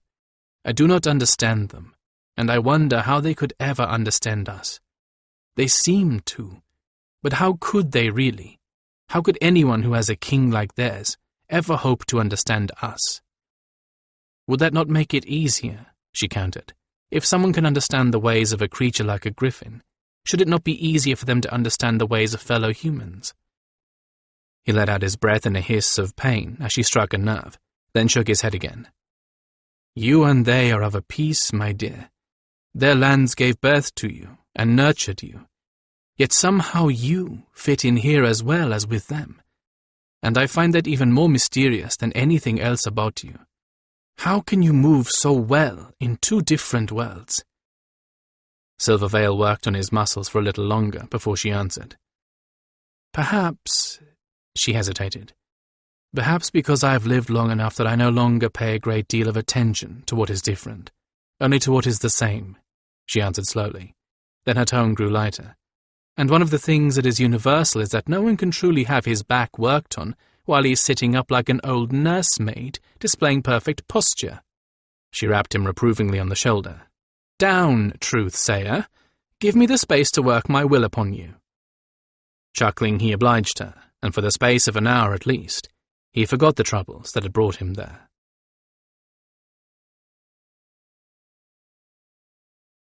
6. Hadainleth carved another delicate sliver of dark wood from his current sculpture, and surveyed the result critically, lips pursed, humming a bit to himself. "Not quite perfect, not yet. Soon, though, a little more here, and here." He had every reason to feel pleased. The last game he'd run for his hosts had been very satisfactory, particularly since they'd consulted him before they told him what they wanted done. In fact, they had asked him for descriptions of some of the more interesting spells that dear old Ma'ar had used on his foes. "It's a pity I was never a mage. I'd know more about spells of destruction." Still, Hadainleth had a very good memory, and as a youngster, he'd always been very attentive when bodies were brought in from the front lines. No one ever paid any attention to him then. He'd been quite an unremarkable child, and since the concern of the healers was for the living, he'd often been able to examine the dead quite closely. He remembered quite precisely what some of the most amusing effects Ma'ar had produced looked like, well enough to counterfeit them in fact, and that was what he had assured Noyoki and Kanshin. His hosts had particularly liked the description of the flaying spell, the one Ma'ar had preferred to use on gryphons.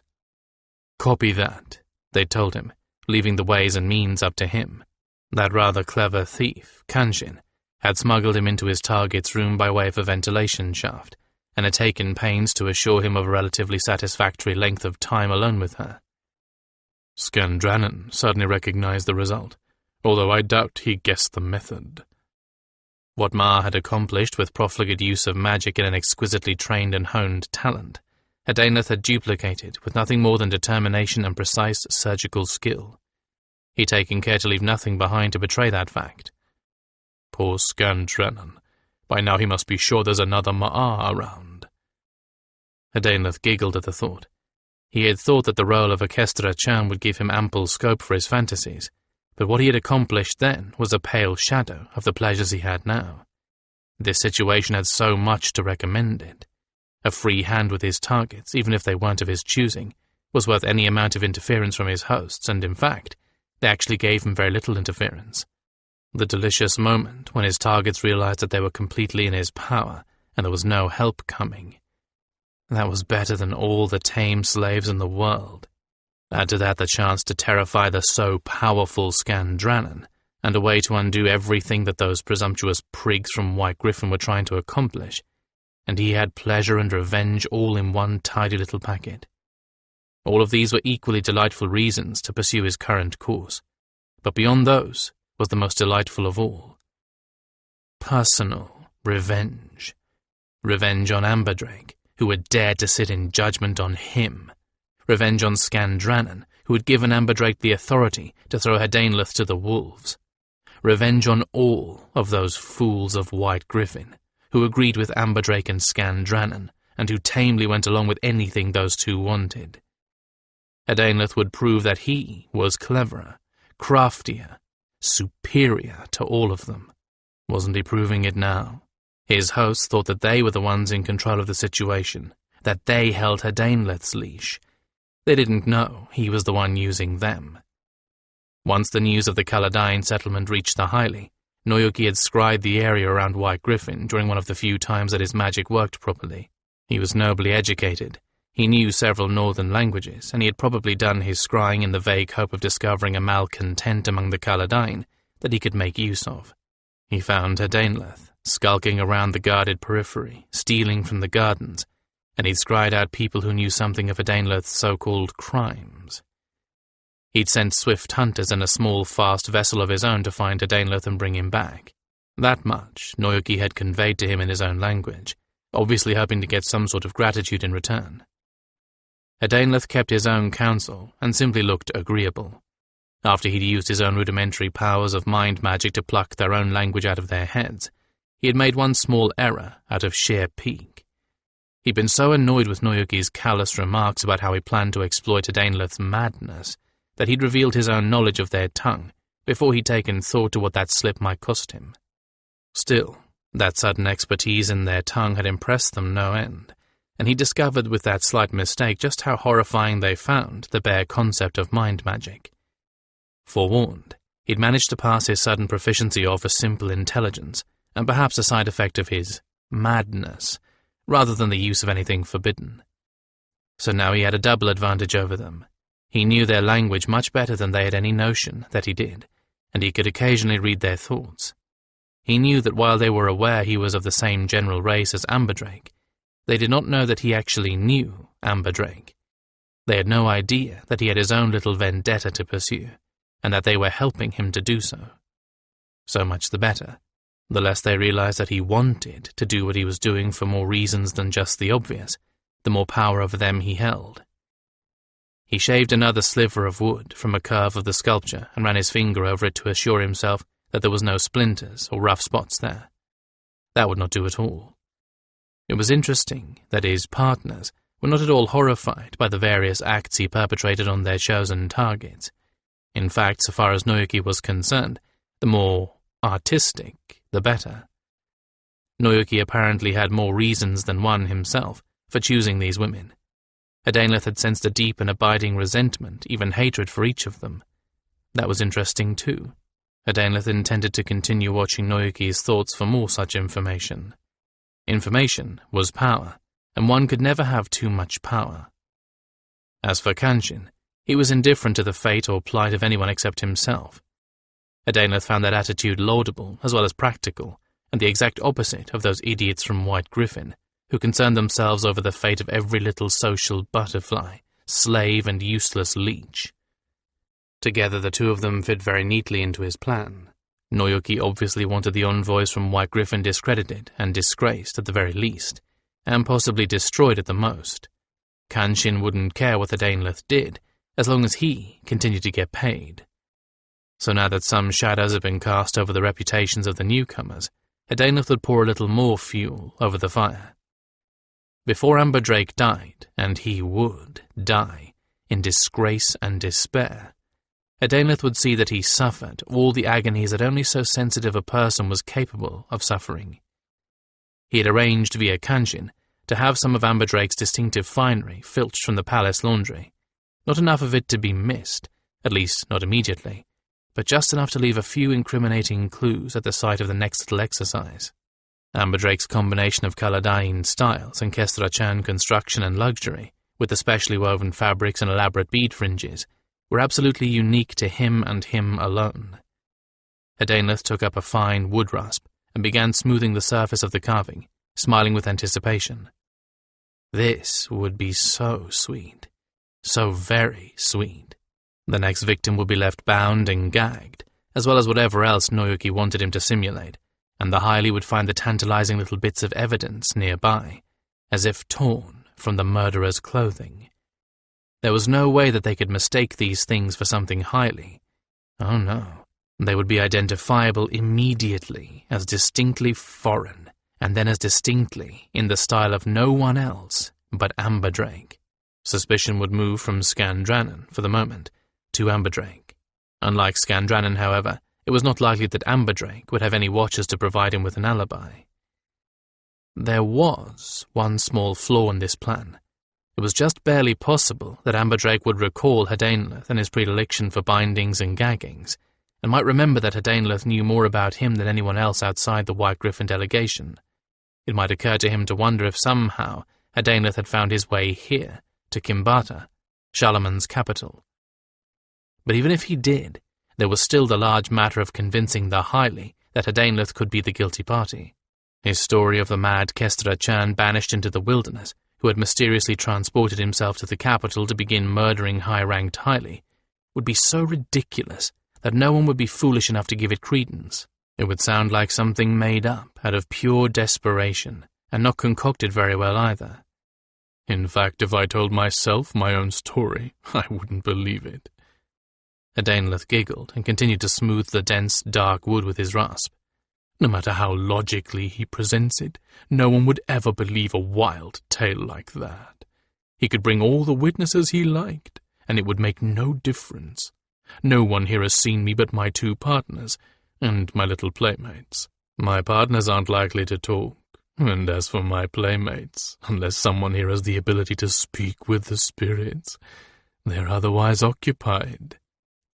He giggled hysterically at his own wit, while he continued to work on his latest sculpture. Perhaps when he didn't need it anymore, he would present this one to Noyoki. I may never come to truly understand these people, Amberdrake thought with resignation. Winterheart told him that he didn't need to understand them, as long as he could follow the logic of their customs, but he had been a Kestrachan for too long to ever be content with anything that superficial. Life at court had gotten back to a semblance of normalcy, as normal as it could be, with 3 murders being gossiped about and foreigners under suspicion. Nevertheless, the highly being what they were, custom, even in the face of murder, must be observed. Which meant that every night must contain evening court, and every evening court must be followed by an entertainment. Tonight the entertainment was a play, a very stylized play, accompanied by equally stylized music. Amberdrake had to admit that this one baffled him, even with his experience in all manner of entertainments. The actors wore heavy masks, and their dialogue was chanted to the sounds of a drum, and 2 particularly nasal-sounding instruments, one a stringed thing, and a reed flute. Their multicolored, multi-layered costumes were so complicated that the actors had to move slowly when they could move at all. The scenery was sketchy at best. A plant in a pot represented the jungle, a screen invoked a bedroom, a spindly desk someone's office or study. The tiniest gesture of a finger was supposed to convey entire volumes of information, but the gestures were so arcane that only an aficionado could ever decipher them. The result was that Amberdrake had given up even pretending to watch the play, and had moved away so that the music didn't give him a headache. He wasn't the only one ignoring the piece, however. It seemed that most of the highly were doing the same. One wasn't required to sit and be a proper audience for this piece, the way one was for a performance of the royal dances, and little knots of conversation had formed all over the room. Only a few folk still sat at the cushions provided in front of the tiny stage. Either the rest of them already knew this thing by heart, or it was as annoying to the natives as it was to a foreigner. Very possibly the latter, he thought with amusement. It must be rather disappointing for the performers, however. Perhaps they were used to it. Perhaps they didn't care as long as they were paid. Or perhaps they were content to display their complicated art for the benefit of the few faithful. He managed to have a rather lively discussion with another envoy regarding the merits of several different massage lotions for the treatment of aged joints, and he was looking for Winterheart when the musician suddenly stopped in the middle of a phrase with a decidedly unmusical squawk, and the performance end of the room, where both Emperor Shalaman and King Skandranon were ensconced, erupted into frenzied activity. Naturally, Amberdrake and everyone else at his end of the room hurried over to find out what the fuss was about, expecting it to be something minor, someone who'd been slighted or insulted by another courtier perhaps, or even word of a dangerous lion attacking a village. King Shalaman was famous for his lion hunts, but he never hunted anything but man-killers, and there hadn't been one of those in several years. Amberdrake found himself shuffled right up to the front of the crowd with absolutely no expectation of trouble in his mind, just as a grim-faced lawyette and his brace of spears of the law laid bloody evidence of yet another murder down in front of Shalaman and Skan. Amberdrake froze, as did everyone else within sight of the relics. There were blood-stained ropes and a ball gag, torn clothing. And then Amberdrake's heart stopped beating completely, for among the evidence was a bit of beaded fringe that could only have come from one of his own costumes. No. It can't. His face froze into an expression of absolute blankness, and his mind went numb as he recognized more of the bits of torn clothing as his own. This isn't possible. Fear clutched a chilling hand around his throat, choking off his breath, and he went cold as all eyes turned toward him. He was not the only one to have recognized those telltale bits of finery. How did that... Where? How? His thoughts ran around like mice trapped in a barrel. Skandranon rose from his seat, his hackles raised and his eyes dilated with rage as a murmur passed through the crowd. At that point, the courtiers began to back away from Amberdrake, leaving him the center of a very empty space, the evidence of terrible murder lying practically at his feet. These things... Loyet poked at the bead fringe, the torn cloth, with the end of his staff. These things, clearly the property of the foreigner Amberdrake, were found with the body, O king, he said stiffly, clearly continuing a statement he'd begun before Amberdrake got there. The bit of fringe was found in her hand. The death occurred at the afternoon recess when Amberdrake dismissed his servants, and there were thusly no witnesses to Amberdrake's whereabouts, save only his own people. Skandranon let out his breath in a long, startlingly loud hiss, interrupting Loyet in mid-sentence. I can vouch for Amberdrake's whereabouts, he said fiercely, yet with surprising control. But I will do more than vouch for it. He faced Charlemagne, who sat his throne as impassively as a carving. If you suspect Amberdrake of murder, despite that, then I must stand prisoner alongside him. Pray recall, Serenity, that you suspected me of these murders less than a week ago. There was another murmur running through the crowd, this time of surprise mingled with shock, as Skandranon held up his head and challenged both the Emperor and Loyet with his gaze. I am as good as any of my fellows and companions from White Gryphon, and they are as trustworthy and law-abiding as I. If their integrity is to be under question, then so must mine. I will offer my freedom in trust for their innocence. Skan's voice carried to the farthest reaches of the room, and Amberdrake managed to shake himself out of shock enough to look around to see the effects of those words. Oh, sun above, has Skandranon lost the last of his sanity? What is he doing? The dumbfoundedness he saw on every face told him without any explanations how unheard of this kind of declaration was. Obviously no highly ruler would have ever stood personal surety for the honor of a subject. This went quite out of their understanding. But Urtho would have done the same. Skan raised himself to his full height, and Amberdrake realized that he was slimmer and more muscular than he had been a few weeks ago. He was changing somehow. Had the Gryphon been exercising in secret? Let it be known that the honor of those I trust is my honor, he said in the highly tongue, clearly as the call of a trumpet. This so-called evidence was concocted to cast suspicion upon one who is innocent, just as the other murders were accomplished in such a way as to cast suspicion on me. Amberdrake is innocent of any wrongdoing, and just as I urge the spears of the law to seek for the true perpetrator in the last murders, I urge them to do the same now. If you imprison him, you must imprison me as well, for I am as guilty or as innocent as he. I demand it. I stand by my companions in honor and in suspicion. Amberdrake nearly choked. Did Skan realize what he was saying? By these people's customs he was linking his own fate with that of Amberdrake. Not that Urtho would not have done the same as well, but that was Urtho, Mage of Silence and adept of more powers than Amberdrake could number. And if it is proved that Amberdrake did murder, will you die beside him? That was Palliser, as cagey and crafty as ever, making certain that Skandranon knew what he was doing with his assertions, so that he could not claim later that he was not aware of all of the implications. Skan snorted contemptuously. No, of course not, the Gryphon replied immediately. That would be ridiculous. My friends and I are honorable, but we are not stupid. But if you could prove, beyond a shadow of a doubt, and to my personal satisfaction, that he had done such a thing, I would deliver the death sentence upon him myself, and I would carry it out myself. The murmuring swelled to a low rumble, as Loyet and Palliser stared at both Skan and Amberdrake, and the king blinked thoughtfully. Skandranon had now made it impossible to imprison Amberdrake and perhaps question him under torture to exact a spurious confession, yes. But has he lost his mind? Amberdrake was practically ready to gibber and foam at the mouth, although the shrieking voice was only in his own thoughts. Oh, he's been clever, all right. He's thinking on his feet. And he moved like the old Skandranon, alive with a fire and an enthusiasm that could not be denied. But had he lost his reasoning to recklessness? What about me? His thoughts wailed as his knees turned weak with fear. They think I've committed murder, and there's no way to prove them wrong. We can't use magic. We haven't any way to hunt a criminal out.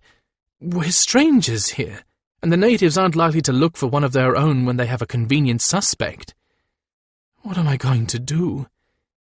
Never mind that Skan had already been a suspect. He at least had solid alibis. Amberdrake had nothing, and whoever was behind these deaths was smart enough to see to it that things remained that way.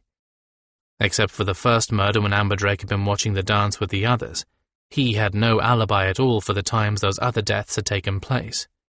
He could be charged, not only with this murder, but with all the rest as well. What am I going to do? He wanted to run, but he knew he didn't dare even move. He felt horribly like a mouse looking up at the talons of an owl. Anything he did could look suspicious at this point. As he stood there, frozen with fright and indecision, terror and shock, Skandranon continued to speak, taking the attention of everyone, even Loyette, off of him.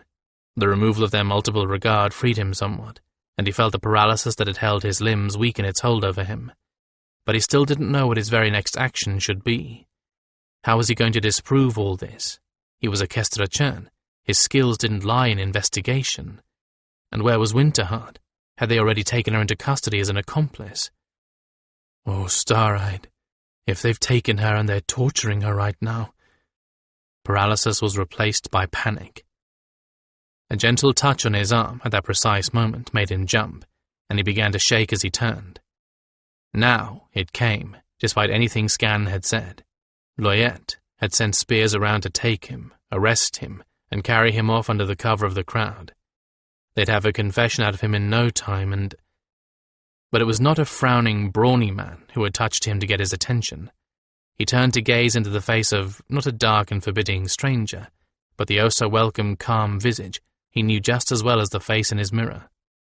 Silvervale, what is happening to... He began, then forcibly shut his lips in what threatened to turn into hysterical babble as she laid a finger on her own lips. Come with me, she said, tucking her hand into the crook of his elbow and leading him to a side entrance of the audience chamber. You and I must talk, and quickly. Janelle did not want to attend court or the entertainment, and she had a perfect excuse not to. The Gryphons. Marquet was better company than all the courtiers rolled into a bundle. What was more, Marquet was willing to help with them, and more willing to learn about them than either of the nursemaids. So you see, Janelle said, as Marquet wiped down the feathers of both Gryphons with a very lightly oiled cloth. First the bath, then the drying, then the oil. When they're older they will oil themselves like any bird, but for now we must do so for them. Otherwise, if their feathers get too wet, if they decided to go fishing in the fountain after dark, for instance, they could take a chill. Marquet nodded and sent both of the little ones tumbling away with pats to their hindquarters. In the past few weeks, she'd been spending more and more time in the Gryphon's suite, time that had nothing to do with any cleaning that was needed. All Marquet's children were gone, and the twins had obviously aroused in her all the old maternal urges. Janelle had been more confident with Marquet in charge of the nursery than she had been in entrusting the safety of the little ones to the young and obviously childless nursemaids supplied by the chief of the serving staff. Marquet was clearly surprised, despite all her earlier talks with Janelle, that anyone of Janelle's rank would grant her such a privilege. She'd even protested once or twice that this was not the sort of thing that she should be allowed to do. "But you have been a mother, have you not?" Janelle had said, with patient logic. Marquet nodded slowly. "And you know and love children.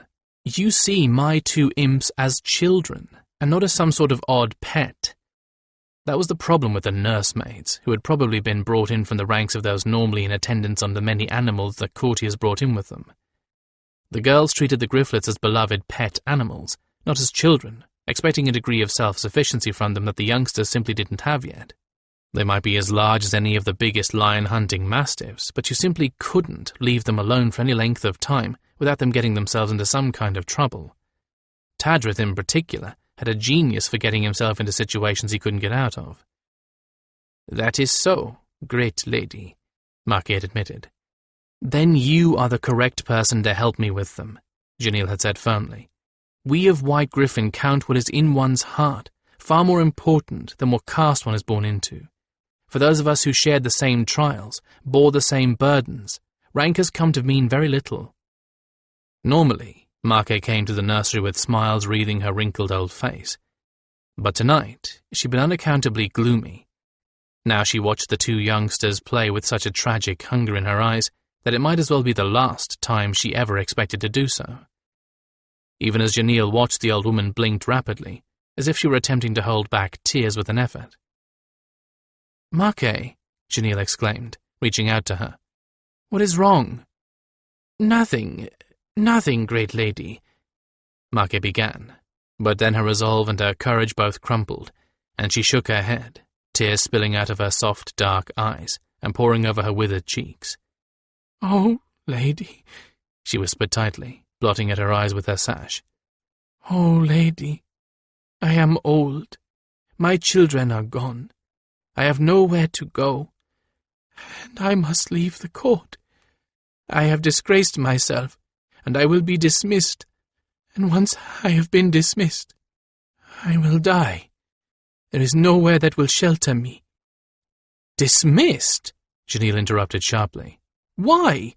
What could you possibly have done that they would dismiss you for? I need you, Marke, isn't that—" "But you cannot trust me, lady," Marke wailed softly, her face twisted with despair, the tears coming faster. "You must not trust me. I have failed in my duty and my trust, and you cannot ever dare to trust me with so precious a thing as your children. Can you not see that? And I will be dismissed because I have failed in my trust. I must be dismissed. It is better that a worthless old rag as I should go after so failing in my duty." "But what have you done?" Janelle persisted, now seriously alarmed. "What on earth have you done?" 100 dire possibilities ran through her mind. Marke was old, and sometimes the old made mistakes. A horrible thought. Could she have accidentally hurt or poisoned someone? Could she have let the fact that she suspected the Kaladine of having mind magic slip to one of the priests? Could she have allowed someone of dubious reputation into the palace? Could she even somehow have been indirectly involved with the murders Skan had been accused of? "Tell me," Janelle demanded insistently. "Tell me what you have done." Marke's face crumpled even further, and her voice shrank to a hoarse whisper as she yielded to the long habit of instantly obeying those in a caste above hers. Oh, great lady, it is dreadful, dreadful.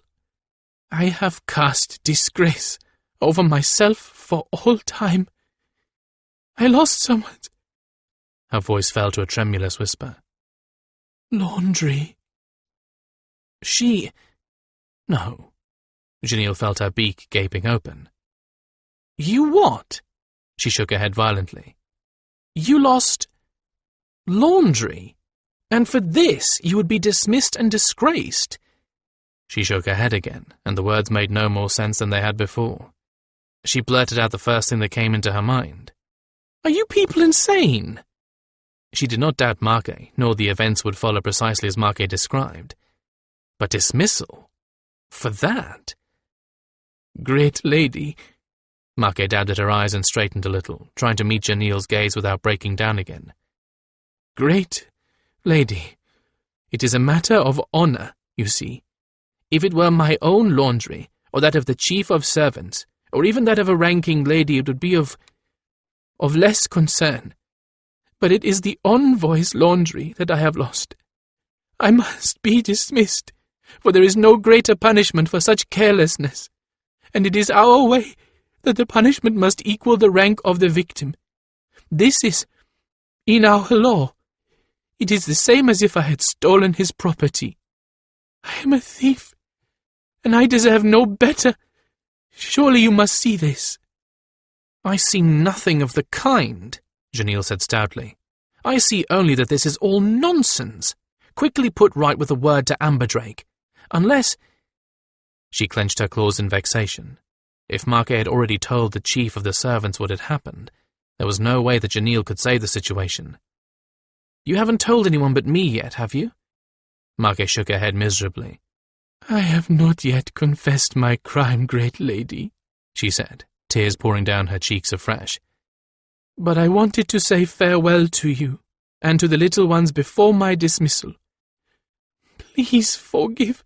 There is nothing to forgive, Marquet, and I do not want you to report this until you and I have had a chance to speak with Skandranon and Amberdrake, Janelle began, reaching out her left talon to surreptitiously hook the hem of Marquet's robe, so that the old woman could not run off without tearing herself free of Janelle's grip. The door to the suite opened, thudding into the wall. Marquet and Janelle turned as one, as surprised by the fact that no one had knocked as the fact that the door had hit the wall. Winterheart stood in the doorway, one hand clutching a wreath of tawny gold lilies, the other at her throat, convulsed around an elaborate necklace of carved amber lilies and solid gold and bronze sun discs. Her face was as pale as a cloud, and her expression that of a stunned deer. She stumbled into the room as Marquet and Janelle stared, and fumbled the door shut behind her. Winterheart, Janelle said into the leaden silence. What is wrong? Winterheart looked at Janelle as if she had spoken in some strange tongue. She licked her lips, blinked several times, and made 2 or 3 efforts to reply, before she finally got any words out. The king, she said hoarsely, her eyes blank with disbelief. Charlemagne. What about him? Janelle persisted when she fell silent. But when Winterheart spoke again, it was Janelle's turn to stare with disbelief. Winterheart's hands crushed the lilies, and her knuckles whitened under the strain. He has asked me to marry him. You must confine us both to our suites, Skandranon was insisting to an increasingly alarmed Loyette. You must place us under guard if you will not imprison us. Frantically, Loyette looked around for a higher authority, but the king and Palisar were gone. Silverveil had vanished earlier with Amberdrake, and only he and Skandranon were together in this little side chamber. This, of course, was precisely the way Skan wanted things. He's one of Charlemagne's protocol administrators. These demands are going to send him into a spinning frenzy. He can't grant them, of course. Already made the bold, dramatic gesture, which forced the king to counter it with a bold, dramatic sign of trust. The Emperor has decreed that nothing of the kind is to occur, Loyette said at last, forced to rely on his own judgment. You must not be placed under arrest. Such a thing would be dishonorable. It is impossible to agree to this demand of yours. I know, Skan thought smugly. That's why I made it. Are you saying that I am free to move about this court as I will? That this is what the Emperor wants? Skan retorted, allowing skepticism to creep into his voice. That can't be right. I tell you it is, Loyette insisted, his face now so contorted with concern that it resembled a withered fruit. You must move freely about the court. Nay, the court, the palace, the entire city. This is the king's decree. This is how he shows his trust in you. There is a certain glint in his eyes. I think he has finally figured out that this might be a better move on their part than trying to keep us locked up. After all, that didn't work before. If we actually were guilty, this kind of freedom might make us careless and give them a chance to trap us. And I'm sure those are precisely the thoughts that are going through Loyette's mind at this very moment. So there would probably be watchers, covert and overt, keeping an eye on Skan and Amberdrake at all times. That was just fine with Skandranon. He wanted to be watched. He continued to express doubt, though, and Loyette continued to express the king's wishes, and all the while he was making plans, grateful that it was very difficult to read a griffin's facial expressions. I'll wait until Kachara contacts me tonight, and I will tell Judith to send only the silvers and keep the rest of the delegation at home. I'll tell her to fortify White Gryphon. We might yet need to defend the settlement before this is over. And he had one more request of Judith, one he knew she would understand. He had a list of things he wished her to take out of the storage chest in his lair, and he would ask her to prepare and send a cask of ebony feather dye. And last, but by no means least, he would bid her to tell the settlement of White Gryphon that the Black Gryphon was back. The Black Gryphon is back. Charlemagne had long been in the habit of listening to his court secretaries with half of his mind, while the other half mused on subjects that had nothing to do with the minor issues at hand. Whatever he left to the secretaries to read to him was minor after all. That was why he had them read these letters to him after evening court and the entertainment, and just before he retired. He had a mind that was perhaps a trifle too active. He needed to tire it or would never be able to sleep. So the secretaries read the innumerable petitions and he granted a yes, no, or later, delay him, and let his thoughts circle around other quarry. Tonight, they circled Winterheart, that strange, pale beauty from the north. Engaging, nay, fascinating. She had many of the attributes of the incomparable Silver Veil, but unlike a Kestra Churn, Winterheart was attainable. Silver Veil could never give heart and soul to any single person. No Kestra Churn can. That is why they are Kestra Churn. Their hearts are too wide for a single person to compass. But Winterheart, Winterheart. Like Silver Veil in elegance, in grace, not precisely a shadow of the Kestra Churn, but reachable. Charlemagne had learned, if he had learned anything at all, that there was no point in yearning for the unattainable. Better to have the moonflower that one could touch than to lose one's heart to the moon. Logic gave him plenty of arrows to spend against the target of Palisar's inevitable objections. This would be a valuable gesture, even in the light of the murders. Should Amberdrake prove to be the murderer, he will be repudiated, and wedding her would mollify the Northerners. Marrying her would create the kind of alliance that would bring them into my kingdom as vassals rather than allies. The Gryphons alone are worth wedding her for. So he would tell Palisar and Loyette, though he did not think that the truth-sayer would object, only the speaker. He would not tell them his other reasons. This is the kind of woman, like Silver Veil, who could make me happy when I am not in the court's gaze. Silver Veil was not always there when he needed company, companionship, pure and simple. She had other duties, others who needed her skills as much as he. Winterheart could be only for him. She said little enough about herself, but he sensed that she hid depths that she had not disclosed. She carried herself well, unconsciously projecting a nobility of spirit that spoke of noble birth, just like Silver Veil. But unlike Silver Veil, her surface was not entirely flawless. There were hints of vulnerability. One could reach her if one tried. He had 10 year sons and 2 year daughters, born of the year brides of his first decade of rule. He need not wed her for heirs, for he needed none. He could wed her for himself alone. The first secretary coughed and reached for water, his throat raw. Charlemagne waved to the second to begin where the first had left off, as his thoughts drifted northward. Not to Winterheart, but to the place where she had come from. White Gryphon. No parrot in the world can crack that palm fruit. His spies had drifted through the city in the guise of sailors and other harmless sorts, and the word that they sent back was of caution. The city was built for defense, and with very little work could be made impregnable. Technically it was within his borders, but only technically. If he had to make war upon them, his allies would rightly say that a settlement perched so precariously on the edge of his lands was not worth disrupting over. His allies would be correct. There were troubles enough in his empire without taking on a nasty little border war. The sudden failure of magic and the strange creatures emerging from the deserts and jungles in the wake of magical catastrophe were quite enough to occupy the rest of his tenure on the Lion Throne. As for the newcomers themselves, unlike Palisar, he saw no harm in them. They were a fact, they were not going to leave, and their very existence meant a change in highly ways, whether or not anyone admitted it. Precedent was important, too, since there might yet be more Northerners to come. If they came, they would mean change, too. We desire change, even as we fear it, like children looking for demons in the dark, but hoping the demons will bring us 3 wishes, or wealth, or magic carpets to ride.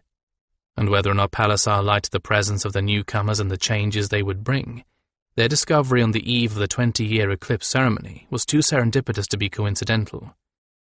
If I were a religious man, I would call it an omen. Even Palisar would accept and embrace a change that was mandated at the height of the eclipse. When the sun vanishes at midday, then change comes to the highly. That was the word in the holy books themselves, many of which had been written following changes that came with the ceremonies of the past.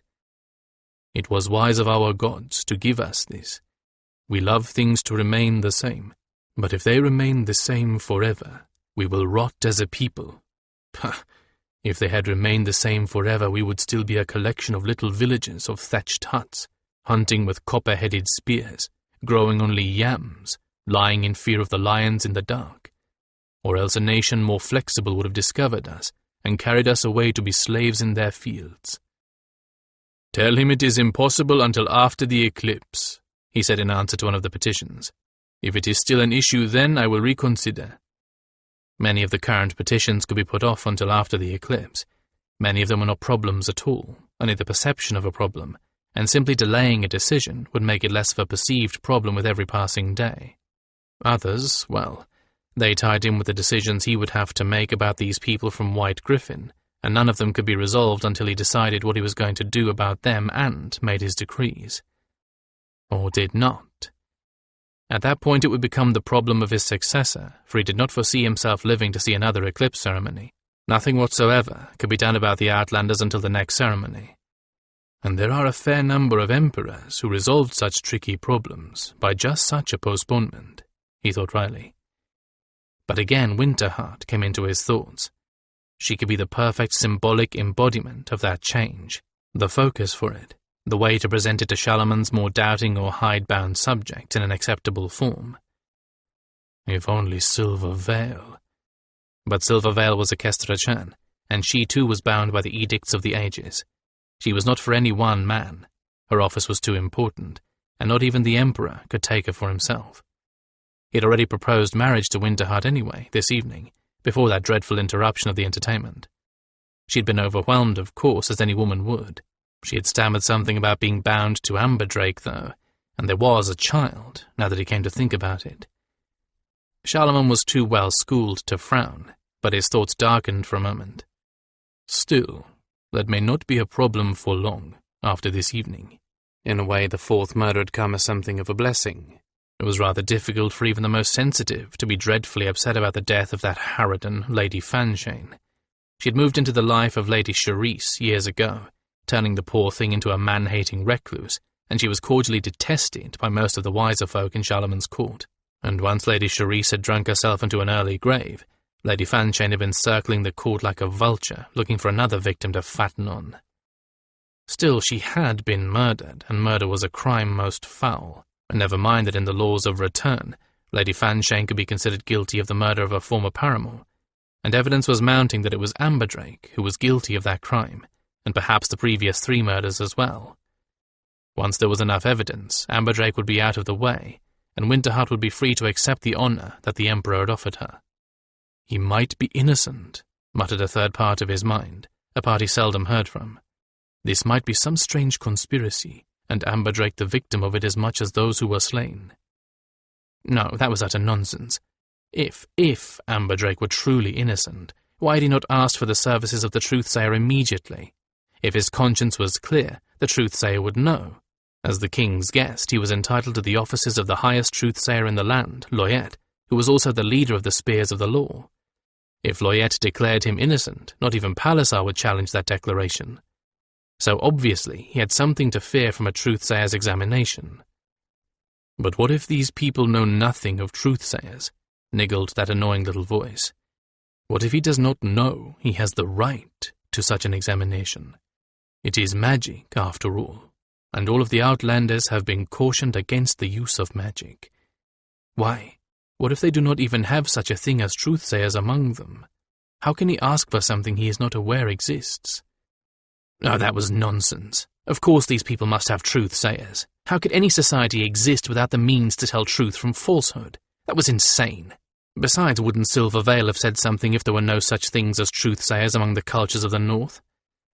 No, Amberdrake, if not directly guilty, knew something of the murders, enough to make him fear the touch of Loyet's mind on his. That would make him guilty of conspiracy to murder, which was just as great a crime as murder itself. It would be only a matter of time now. Either the evidence would become irrefutable, Amberdrake would slip up and be caught, or he would finally break down and confess. And then Winterheart would be free. And once she was free, she would be his. Then he would be lonely no more. Hadainleth flung open the windows of the darkened chamber, and the night breeze blew the gauzy curtains about, giving them the uncanny semblance of grasping ectoplasmic hands. This would be the first time he had dispatched 2 victims within a day of each other, but the highly were expecting the same pattern as the last time, and they'd all let their guards down in the wake of the last murder. Fools. They patterned their lives like pieces on a game board, and expected everyone else to do the same. Even this rather ineffectual old biddy. She had followed the same pattern every night for as long as he and Kunjin had watched her. It had been child's play to insinuate himself up the wall and into her chamber after she dismissed all her servants for the night. She hated the sounds of other people breathing in their sleep, or worse, snoring, or so Kunjin said, and she would not abide another human being or animal in her chambers after she retired for the night. She would ring a bell to summon her servants once she awoke, but from the moment she took to her bed to the moment she left it, she was alone, and not even a murderer on the loose would induce her to change that pattern. Fool. Adanleth had pinned Lady Linney to her bed, stuffed the end of his latest special carving down her throat to prevent even the slightest sound out of her. That was a bit unsatisfactory. I would have liked to have heard her beg. Then he had dragged her over to the window, his skin pressed against her bedclothes, at precisely the spot she might have stood if she'd heard something large, say the size of a griffin, land on her balcony, then pretended to let go. Predictably, these fools are so tediously predictable, she had turned to run, and he had struck her down from behind with his new sculpture, a club carved into the exact likeness of a griffin's foreleg. He opened the window now, so that the overwhelming body of evidence would be that it was open before she died. Then he stood over her unconscious body, and raised his club again. As he brought it down in a punishing blow, regretting the necessity of doing this in the dark, he felt just a little bored. These highly, as a whole, were just not interesting prey. The Caladine may have been sanctimonious, sickeningly sweet prigs, but at least they did something once in a while. The highly just lined up like good little sheep for his knife. They didn't even alter their habits when it was obvious who and what kinds of folk his targets were. Well, they aren't really important, he consoled himself with a grim smile, bringing the club down on the body with all of his strength. They aren't my real prey anyway. They're only tools. Their deaths are not the end, only the means. They're only the stepping stones to my real goal, the ladder to reach my revenge. Although, actually, this was turning out to be a little more interesting than he had thought it would. I've never actually beaten anyone to death before. Fascinating. I didn't realize how much punishment a body could take and still breathe. He knew it could be done, of course, provided nothing like the spleen or the skull was injured. A great deal of injury could be inflicted in theory, before the body was so broken that it literally bled to death from bruising. But he'd never actually witnessed such a thing. In fact, he thought, beginning to feel some of that manic strength coming into his arm that only the best kills brought out in him. This is rather fun. He wanted to giggle, but he kept his mirth well contained as energy poured into him, and the club felt as if it weighed no more than a straw. It rose and fell of its own accord, and he brought it down over and over, harder and harder, the thudding of wood into flesh pounding in his ears like the thumping of his own heartbeat, pounding with excitement, and... The club splintered. He had the crack of the wood over the dull sound of the blow. He stopped in mid-swing immediately. He was too well trained and much too clever to risk a final strike and leave behind even a single shred of evidence that it had not been the claw of a griffin that had done the deed. Instead, he stood over the now motionless body, breathing heavily while he surveyed his handiwork as best he could by moonlight. Quite impressive. He'd left the head intact except for the initial blow that had rendered her unconscious. For the rest, there was nothing to show that she had not been bludgeoned to death by the fisted claw of a griffin.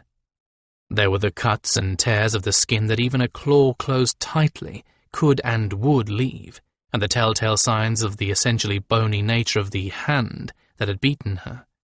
Virtually every bone in her torso had been smashed, however, and the stiff and structured highly would assume that no human could do that. Which would leave the obvious, of course. Skandranon. Lady Linney had been one of Lady Fanshane's few friends, and had been one of the loudest in her insistence that Amberdrake was guilty and must be made to pay then and there, and as such, she became an obvious target for Caladine elimination. Adanleth grinned as he moved carefully away from the body. Somewhere nearby, Noyoki was capturing all of the potent energy released by this death and channeling it into whatever project he had in mind. Kanshin waited above, with a rope ladder, ready to sprint off the balcony and across 2 rooftops.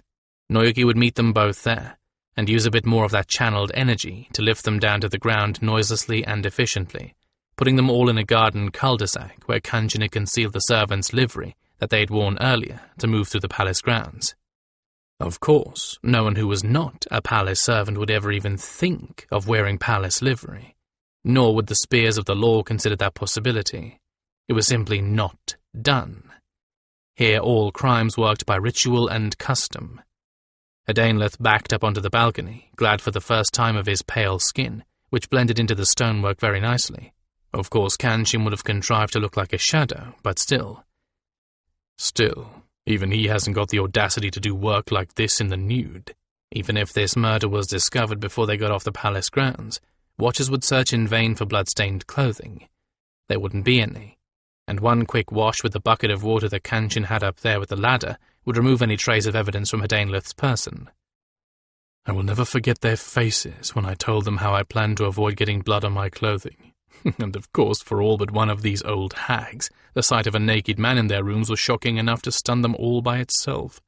They didn't even think to scream until I'd made screaming impossible. The only time he had worn anything had been this very afternoon, when he'd worn just a bit of Amberdrake's stolen finery. He'd let his target struggle just enough to tear the clothing from his back in an artistic fashion. That time he'd brought his change of livery with him, of course, and he'd cleaned himself up in the pool on the Prey's own little garden. Had anyone noticed a sign of blood there? Probably not, but if they did, they'd assume it was Amberdrake cleaning up after himself. That was the essence of making all of this work, attending to detail. With no bloody clothing to dispose of, that left one detail already taken care of. With no blood about, there was nothing for a mage to trace. He would have to remind Noyuki to cleanse this club very thoroughly, though. The rope ladder dropped down from above, and Adanleth grabbed it, clenching the end of the club between his teeth, so that he could use both hands in climbing. The night breeze felt very good, slipping along his skin like a caress. Was this how a griffin felt when it flew? Was this how a griffin felt when it made a good kill, and launched itself up into the vast dark vault of the night sky? I should have been born a griffin, he thought, laughing to himself, as he let his energy carry him up the ladder effortlessly. But no, not a griffin. Tonight I was better than a griffin. Tonight I was the ultimate predator, the killer of griffins. Yes, oh yes. Tonight I was Makar. 7. Loyet was a sorely puzzled man, and his worries dogged his footsteps as he passed through the cool, dimly lit hallways of the palace. The rest of the entertainment had been cancelled, of course. That left most of the courtiers at loose ends, with nothing to do but gossip until their normal time to retire. And gossip they certainly would. But Loyet felt certain that most of them would not come within a bowshot of the truth of tonight's drama. Even though all the evidence pointed to the foreigner Amberdrake as the author of the latest murder, he himself would never have believed it to be so after he witnessed the foreigner's reaction. Amberdrake had been as shocked as anyone in the room at the revelation of a fourth murder, and his reaction on being accused was to freeze, like a terrified bird. He had not been plotting means to escape the room. He had not come forth immediately with plausible alibis. He had frozen, struck dumb, as any innocent man would. And seeing his bewilderment and terror, Loyet would bet his professional reputation that if he had been asked to perform a truth-saying on the man, the results would mirror his intuition. Furthermore, it occurred to him on reflection that the person who spirited himself into 4 rooms without detection, committed butchery without detection, and spirited himself out again without detection, would have not been stupid enough to leave so many clues behind as to his identity. Still, though, the first 3 murders had been made without leaving a signature, as was customary among professional assassins. The foreigner's ways were not those of the highly, though, so perhaps the murderer did not know what should be done. Even in assassinations, customs were to be observed, but only if the assassin knew the customs. The foreigners don't know the customs of assassination any better than they know how to address a social convention in court, if that is the case. That is circumstantial evidence, but evidence nonetheless that a foreigner committed the murders. He would have said as much to the Emperor in private, if the Gryphon King had not interrupted with his theatrical posturings and outrageous statements. By the time Skandranon was finished, and Charlemagne had been forced to order both of them free on their own recognizance, there was no point in saying anything, at least not until things calmed down a trifle.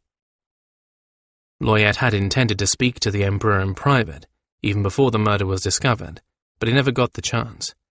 The Gryphon King had been spending a great deal of time today in the air, although Loyet had not seen Skandranon anywhere near where the fourth murder had taken place. And anyway, there had been no way to get into the murder room from outside the building. But why was he flying about? Spying? There was no reason for him to do so. This observation was of a piece with everything else about this series of murders. Strange things were occurring all over the palace, yet none of them fit with the murders or even with each other. Strange things, such as the Emperor absenting himself from the entertainment, and only reappearing after the whole play was well underway. I could not find him. Silvervale and Palisar could not find him. Where was he? What was he doing? This play was about his own grandfather.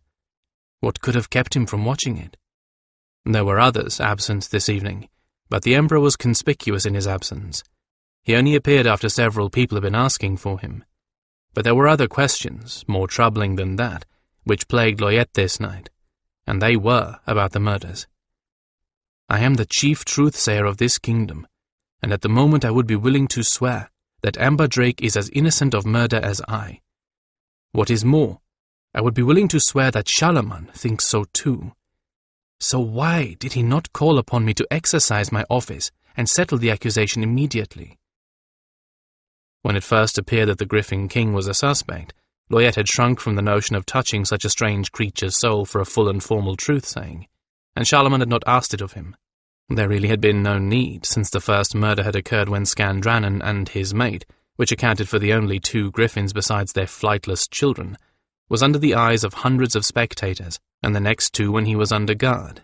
The suspicion was really only in the minds of those who hated and feared the foreigners in the first place, and was eventually dismissed without Loyet's intervention, as the truth-sayer had hoped. I could understand and appreciate the Emperor's reluctance to ask me to examine the mind of the Gryphon King. After all, I was reluctant myself, and he surely saw that. Skandranon is not human, and I might not be able to read his soul, or trying to do so might cause me damage or distress. But Amberdrake is as human as I, and there should be no question of my being able to read him. Even if the foreigners are unaware that calling a truth-sayer is their right, the Emperor certainly knows. So why did he not call upon me? I was waiting. Charlemagne seldom forgot anything, with Loyet standing there and Amberdrake accused of a terrible crime. Surely he could not have forgotten to ask Loyet to exercise his chief office. So why had Charlemagne done nothing? Innocence or guilt could have been settled in a single evening. And while under Charlemagne's gaze and command, it would have been improper of me to volunteer. Protocol must be observed. Loyet turned a corner and realized that he had quite missed the corridor he wanted. His feet had taken him in the direction of the guest quarters, and Silvervale's suite, without him intending anything of the sort. He knew that Silvervale was with Amberdrake now, possibly advising him, so there was no point in going on. My heart knows what I need, but he has need of advice more than I. Surely I can unravel this by myself, if I can only see all the clues. He turned and was about to retrace his steps, when he saw that he was no longer alone in the corridor. Stumbling blindly toward him, a look of stunned bewilderment on her face, was the foreign woman Winterheart. Loyet would have attributed her expression to the terrible accusation laid against her mate, if not for 2 things. One was that he knew that she had not been in the room when the accusation was laid. And where was she, if she was not there? And 2, an observation that left him stunned. She wore the royal betrothal necklace of amber lilies and golden lion heads about her neck, and she carried in one hand the wreath of 10 lion lilies, signifying the king's intention to wed her. Her eyes saw nothing, and he pressed himself back up against the smooth wooden paneling of the wall, hoping the dim light would disguise his identity. With luck, she would take him for a servant. She walked numbly past him, clearly lost in her own thoughts and paying no attention whatsoever to him, as he stared at her with his mouth slightly agape. His own thoughts swirled with confusion for a moment. and suddenly the reason for the king's inaction became blindingly, painfully clear. Charlemagne wanted Winterheart, but Winterheart was bound to Amberdrake by whatever simplistic rites these barbarians used as marriage. There was a child, in fact, a girl-child called Windsong, or so Silverveil had told him. Now, if Winterheart chose not to be bound by such things, then she would not be considered wedded, not by the laws of this land. Even among the highly, most women would be so overwhelmed by the king's offer that even a legal marriage would be dealt with. Such things had happened before. If the woman were already wedded, she and her family, and possibly even her husband and his family, would do all that they could to hurry through a divorce so that she could be free to wed the king. Most marriages were arranged by parents anyway, and a woman had only to declare her soul at complete opposite to that of her husband for a priest to make a marriage null and void. There was no particular disgrace in that, provided the husband also agreed. And in the case of the king's indicating his interest, well, there could be considerable status and profit in being the amiable and agreeable ex-husband of the new royal consort. Fortunes had been made and noble rank achieved by men who had been willing to honor the king's interests before their own. But that was only true where there were no bonds of the heart and soul.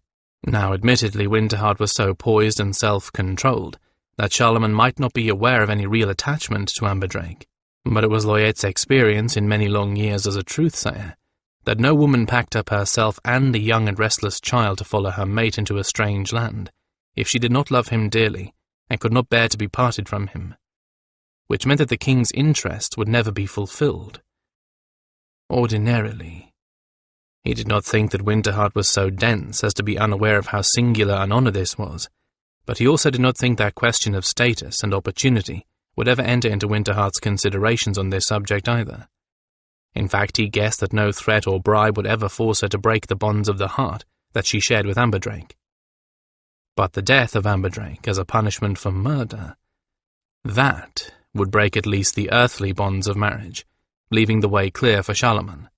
Even his imprisonment or suspicion alone might do that, if the imprisonment were made for life. Or if something unfortunate happened to him in prison. Disease, a vengeful relative taking matters into his own hands. These things have happened before, too. Loyette stood frozen, his back still pressed up against the paneling of the corridor. It all made sense. Horrible, dishonorable sense. But sense still. He tried to find some other plausible reason for Charlemagne's inaction. The king might not know that they are unaware of the real meaning of my office. I only knew because Silverveil asked me about it when she first arrived, and she was astonished to hear that we had such a thing. He might not know that they do not know. They can demand my services if he does not offer. He might not, but Loyette had the terrible feeling that Charlemagne would not raise even a whisper to find out, not with Winterheart at stake. Loyette clenched his hands into fists at his side, every muscle tight with anxiety. Oh, how was he to deal with this? What was he to do? It was a dreadful dilemma. My duty as chief truth-sayer is clear.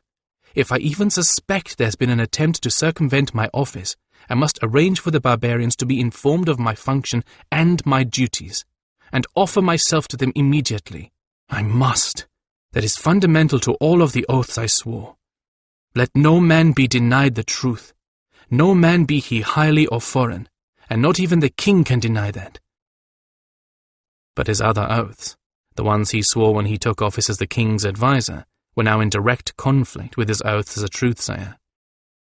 I have a duty to honor the wishes of the king. All of this is supposition and suspicion on my part, except for the fact of the lilies and the necklace, which make the king's wishes clear to me. His hands rose of their own accord to hold his temples. This was giving him a headache that surely rivaled any of Palisar's. I shall never again be tempted to think lightly of his pain. Which of his duties was the deeper? Charlemagne needed a consort. Indeed, he and Palisar had been urging him for many, many years to select one. How could he continue in the next 20-year cycle if there was no female principal beside him to balance his male? And he needed a consort for his own sake as well. The royal consort was the equivalent of a personal Kestrachan in many ways, a Kestrachan Charlemagne would never have to share with anyone. Winterheart looked, to Loyette's eyes at least, to be fully capable of serving that position admirably. In addition, wedding her would bring the foreigners neatly into the fold without having to concede anything. There would be no need for elaborate arrangements, or for special inclusion in the eclipse ceremony. They would become allies by virtue of marriage, the simplest way of all. But my duty as a truth-sayer— there'd been nothing whatsoever in his training, arduous as it was, that dealt with a situation like this. What do I do when the king, who is the embodiment of the honor of the highly, is possibly acting with less than honor? Should he confront Charlemagne? What good would that do?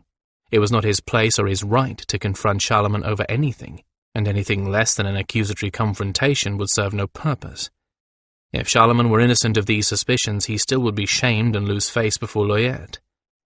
That would be unthinkable, and for suspecting such a thing, I should offer to take my own life. If he were guilty, he would deny his guilt and probably still contrive to keep Amberdrake from exercising his rights. And he might demand that I take my own life. How would I know without truth-saying if he were innocent or guilty? I cannot truth-say the Emperor without his leave. There was really only one solution, and that was for Loyette to redeem Charlemagne's honor himself. The only way to save this situation is to remove the temptation for Charlemagne to act wrongfully. If I circumvent the need to confront him, then events will fall as they would have if he had not neglected to call me forward in the first place. That meant Loyette, who abhorred taking direct action, would have to do just that. You must make it impossible for Charlemagne to make his convenient oversight, truth-sayer, said a stern internal voice. His own voice. That is the deeper duty, both to your office and to the king. If he is acting without honor, he will be forced to confront that for himself without having an outside force confront him. If he was simply forgetful, he will be saved from the results of that neglect, as is your duty to him as an advisor. You, yourself, must go to the barbarians and make it clear to them what their options are. It might possibly be still that Charlemagne knew something that Loyette did not.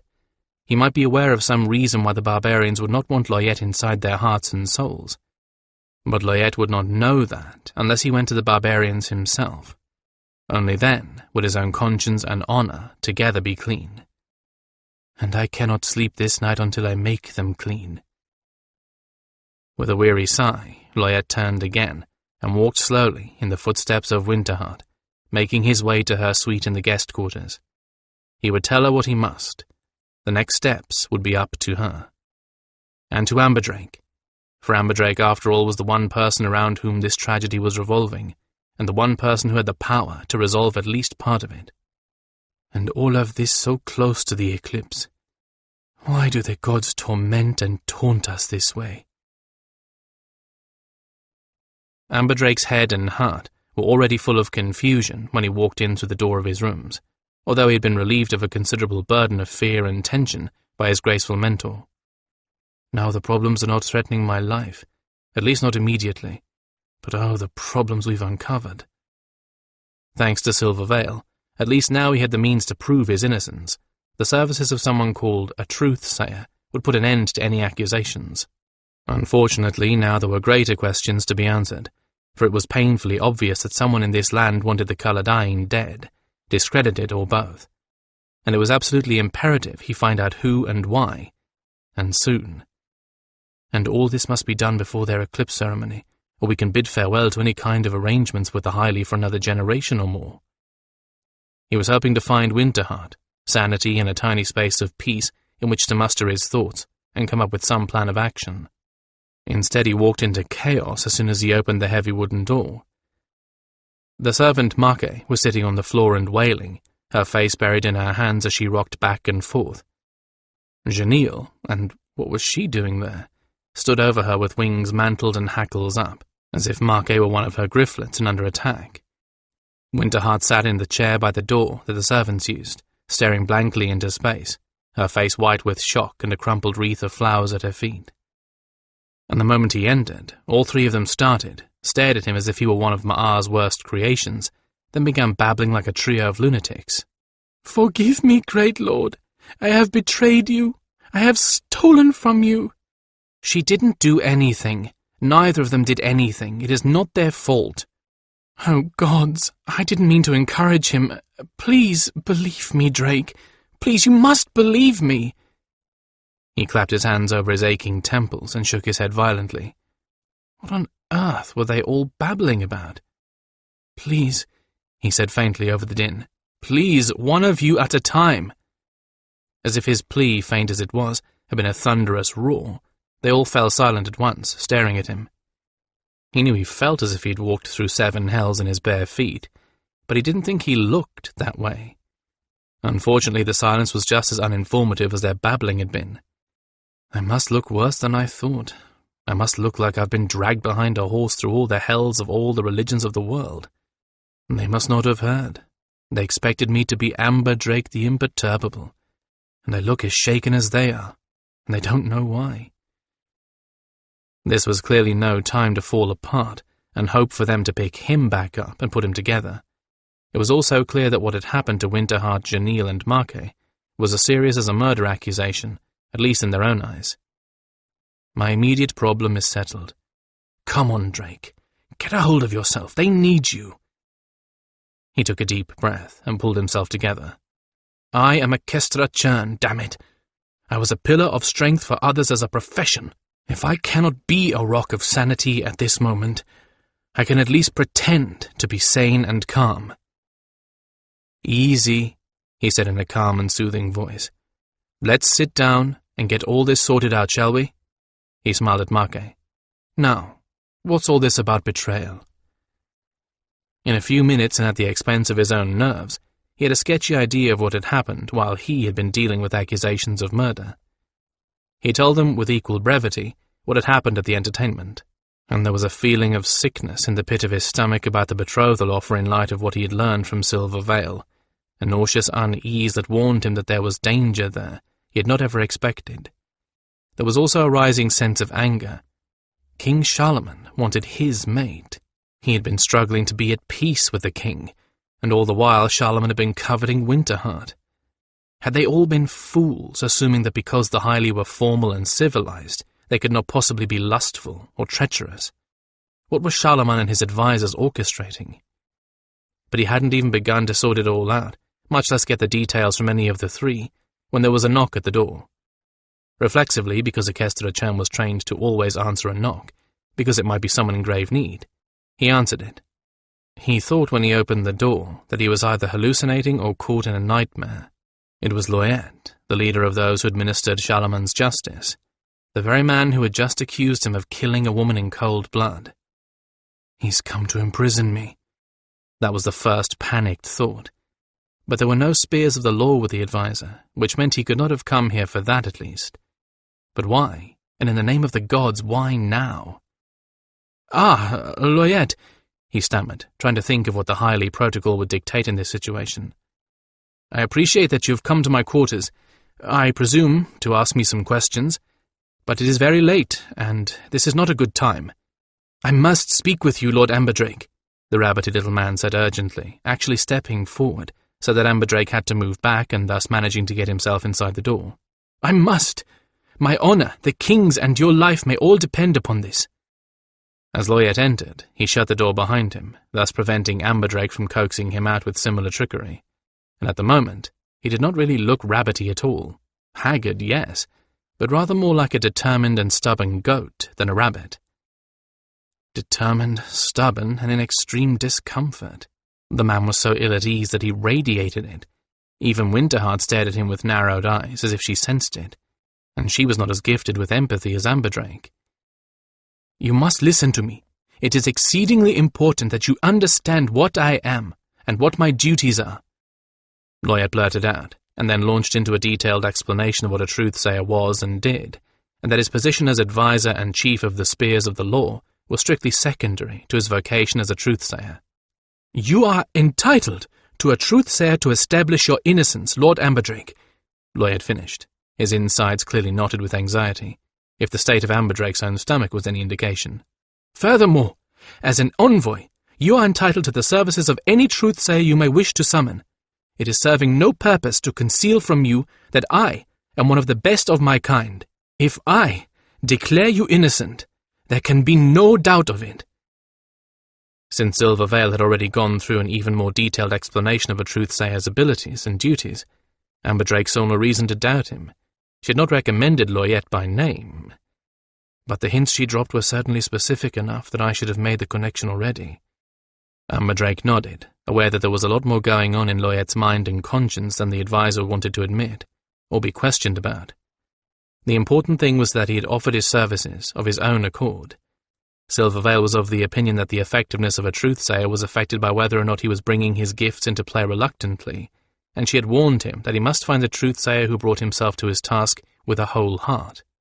Loyette obviously had made up his mind that he was not going to be reluctant. Best not to question further. I do not want to know what he does not want to reveal. "Loyette, my Lord Loyette, thank you for bringing this information to me, and so generously offering yourself as my truthsayer," Amberdrake said, making sure that he projected sincerity and profound gratitude into every word. "Rest assured your services will be called for shortly, perhaps even tonight. As it happens, the Kestrachan Silver Veil gave me identical advice, although she did not suggest you specifically, and if anyone questions me, I must in all honesty say that I ask for a truthsayer on her word." He had said precisely the right thing. Rather than taking offense, Loyette visibly relaxed when Amberdrake said he would be giving Silver Veil the credit for advising him. He doesn't want anyone to know he came to tell me the same things as Silver Veil. I think perhaps I'll ask her why later. "I cannot begin to tell you how pleased I am that you have a true friend like Silver Veil in this court," Loyette said fervently, "and I will remain awake for a while yet. If you think you may wish to call upon me tonight, it is not that late. We would all still be watching the entertainment under other circumstances." He broke off, embarrassed, as if he realized he was babbling. There was a great deal of babbling going on tonight. "I believe that will be the case," Amberdrake told him gravely, "and I thank you in advance for going to such lengths for me." "It is nothing more nor less than you deserve," Loyette protested, opening the door and letting himself out quickly, as if he feared Amberdrake might want to question him further. "It is only my duty. It is only what is right. I bid you good night, for now." And with that, he gratefully took himself out. Amberdrake had the feeling that if it had been within the bounds of propriety to run away, he would have. "There is something that he doesn't want me to ask about, and I would bet that it has to do with the king's proposal to Winterheart." He turned back to the three anxious faces that were at least a little less anxious for hearing Loyette's speech. "Now," he told them, "let's get comfortable. The garden, I think. We're less likely to be overheard there.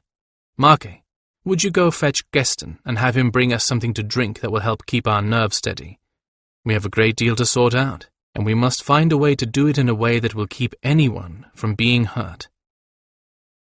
When Marke rejoined them in the garden, with Geston and a tray of strong tea and another of sugar cakes, he ordered her to remain. "You have a part in this, little mother," he told her, patting a seat beside him and smiling at her as she took it, timidly. Geston went around the garden, lighting the insect-repelling lamps and candles. "Let us begin with the lost clothing, for that is what brought me to such a terrible accusation. I think you do not realize that you have been betrayed as badly as you believe you betrayed me." She bowed her head to hide her face, her shoulders trembling. "Odd. I feel steadier now that I have all evening. I wonder why. Was it because he was pretending to be the ever-serene Kestrachan? Or was it because they needed him to be the calm one? Well, as the servant she cannot demand the services of the truthsayer, I suspect. But because the loss of my property is what led to my being accused of murder, I can demand she be examined myself. I think Loyette will find that she did not lose anything, that the missing clothing was stolen, and she cannot possibly be blamed for having clothing stolen by the crafty fiends who have successfully completed 4 murders. He sensed Winterheart's anguish even as his mind raced through plans dealing with his quandary, and Marke's, and he reached out for her hand, even as he spoke soothing words to Marke. When the old woman finally raised her eyes to his, he smiled encouragingly at her, and turned his attention to his own beloved. "Amberdrake, she began. He managed a weak chuckle. You are as blameless as poor Marquet, if you think you somehow encouraged Charlemagne to think you were interested in him, he said, taking a cup of tea from Gaston and pressing it into a trembling hand. All you did was to be yourself. Dear gods, that was certainly enough to ensnare me, wasn't it? Her manners are flawless, in a court which values manners and those things that have no flaws. Her mannerisms are all charming. She fits here as well as Silver Veil, and it is obvious, even to a fool, that she would never do anything that would disgrace her, in the purest sense of the word. Winterheart is surely as exotic as Silver Veil, though why Charlemagne hasn't made this offer to her. Well, it might be some stupid caste issue, I suppose. It irritated him to think that Silver Veil might somehow be considered unworthy of the king's matrimonial attentions, when he was obviously taking advantage of every one of that redoubtable lady's many talents. Silver Veil would make such a queen, and she loves him. Why can't he see that? Oh, damn. Let me get this settled first. A little matter of a murder accusation. I'll deal with hearts and minds later. All you did was to be yourself, he repeated. And that was just a temptation that was too much for the Emperor to resist. I understand his desire, and I can hardly blame you if I can't blame him. She sensed his sincerity, even if she could not share his thoughts, and she managed a tremulous smile. The problem is, he hesitated a moment, then said it out loud.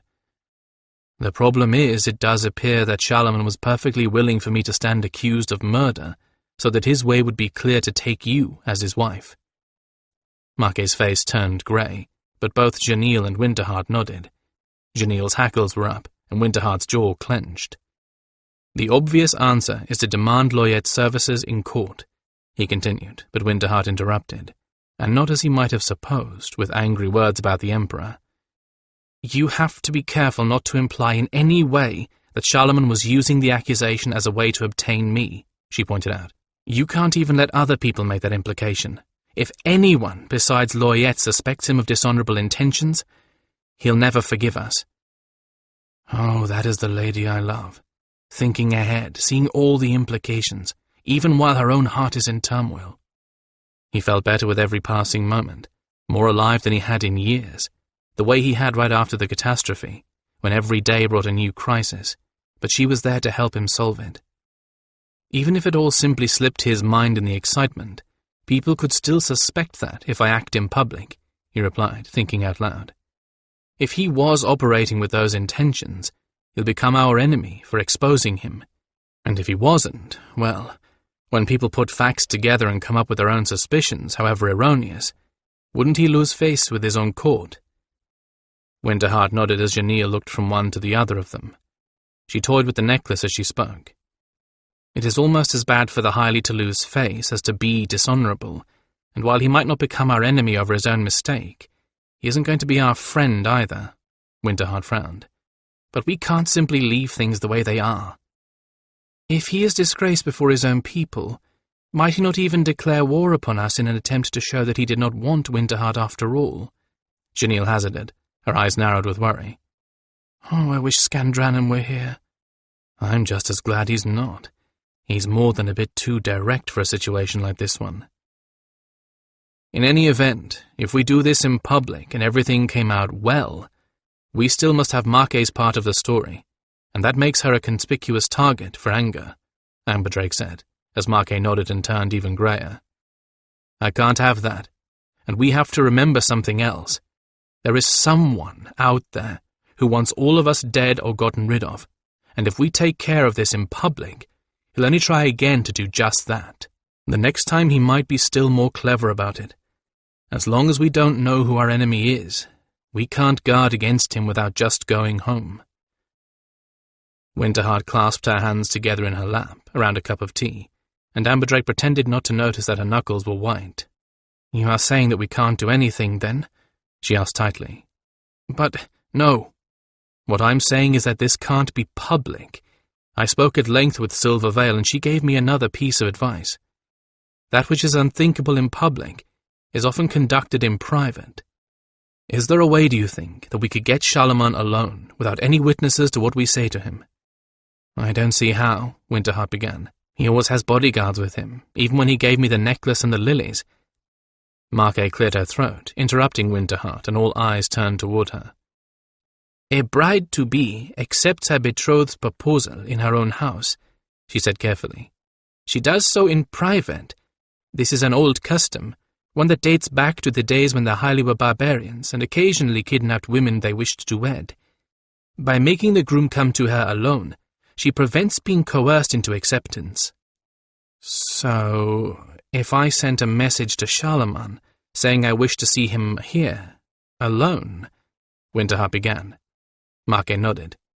He would assume that you were going to accept the necklace, and he would send away his guards, arriving at your door unaccompanied. He would of course expect that you would be alone as well. She coughed delicately.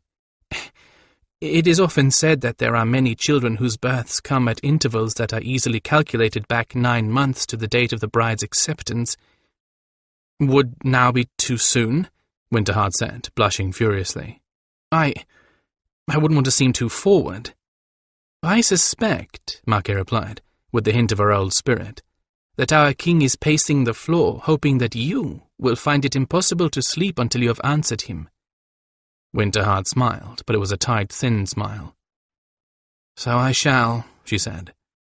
So I shall. Skandranon, predictably, arrived just at the moment when they were about to send that carefully worded message to the king.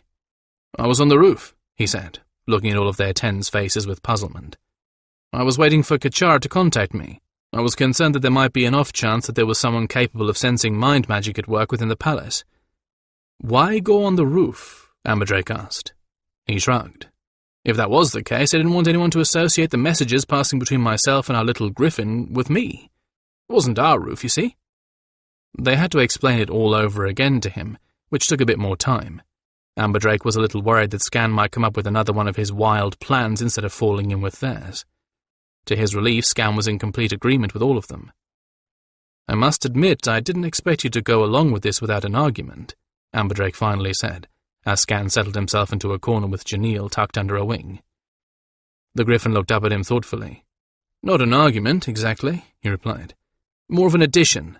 It's unethical, of course, but you've had a game played on you that was worse than unethical, and I think this would just even the scales between you and Charlemagne. Amberdrake winced. Whenever the Gryphon suggested something unethical, or something to even the scales, there was no predicting what he was going to say. Gryphons were carnivores, and they showed it in their ideas of justice and fair play. Well, what was your suggestion? 2 things, really, Skan said, preening a talon. The first is the unethical one. You've got a rather formidable gift in that empathy of yours. Use it. You know very well you can make people feel things as well as feeling them yourself. So use that. Make Charlemagne feel very guilty and in your debt for not exposing him. Shove your sincerity and goodwill down his throat until he chokes on them. Make him eat kindness until he has to do us major favors or burst. Amberdrake gritted his teeth over that one, but he had to admit that Skan had a good idea. He hated using his powers that way, but if I'm going to ensure the success of this, I have to use every weapon I have. He's right. And the other? He asked. Tell him you're life-bonded. Skan finished preening the talon and regarded him with that direct Gryphonic gaze. From what I've learned, it's unusual here and important to these people. Loyette can probably confirm that to him. I think telling him might just tip the scales in our favor. Amberdrake considered that for a moment. Well, I can't see why it should, but I also can't see how it can hurt. All right, Geston, are you ready to play messenger? The Hertasi nodded tightly. This is going to need a lot of fancy footwork, Drake. I hope you know that. Believe me, Amberdrake replied grimly. No one knows it better than I do.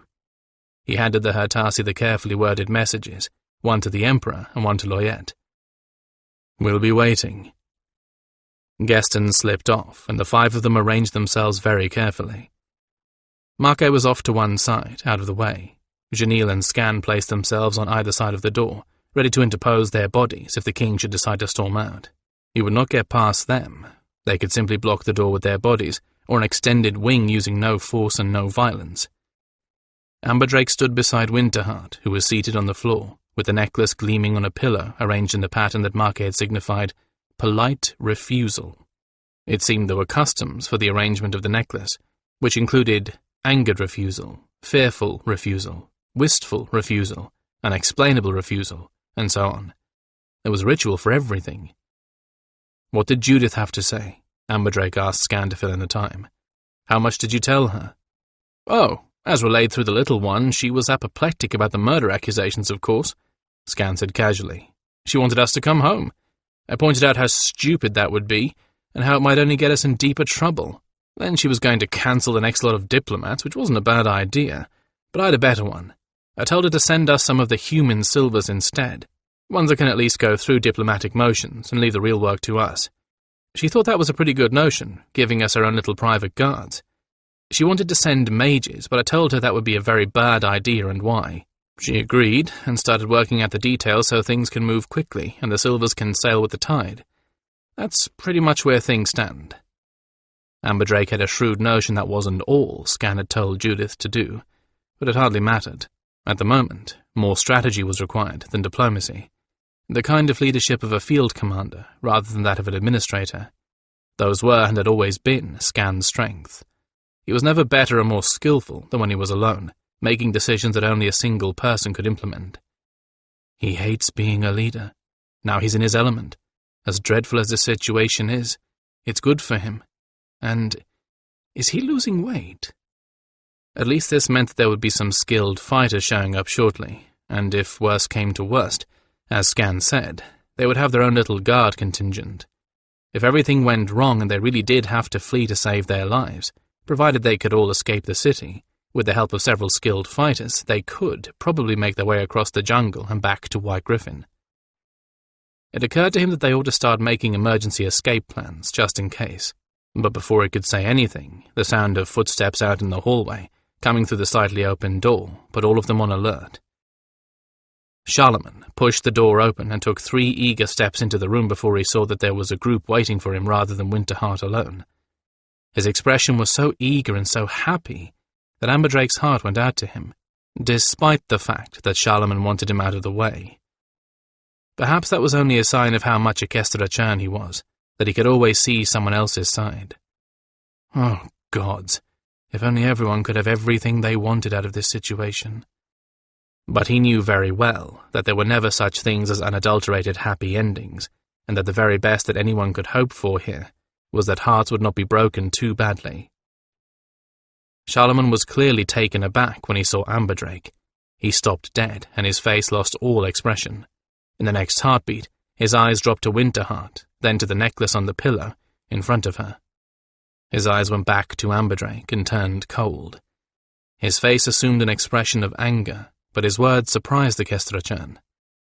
"Lady," he said softly, "if this man has threatened you, if—" Winterheart raised her eyes to his as Scan and Janelle closed the door very softly and put themselves between Charlemagne and the exit.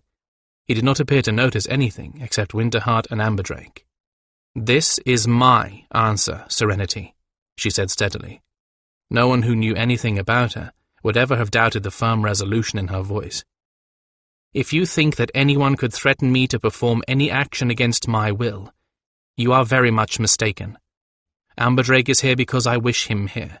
I asked him here, and because I wish to show you that we are of one heart in this and in all else."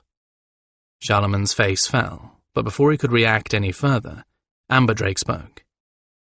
"You desired my lady," he said very gently, without even a hint of threat, "and you did not advise me that I had a right to a truth-sayer when accused of murder. I cannot think but that the two are connected." He tried to keep the words neutral, tried to make his statement very casual, but the accusation was still there, and there was no real way to soften it. Charlemagne went absolutely rigid, as if struck with a sudden paralysis. His face froze except for a tick beside his right eye. He opened his mouth slightly, as if to speak, but nothing emerged. Amberdrake sensed a turmoil of emotions, chief of which was panic, and overlaying that, real guilt, and beneath it all, a terrible shame. And all of his own doubts were resolved. Consciously or not, Charlemagne had tried to rid himself of his rival by underhanded means, and had just been forced to acknowledge that. Caught you. Now to soothe you. Serenity, he said swiftly, using his gift just as Skan had advised, to emphasize his words and gently prod the Emperor's emotions in the direction he chose. Winterheart is a beautiful woman, full of wit and wisdom and grace. She is a fit consort for any king, and I cannot fault you for desiring her. We are private in our emotions, and you could not know that this was not a marriage of convenience between us. You are generous, Charlemagne growled. Amberdrake noted the dangerous anger behind that simple statement. Time to turn that anger in the proper direction. I also cannot fault you for falling into a trap that was laid for all of us, he continued with a little anger of his own. A trap contrived by someone, or a conspiracy of someone's, who must be the most clever and fiendish I have ever had the misfortune to encounter. The party behind it, whoever he or she is, saw your interest and did not scruple to use it against all of us. Charlemagne knitted his brows slightly in puzzlement. I do not understand, he told the Kestrachan. What are you trying to say? That these murders are serving another purpose? Amberdrake nodded. There is someone in this land who wishes to be rid of the folk of White Gryphon. I dare say he or she would not be averse to seeing you come to grief as well, and this person contrived to put you in a situation where you might not see the threat to your honor. There, no accusation, only point out the existence of the threat. That is why, or so we believe, these dreadful murders have occurred. All of them, of people who objected to our presence but were completely loyal to you. That is why, so we conjecture, this person arranged a situation that you would also be entrapped by. So, I have a traitor in my own ranks? The king asked, his expression darkening to anger, seizing gratefully on the suggestion that his actions had been manipulated by someone else. Just as Amberdrake had known he would. It was an easier answer, one that was more palatable. Better than being thought dishonorable, even by barbarians. Interesting. Amberdrake had the feeling that he was finally beginning to understand these people. We believe so. The problem is that we will never find this person until we lull him into carelessness, Amberdrake told him earnestly, as Skan and Janil moved quietly away from the door.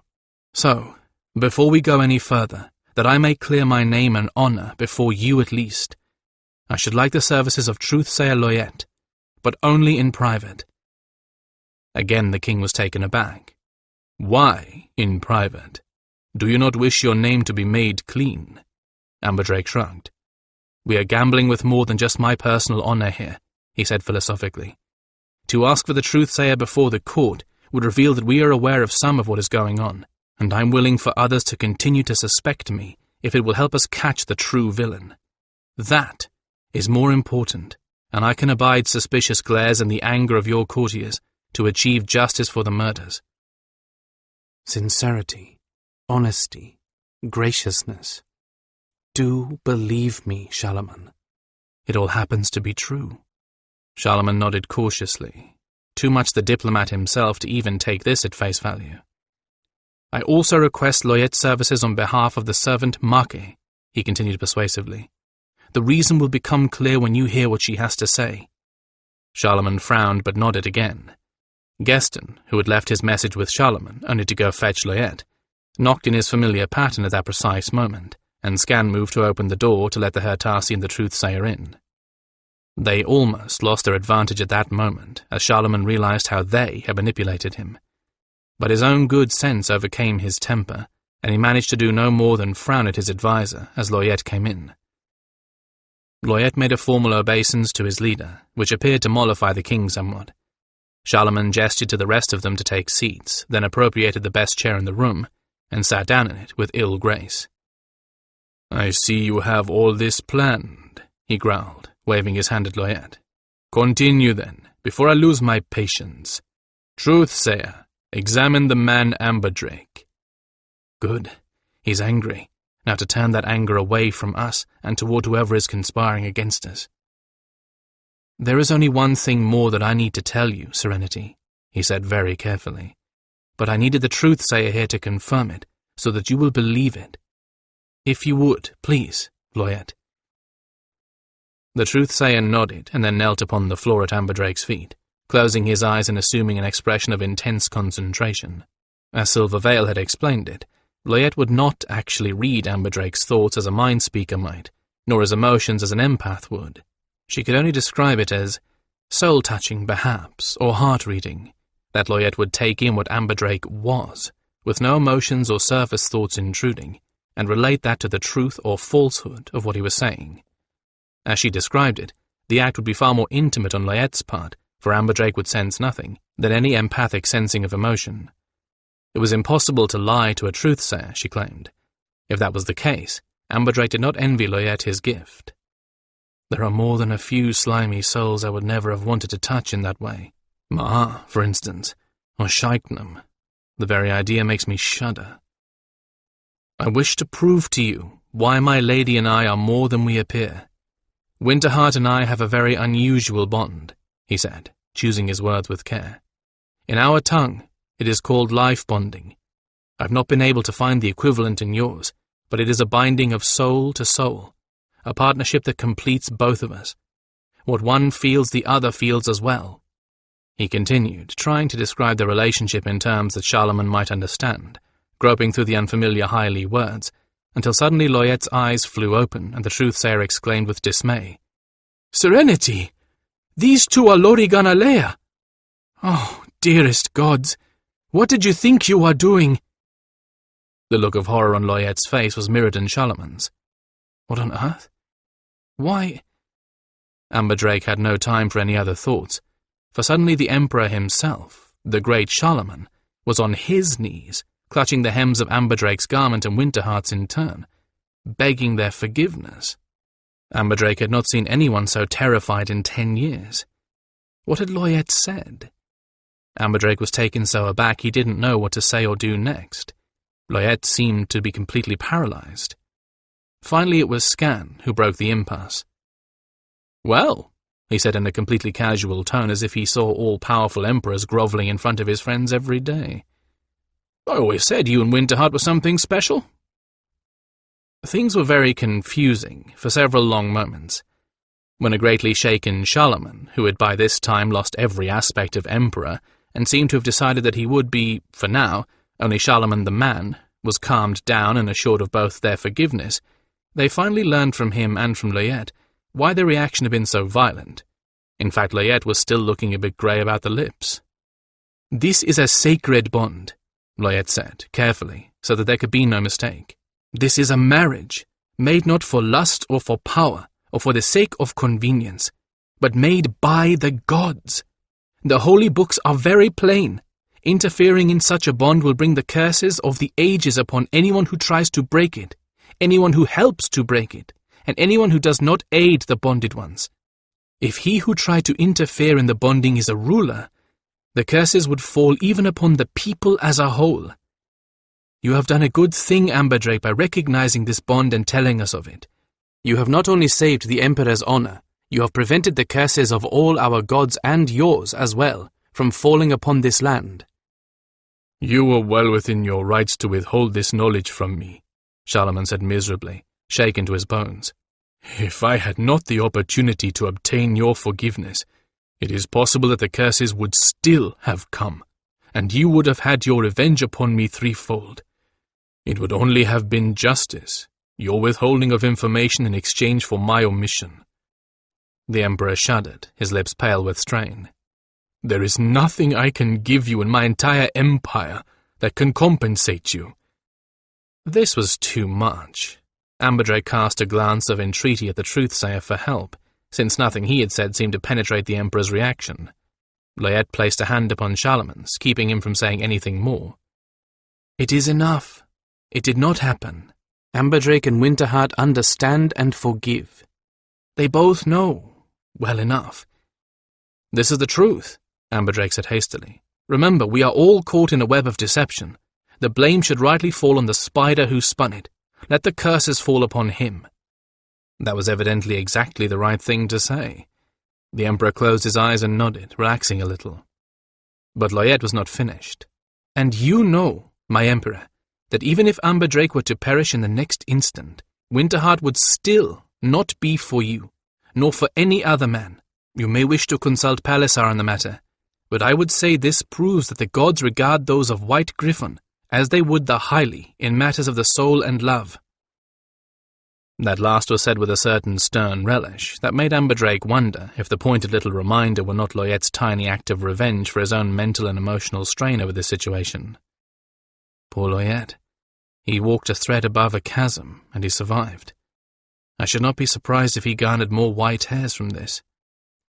Charlemagne nodded weakly. "I know, and I swear that I will think of her from this moment on as I would my own sister, my own mother, my own daughter, and with no other thoughts in my heart." He shook himself a little, then looked up at Amberdrake.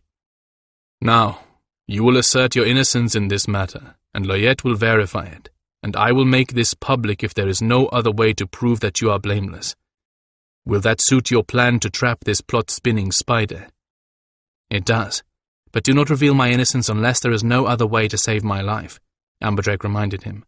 "We must make our enemy think that he has us trapped, all of us. He will never make any mistakes unless he becomes overconfident. We have to think of other things that will make it look as if I'm still the chief suspect." Loyette assumed his truth-saying trance again, and Amberdrake carefully stated his innocence in all of the murders. There was no point in doing this if Charlemagne would still be wondering if Amberdrake had anything to do with the other 3 deaths. "Nor would I harm any other member of your court," he added, "except to bring this killer to justice." "There, I think that covers everything." Charlemagne hardly looked at Loyette, who confirmed everything Amberdrake said in a dreamy, detached voice. Odd. He looked so strained before, but now he actually seems to be experiencing something pleasant. I wonder why. "Now for Marquet." Amberdrake brought the trembling woman to sit in front of Loyette. She seemed to be on the verge of tears, but bravely held them back, looking only at Amberdrake. She seemed to take comfort in heart from his presence, and he put a steadying hand on hers as he knelt beside her chair, out of Loyette's way. "Marquet, you are the servant and cleaning woman for myself, Winterheart, Genil, and Skandranon, are you not?" he asked in a gentle voice. She nodded mutely, and Loyette echoed the gesture. "One of your tasks is to see that our clothing is taken to the laundresses and returned. Is that not so?" he continued. She nodded, and Loyette confirmed the truth of the statement. "Now, today, this morning, when you fetched the clean clothing, some of it was missing, correct? Whose was it?" Marquet's voice trembled with suppressed tears. "Yours, great lord." "And that was before the afternoon recess, when all the court takes a rest, was it not?" "Yes, great lord," she replied, a single tear seeping out of the corner of her eye and escaping into the wrinkles of her cheeks. "When you took it away yesterday, did it ever leave your hands from the moment you received it to the moment you delivered it to the laundresses?" he asked. She shook her head mutely. "And when did you discover that there was a piece missing?" he asked her. "When I opened the bundle, as it came from the laundresses, in these rooms, great lord," she said, and sobbed as she lost her tenuous control of herself. "I am—" "No," he said quickly, putting a hand on her shoulder to stop her from saying anything more. "Describe the missing piece, if you can." As he had hoped, she remembered it in minute detail, and it was obvious to anyone who had seen the bloody fragments that the robe she described and the pieces found with the last victim were the same. "Good," he said. "Now simply answer this. Did you leave the bundle anywhere after you received it from their hands? Did you even leave it alone in our rooms?" She shook her head. "So, during the entire time when the clothing was in your control, you did not leave it anywhere but in the hands of those who were to clean it?" It was a rhetorical question, but she nodded. "This woman speaks the truth," Loyette said tonelessly. "So, first, the clothing that turned up with the last murder victim was missing from my possession this morning, so I could not have been wearing it," Amberdrake said triumphantly. "And second, it cannot possibly have been Marquet's fault that it came into the possession of someone else. She was not careless. She didn't lose anything. It was stolen, and she can hardly be held responsible for the acts of someone who is a murderer, a traitor, and a thief." Charlemagne sighed wearily, and Marquet suddenly looked up, her expression changing in an instant from one of despair to one of joy.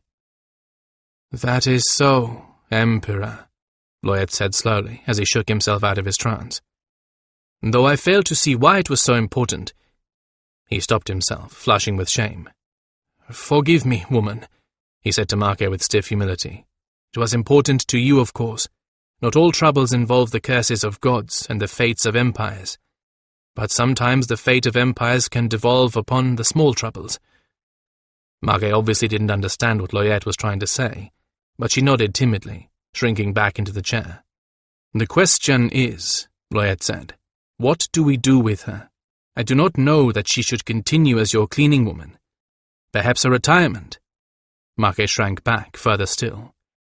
"If I may make a request," Janelle put in. "Marke is the only one who knows that the clothing was missing. This puts her in danger if the murderer thinks of it.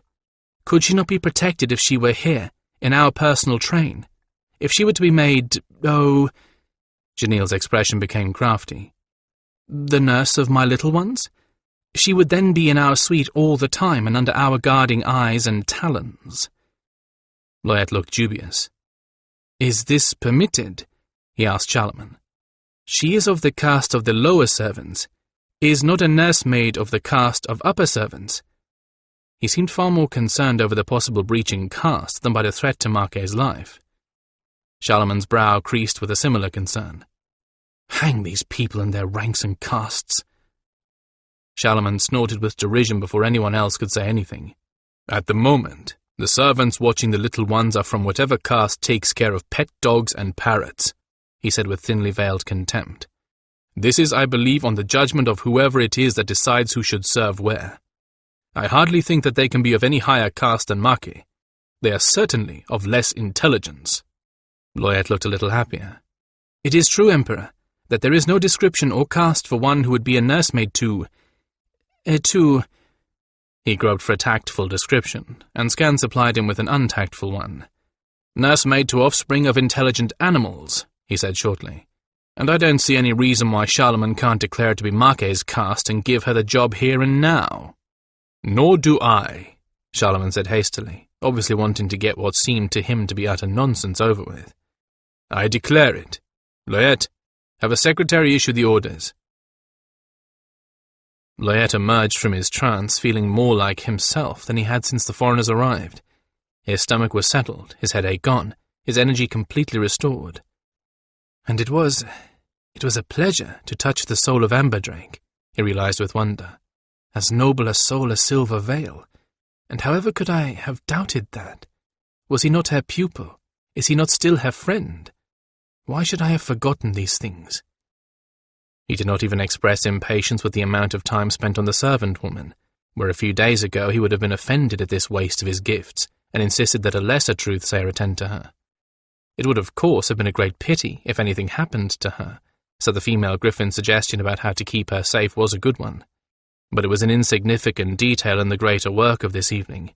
He and Amberdrake between them had managed to engineer all of it without ever having Charlemagne's honour publicly called into question. And Amberdrake saved us all from the curses of the gods, and on the eve of the eclipse, too. His relief at that was enough to make him weak in the knees. The disaster that would be. The curses could have persisted for the next 20 years, or worse. But of course Amberdrake's forgiveness came quickly and readily. That was the kind of soul that Loyet had touched. He simply rested from his labour, as Skandranon, Charlemagne, and the rest worked out what the next moves would be. "I think perhaps that we should do more than continue to foster the illusion that I am the chief suspect," Amberdrake said gravely. "In fact, Winterheart, if you have no objections, perhaps we should also foster the illusion that you and I have quarrelled over this, and that you have accepted the king's proposal." Loyet woke up at that. It was a bold move and a frightening one. He would have been more concerned except that he had violated custom and read the king, and he knew that Charlemagne had been truly frightened by his narrow escape, and that he would indeed regard Winterheart as purely and without lust, as if she was his daughter from this moment on. In the face of so great a threat, the violation of custom is a small matter. Charlemagne could not have been permitted Winterheart's company if his heart had not changed. "I don't object, as long as I can still—" Winterheart bit her lip and blushed redly, and Charlemagne laughed for the first time that evening.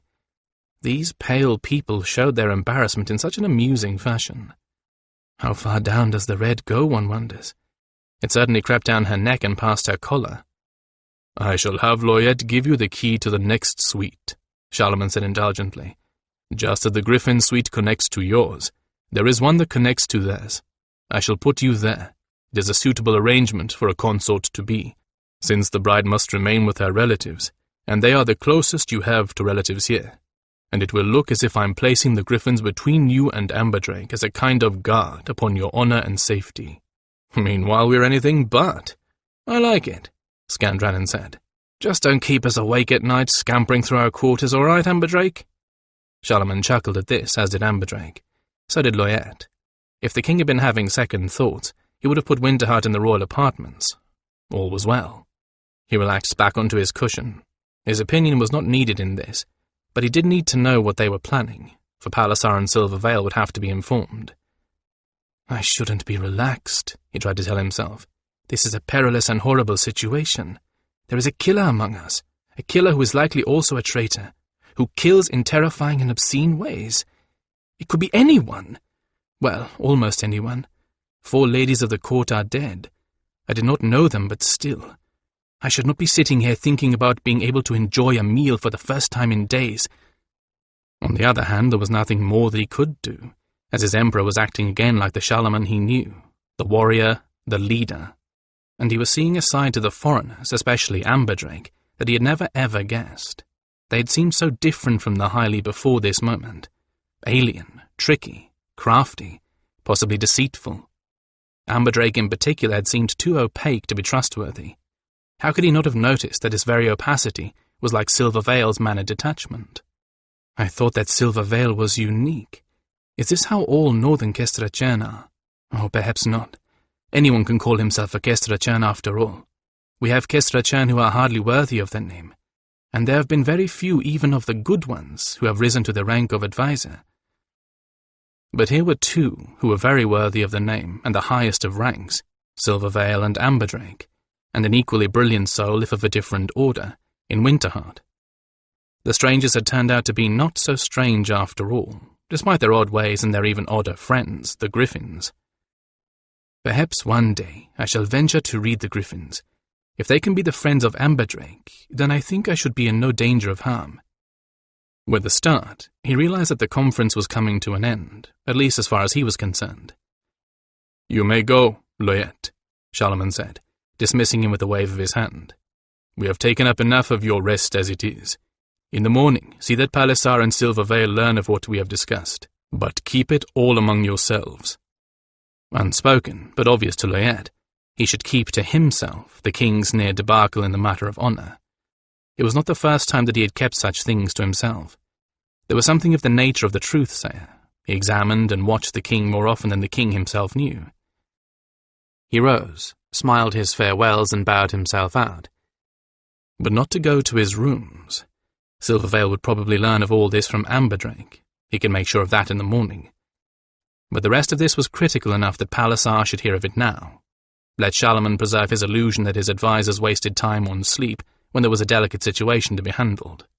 Loyette knew his duty, and so did Palliser. It would be a long night, but one well spent. Besides, he thought, humming a little to himself, suddenly I seem to have much more energy than I did earlier. I wonder why that is.